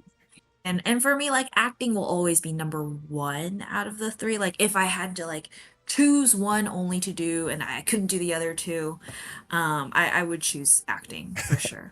All right, that's cool. That's cool. I'm trying to think. So I only have like 2 or 3 left and then like after that we can kind of either go over the rest of the patch or we can kind of maybe if you're okay with it, like open it up to like chat, have them yeah. So yeah. So I don't know.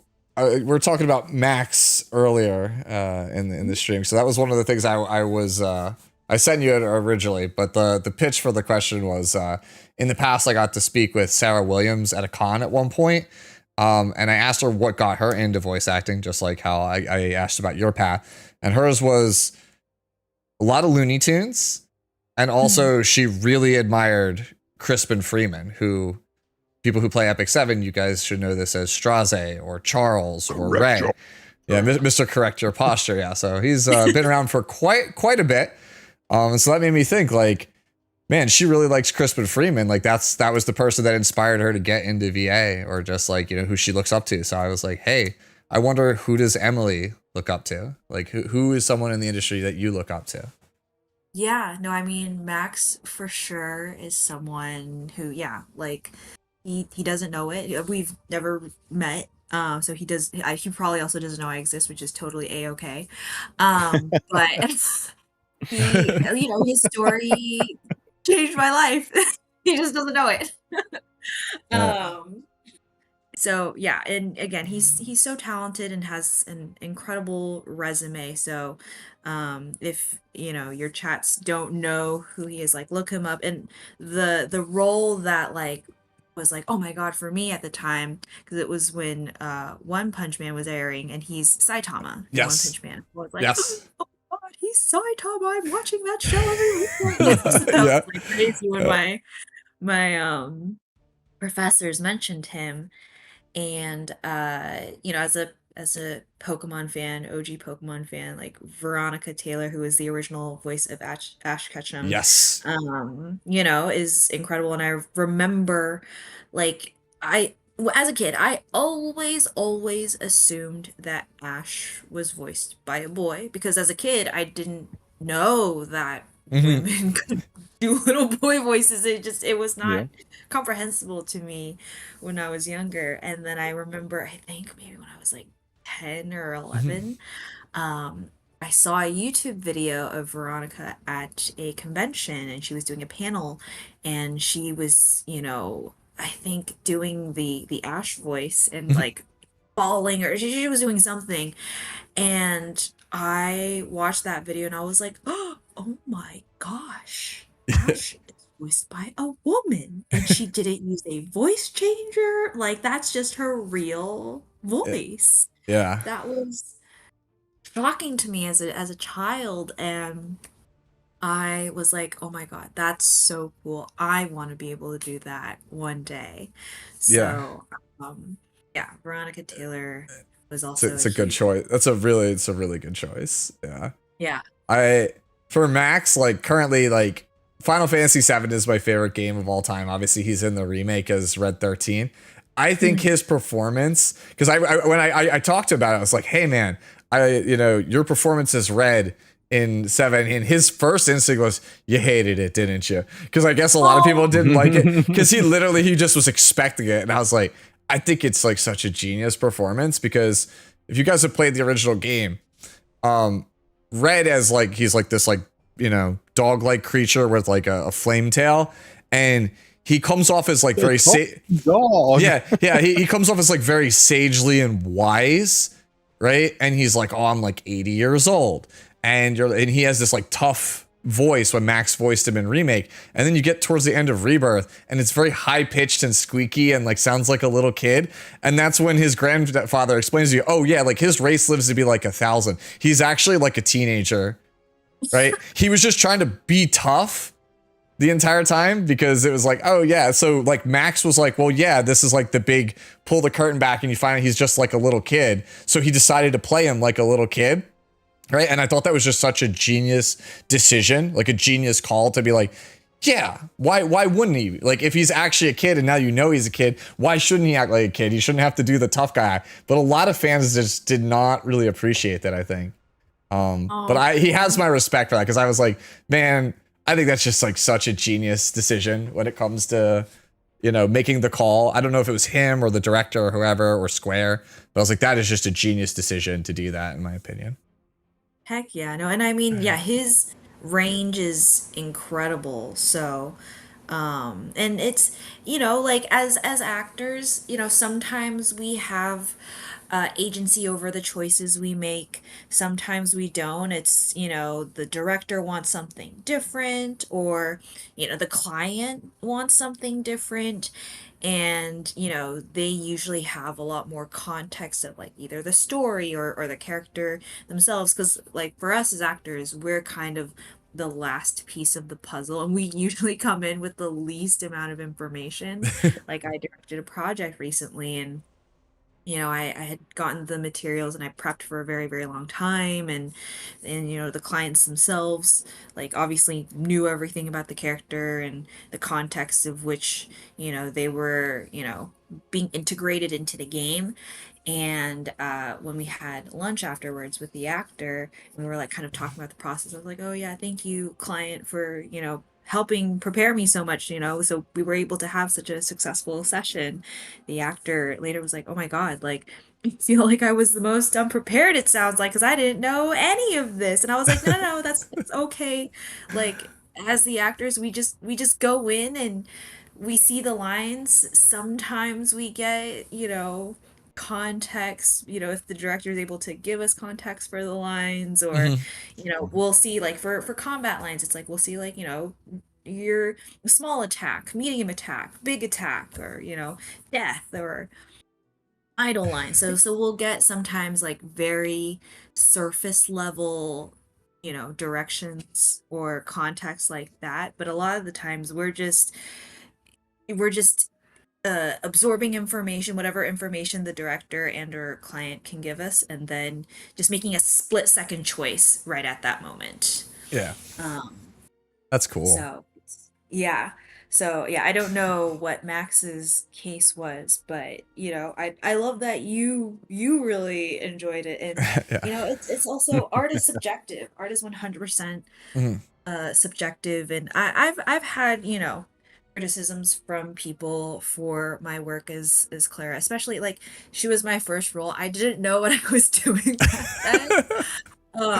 And I've learned a lot and grown a lot. There are lines that I remember when the game came out, because I had been recording for that for like a year and a half before the game came out.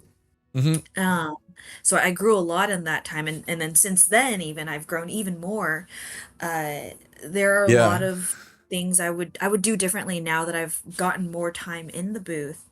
But also at that time, I was making the choices that I felt were authentic to the character with the information that I was given.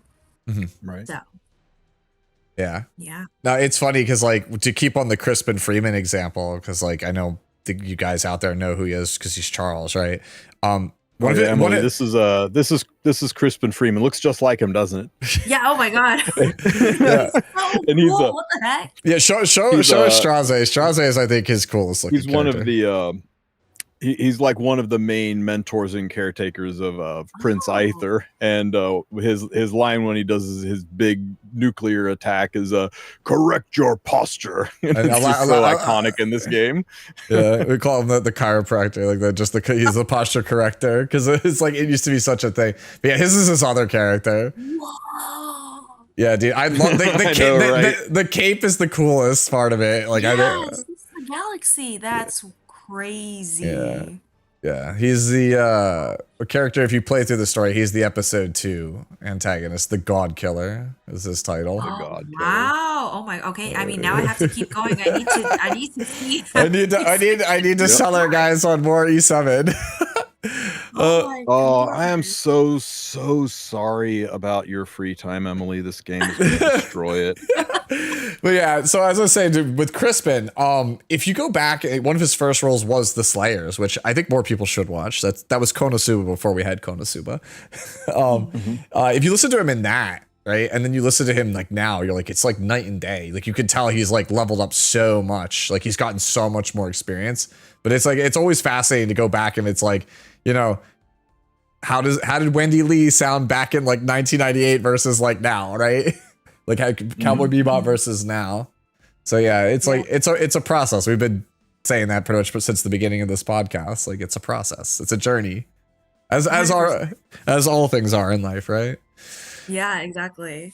So this is the one that I guess before we talk about an English dub, because I did want to highlight how I think we do need an English story dub, but we'll get onto that in a second. But yeah, this is basically the one that Bach was asking earlier in chat. Like, if you had a dream project, what would it be? Or if you could voice any character in any medium, like what would that be? Dream project is Pokemon. It is 100% Pokemon. I mean, you know, the Pokemon English dub anime was, the first cartoon that I think I like, well, anime, but at the time I as a kid thought it was a cartoon, like an American cartoon, but the first anime that I just loved, and it was the first, I guess, fandom that I joined without knowing what a fandom was at the time. The Pokemon games were my first ever games. I have just loved Pokemon for so long, ever since I was a kid. And Veronica Taylor was a huge inspiration. So getting to be part of that world in any shape or form would, like, I usually say, like, I would even be a Wurmple if they cast me Wurmple like for 2 lines. Like I would be like, I did it. I peaked. That's the most significant role of my life that I'll ever have. So Pokemon is for sure my dream project. And then in terms of like maybe characters, so as a kid I also watched a lot of 动画片, which are Chinese cartoons. And 2 of the cartoons specifically that I loved a lot and still love are The Legend of Noja. I don't, maybe you guys have heard of like Noja 2. Like that movie was like, very, very successful. I think it's like the highest grossing animated film of all time now. It's basically, Noja is like he's a Chinese legend. I could explain the legend. I'll keep it short if you guys want to hear it, but if not, like, you can Google it or go to Wikipedia. There are a lot of iterations of Noja. And so it also kind of fits into like, oh, I would love to, voice like a young boy protag, just because I think little boy characters are just so like spunky and fun and just like, I don't know, it to me a little more interesting than playing the young girls. Not that young girls can't be spunky and fun, but I think my voice naturally lends itself to like, the shy, sweet girls, which is usually what I Yeah. get cast as. So I would love to just play like a spunky, young male protag.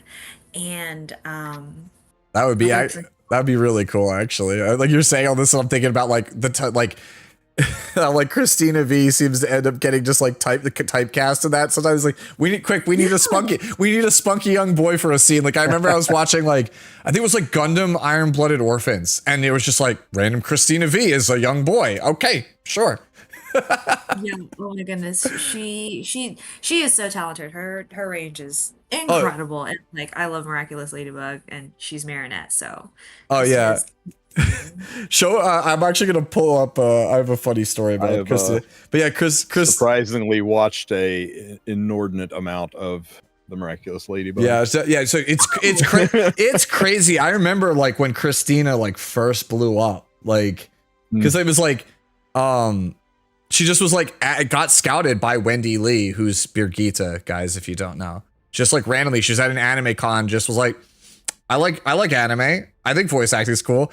I'll just go to an open mic at a panel, which I've been to those panels, and she just was like, yeah, I'll just try my hand at it. And next thing you know, she's working with Tony Oliver and Wendy Lee, just making video games and anime. I was like, okay, that's a crazy origin story. Yeah, So no, oh my gosh, she's fantastic. yeah, I did. I used to do, or I still do them, but I haven't traveled as much. I would go to anime cons and get people to sign their E7 characters to do as like giveaways for anniversaries or big community milestones, things like that. I did one for Christina V one time because she's Rowana, and she was there with her boyfriend, and I had to slide the Rowana. And she was like, oh, it's for Epic 7. She's like, oh, I'm in that game, but I've never seen my character. I was like, would you like to see? And it's just like the casual, I slide it in front of him, and she like literally shows it to her boyfriend, and she's like, so this is my character. It's Rowana. So Rowana, green Rowana. So she proposes the question, me or my character? Holy crap, Rowana. Oh my. You're right. So she proposes the question to her boyfriend, me or my character. And the look on it, I make eye contact with him, he makes eye contact with me, and I was like, I have doomed this man. I am so there's one safe answer. Yeah, I was like, I am so sorry, brother. Like, I did not mean to do this. I was just trying to get like, a signature for like, a community event for like the anniversary. I'm sorry, bro. Like, so yeah. Oh my god. Wow. That's brutal. Yeah. So yeah. So it's gotcha design. Like, I'm not like a huge fan of it, but like, how it is. No, So- it's the gotcha designs. I would say Epic 7 actually has like a nice range where it's like, like some are like a lot more just like yeah, not like regular, but just covered up. I vastly, there's her old version. I vastly prefer that version. And then others, you're like, this is a 13 plus game? Yeah, and I mean, Yeah. Estelle. Yeah. My girl got clothes on, but I love her. Yeah, that's the one thing I was just like. I love that she's waiting tables in this outfit. Yeah. So. Oh, you gotta tell me, Emily, of all of her voice lines, what's your favorite? Oh my gosh. I actually really do like the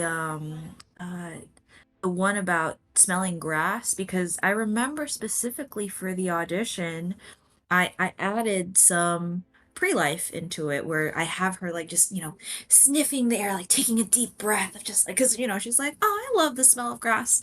So I remember for the audition doing that, just because for acting auditions, if you can add pre-life, which is just basically like non-verbal efforts before a line, or post-life, but usually like pre-life will kind of catch the casting director's ear right away, and also just help set the scene. Whereas, some other, like most, like 95% of actors will just kind of be like, oh, I love the smell of grass, rather than kind of being in the moment of the field of grass. And then during the session, they let me, do that. So you can hear her just smelling the air. So I really liked that they liked my choice enough to keep it for the actual game itself. Yeah. So I asking where the Ilanov skin is. The Ilanov skin will come out at the end of RTA season, which my math says is the last Friday in June. But I've had some other people put it as far off as the last or the second week of July. So you're still weeks away from the Ilanov skin. So Salome or RNL, you don't have that choice anymore. Salome's banner is gone. She's gone. Yeah, she is gone. She was as soon as this podcast started, she is donezo. So yeah. Oh no. I was like, the answer was RNL, so don't panic. Salome's really good, but I mean, come on. So one of the things that the amount of hype they put into RNL, are you kidding me? Yeah. So one of the things that I mentioned, like, it's not really like a question, but I feel like I'm not alone in this, but like I really do want, hopefully at some point, E7 to get an actual like dub for the story. I think that'd be good, especially because the cast of this game is just that stacked. Like, it is that insanely talented of a cast. I would love for something like that to come at some point. But we were talking about favorite lines. Like, I put it in the side chat, Emily, if you haven't seen it. This was the most like, huh? line while playing through the story in Japanese. Like, seeing that I said it to you, Tristan, also. It's in the side chat. You could bring it up. I don't care if it breaks. This is like, I was like, what? Okay. Oh, what? Come on. Do it for us, Estelle. Yeah. Oh. Let's hear it, Emily. Your best, Estelle. Okay. Let's go. For the record, I won first place by a landslide in our village healthy baby contest for being an unprecedentedly huge baby. Love it. I was just like, huh? Like, she was explaining, like, the context is they were looking, she's like, I can be the guide. I can lead you through these mountain trails and grassy fields. And they're just like, but it's too dangerous. And she's like, no. I'm perfectly healthy. I've never caught a cold in my entire life. In fact, for the like it's like this is like her justification for why she should be the guide. And everyone's like, what? Oh my gosh. No, her poor mother. She's huge, which is crazy because I'm very short, and like most of the characters I voice are very small. So I was like, she's probably the tallest character I will ever voice, and also the most fan servicey, which like I love that for her. But yeah, I keep accidentally being like, yeah, Estelle is 7 meters tall. No, wait, she's not 7 meters. That's insane. She's 2. She's 2 meters tall. Yeah, she's canonically the tallest human in the game. Yeah, that's what they. That's what they said. She's canonically the tallest human, I believe, in the game. So yeah, she's probably over 2 meters, like 2 meters or slightly over 2 meters. Yeah, Luna, I think, is probably still the tallest because we still don't know official heights on characters. Estelle's actually the first one and like the only one. They've commented Estelle on the height. Supposed to be canonically the tallest unit in the game, according to the developers, but they released a statue figurine of Luna, and they said that it was a scale of 1/7 scale, and so 1/7 scale, and people immediately measured the figurine, did the math, like, holy crap, she's 2.5 meters tall. Yeah. Well, she's half dragon. Yeah, she's like the game's she's half dragon. So she's like the game's like she can be any size she wants, really. Yeah. Literally, it's funny you say that because like the dragons in this game are all shapeshifters. But yeah, she's like the unofficial mascot of the game. She's also quite literally the embodiment of Miss Fan Service. She's literally, she's like, she's here you go. Here's your 13+ game unit right here. Yeah, she is like, she's like one of the most popular characters in the community.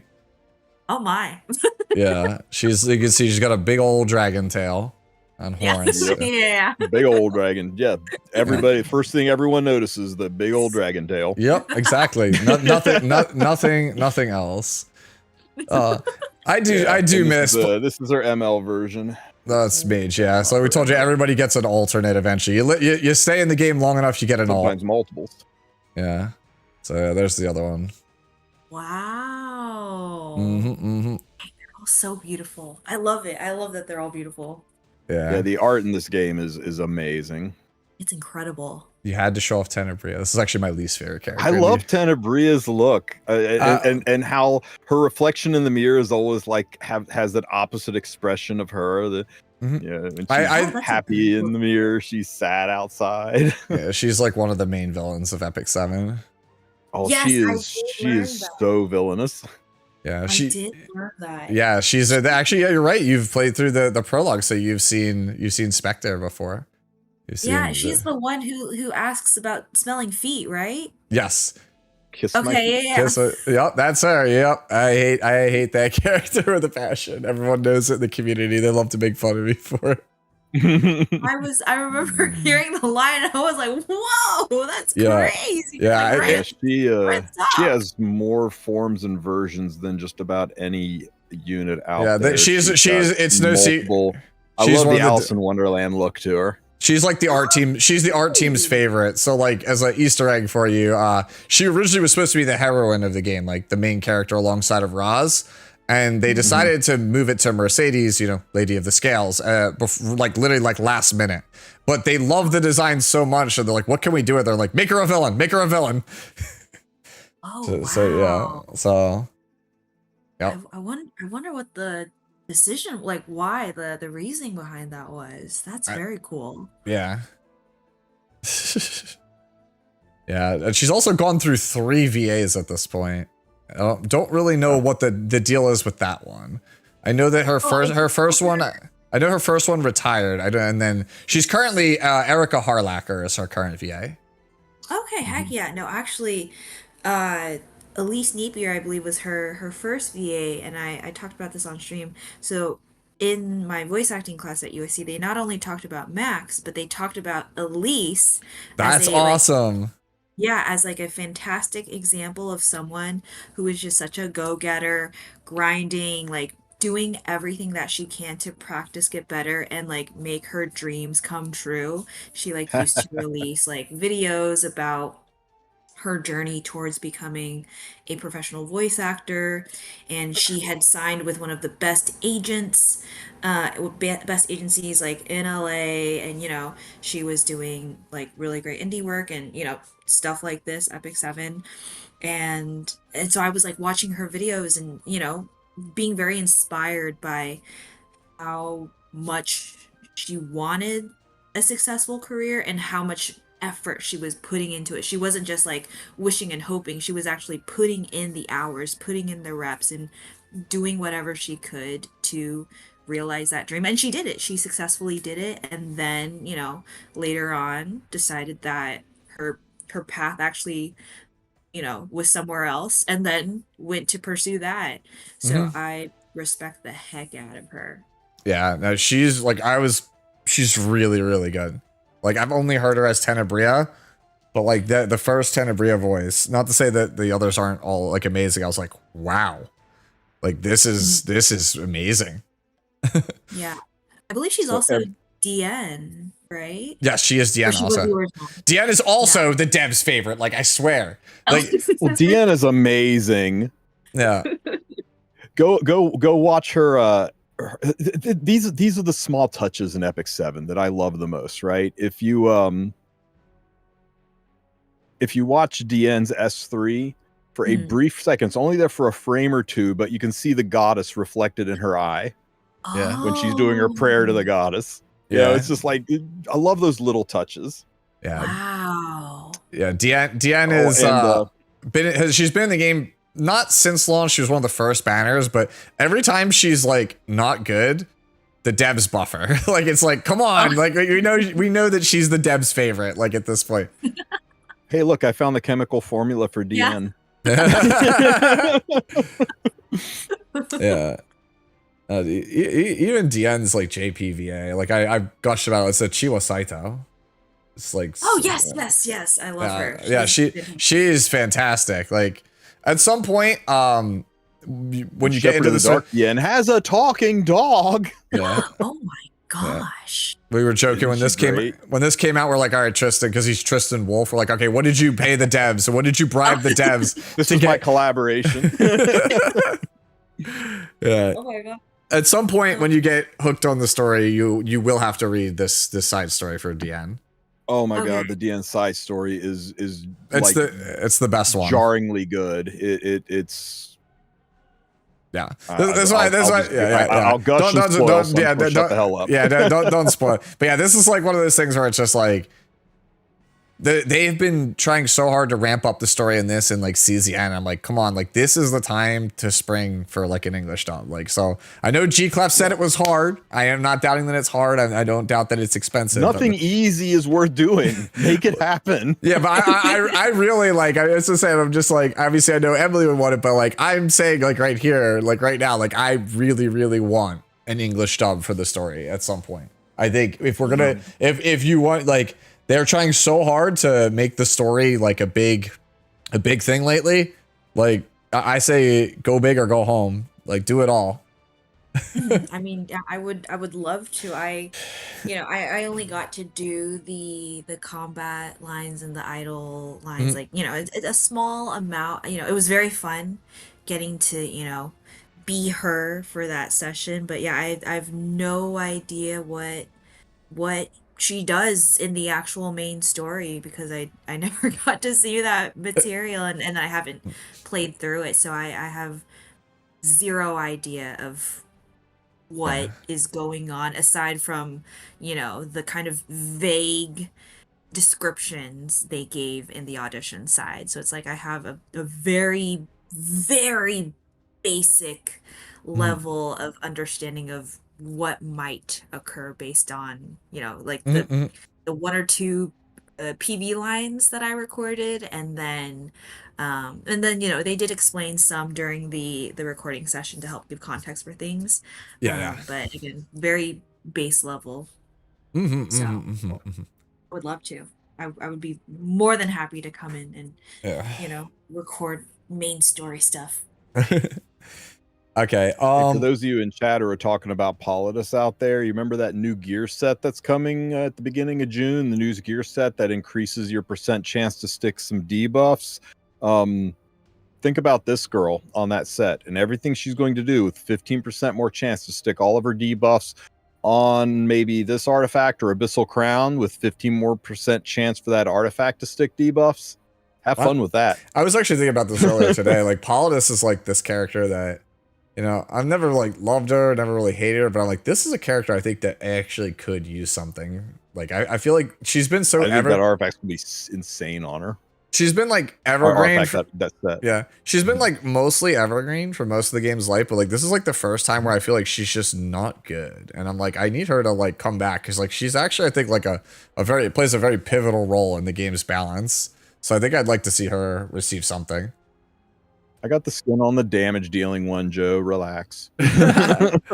Okay, so hey Sue, we were talking about how first of all, chat like immediately jumped to correct me when I was like, Tenebria's got the most forms in Epic 7, and people are like, oh no, Asteria's got 4 forms too. Tenebria has 5 forms. If you count Dark Tyrant, sure. No. Oh, CZN, because she's a pop star now. Yeah. CZN, and we have established that CZN is in the Epic 7 multiverse. So there you go. Have you looked into Chaos Zero Nightmare at all, Emily? I've heard of the game, but I don't know much about it.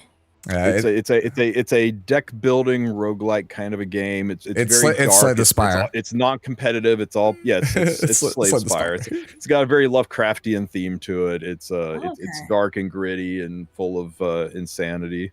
Yeah, they basically start. The animation's good. They've slowly just been. They put 2 guest characters from Epic 7 in it, and they've kind of slowly been hinting at that maybe their stories will intersect at some point. But yep, they do go a little bit more fan servicey, fan servicey side with their animation.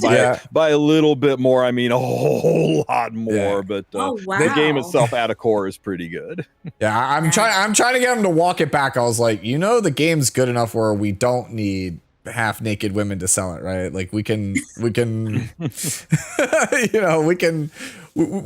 have some classy ladies. Can I get like a girl in a suit or something, please? That would be fun. We do need more girls in suits and gacha. Show her Robin, please. I'm so upset that Robin sucks in this game. Oh yes, Robin. She was in the yeah. So you say I'm so upset when this I was like frothing at the mouth. I was like, please be good, be good, be good. And then she's just like, oh yeah, she's just a farming unit. She's not really anything special. And I'm like, wow. She found a little bit of play in Lunatic Draft mode, but yeah. Yeah. Not super easy to use. Okay. So I guess before, Tristan and I go back to yapping about stuff in the patch, if you guys have any questions for Emily, like feel free to ask away. Don't ask anything too crazy. Please don't get her in trouble. I figured I'd want to give you guys at least some, in case there's something business suit Lethe. Yeah. Man, that Lethe is another character where I read the lore. I was like, this character's awesome, but like, can we get her a shirt, please? Summer unit. She's wearing a bathing suit. I did. Yeah.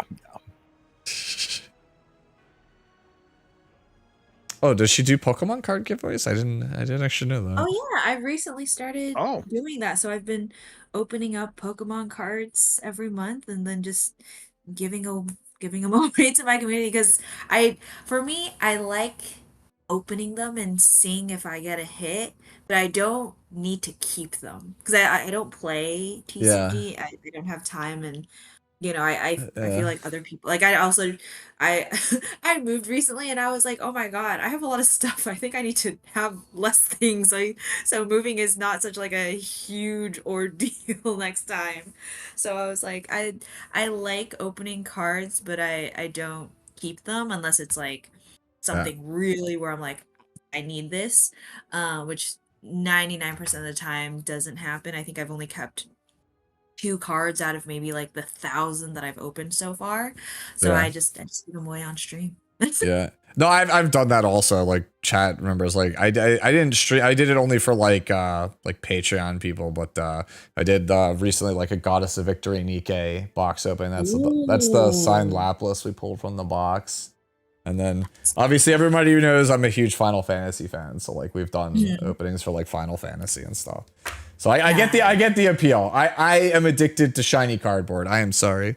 If you're wondering, like, did I set those aside in advance? No, I just have that many cards laying around. I really need to get my collection like organized. It's pretty bad at this point. So somebody in chat was asking if you have ever played Osu. Yeah. No, I've seen some people play, but I've never played before. Yeah. I got people asking, what's your favorite Pokemon game, and who is your favorite Pokemon, and why is it Charizard? I'll be right back while she answers that. All right. So my favorite game, well, the first game I played was Ruby. So Ruby has a very, very special place in my heart. And I love that Omega Ruby was a fantastic remake. I actually really like Pokemon Pinball as well for a non-mainline game. I love Pokemon Pinball. And my favorite Pokemon, it's so hard to choose when there are over 1,000 Pokemon now at this point. So I always am just like, my favorite evolution is Espeon because my icon is an Espeon. But I have so many, like I have a favorite starter, as everyone does, for each region. Mm-hmm. For particularly Gen 1, I'm actually a Bulbasaur fan. Number one in the decks, number one in our hearts. But, you know, in terms of Charizard, I actually, when I was younger, when I was 6 years old, I did have a Charmeleon Halloween costume that I loved so much. That's And I awesome. kept telling my friends, I was like, next year, I'm gonna evolve into a Charizard and I'm gonna be able to fly. But I like really truly believed that as a young 6 year old that if I had the Charizard costume, I would have the power to fly. That's pretty awesome. Yeah, I had to go get the throw pillow That, off my bed because there's my favorite Oh Pokemon. no. Yeah. Since I was a little kid, this was my guy. Oh my God, speaking of Gengar, I actually pulled a Gengar EX the other day. Yeah, of course, Gengar fan. Damn, really? Is it that expected? I don't know. I just like him. He's a funny little guy. Like what got me on it was the episode of the show, if you remember the original run with Veronica Taylor, where Ash just straight up dies, and then Gengar's like, "Cool, you want to just mess around? Like I'll reanimate you as a ghost." Yeah. That episode was like, it was so like, what is going on? The ghost Pokemon are awesome. I remember that one. I think I have that episode in book form too. So yeah, ever since then, Gengar became my guy. Oh, heck yeah. I love that. I have a lot of friends who love Gengar. Mm-hmm. There's a lot of people in chat asking, who are Clara lovers that are asking, will Clara get a buff? And is there any more info on Clara? And is anything what happened with Clara? And I'll answer this one for you because chat, she's not going to answer questions that would violate NDAs or put her jobs in jeopardy. So I'm sure we all want more things for Clara and we want more opportunities for Emily, but there's no way she can answer that question even if she had an answer to that question. So yeah. Yeah, that's how I was. Love her. Shout it out into the universe. Do you think they will ever give Clara shoes? Oh my God, I would love for them to give Clara shoes because I would say without fail, every streamer, every time I'm at a con, or always at least one person is like, so how do you feel about her being shoeless, barefoot, She's walking in the snow. It doesn't make it doesn't make any sense. She lives on an ice planet. Why does she not have shoes? Yeah. She's not a big healthy baby. She's gonna get sick. Or they're like, why don't they give her shoes? And I'm like, I don't know. I have no her idea. feet get cold, Mr. Svarog carries her. And actually, yeah, someone did. Svarog uppies.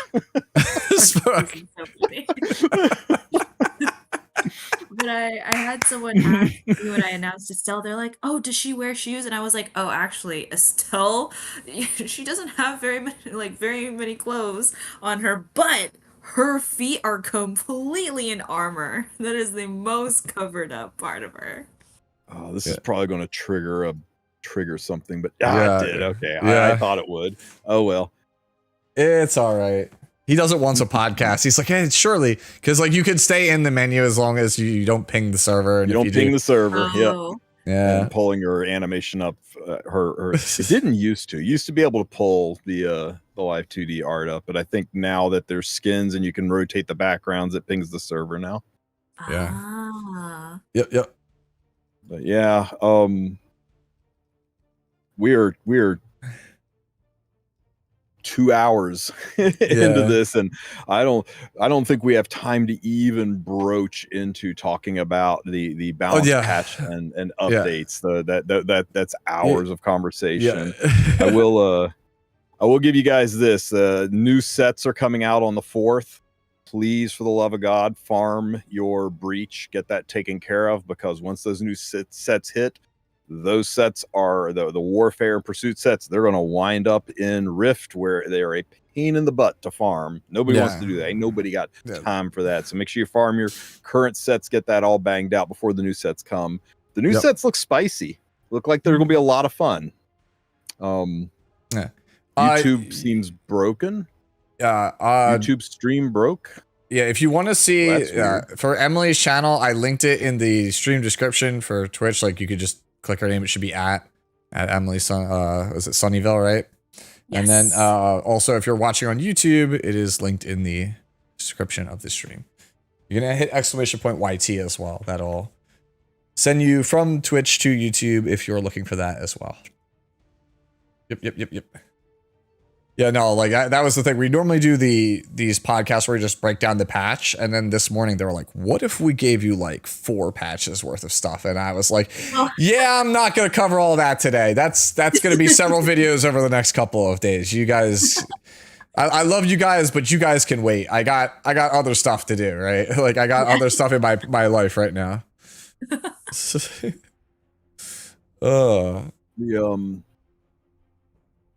So we are looking for a lot of updates that are going to be hitting tomorrow, as early as tomorrow. They gave us a really nice roadmap. Tsu, I'm pretty sure you have or are planning on putting out videos on them. Yep. I've got some videos up covering them. You can go check that out. The new sets I'm really excited about. I think it's going to bring a lot of units back from the dust. Like, have you guys thought about what Ambitious Tywin's going to be like on that 15% boosting set? Don't tempt me with a good time. Don't tempt me with a good time. I already think Ambitious Tywin. I already think A Tywin is one of the more underplayed tanks right now. I actually think he's quite strong right now. So yeah, lots coming our way, and I'm looking forward to it. Yeah. Emily, thank you for being here and being here with us and entertaining our crazy questions and bringing a very, very fresh take on a game that is old and loved by all of us. I'm glad that you're now part of the community and will never leave and have to give up all your other games to mainline Epic 7 nonstop and be here forever. Tsu, as always, thank you for being here. Guys, check out Emily's website. I am putting it in all of the chats. Go check it out. Follow her on Twitch. Give her a follow, maybe a sub if you got one, and check her out. She does cool Pokemon giveaways, and she is dipping her toes, her barefoot Clara toes, into Epic 7. Why are you gonna put it like that? Tsu gets really uncomfortable when I talk about feet. Oh man, I just hate feet. I'm sorry. It's okay, Tsu. It's okay. Yeah. No. Is there anything you would like to say to the people here, like maybe meanie or help me, Mr. Svarog? Oh my god. Yeah, I could do another meanie for those maybe who I know chat would love it. At the top. All right.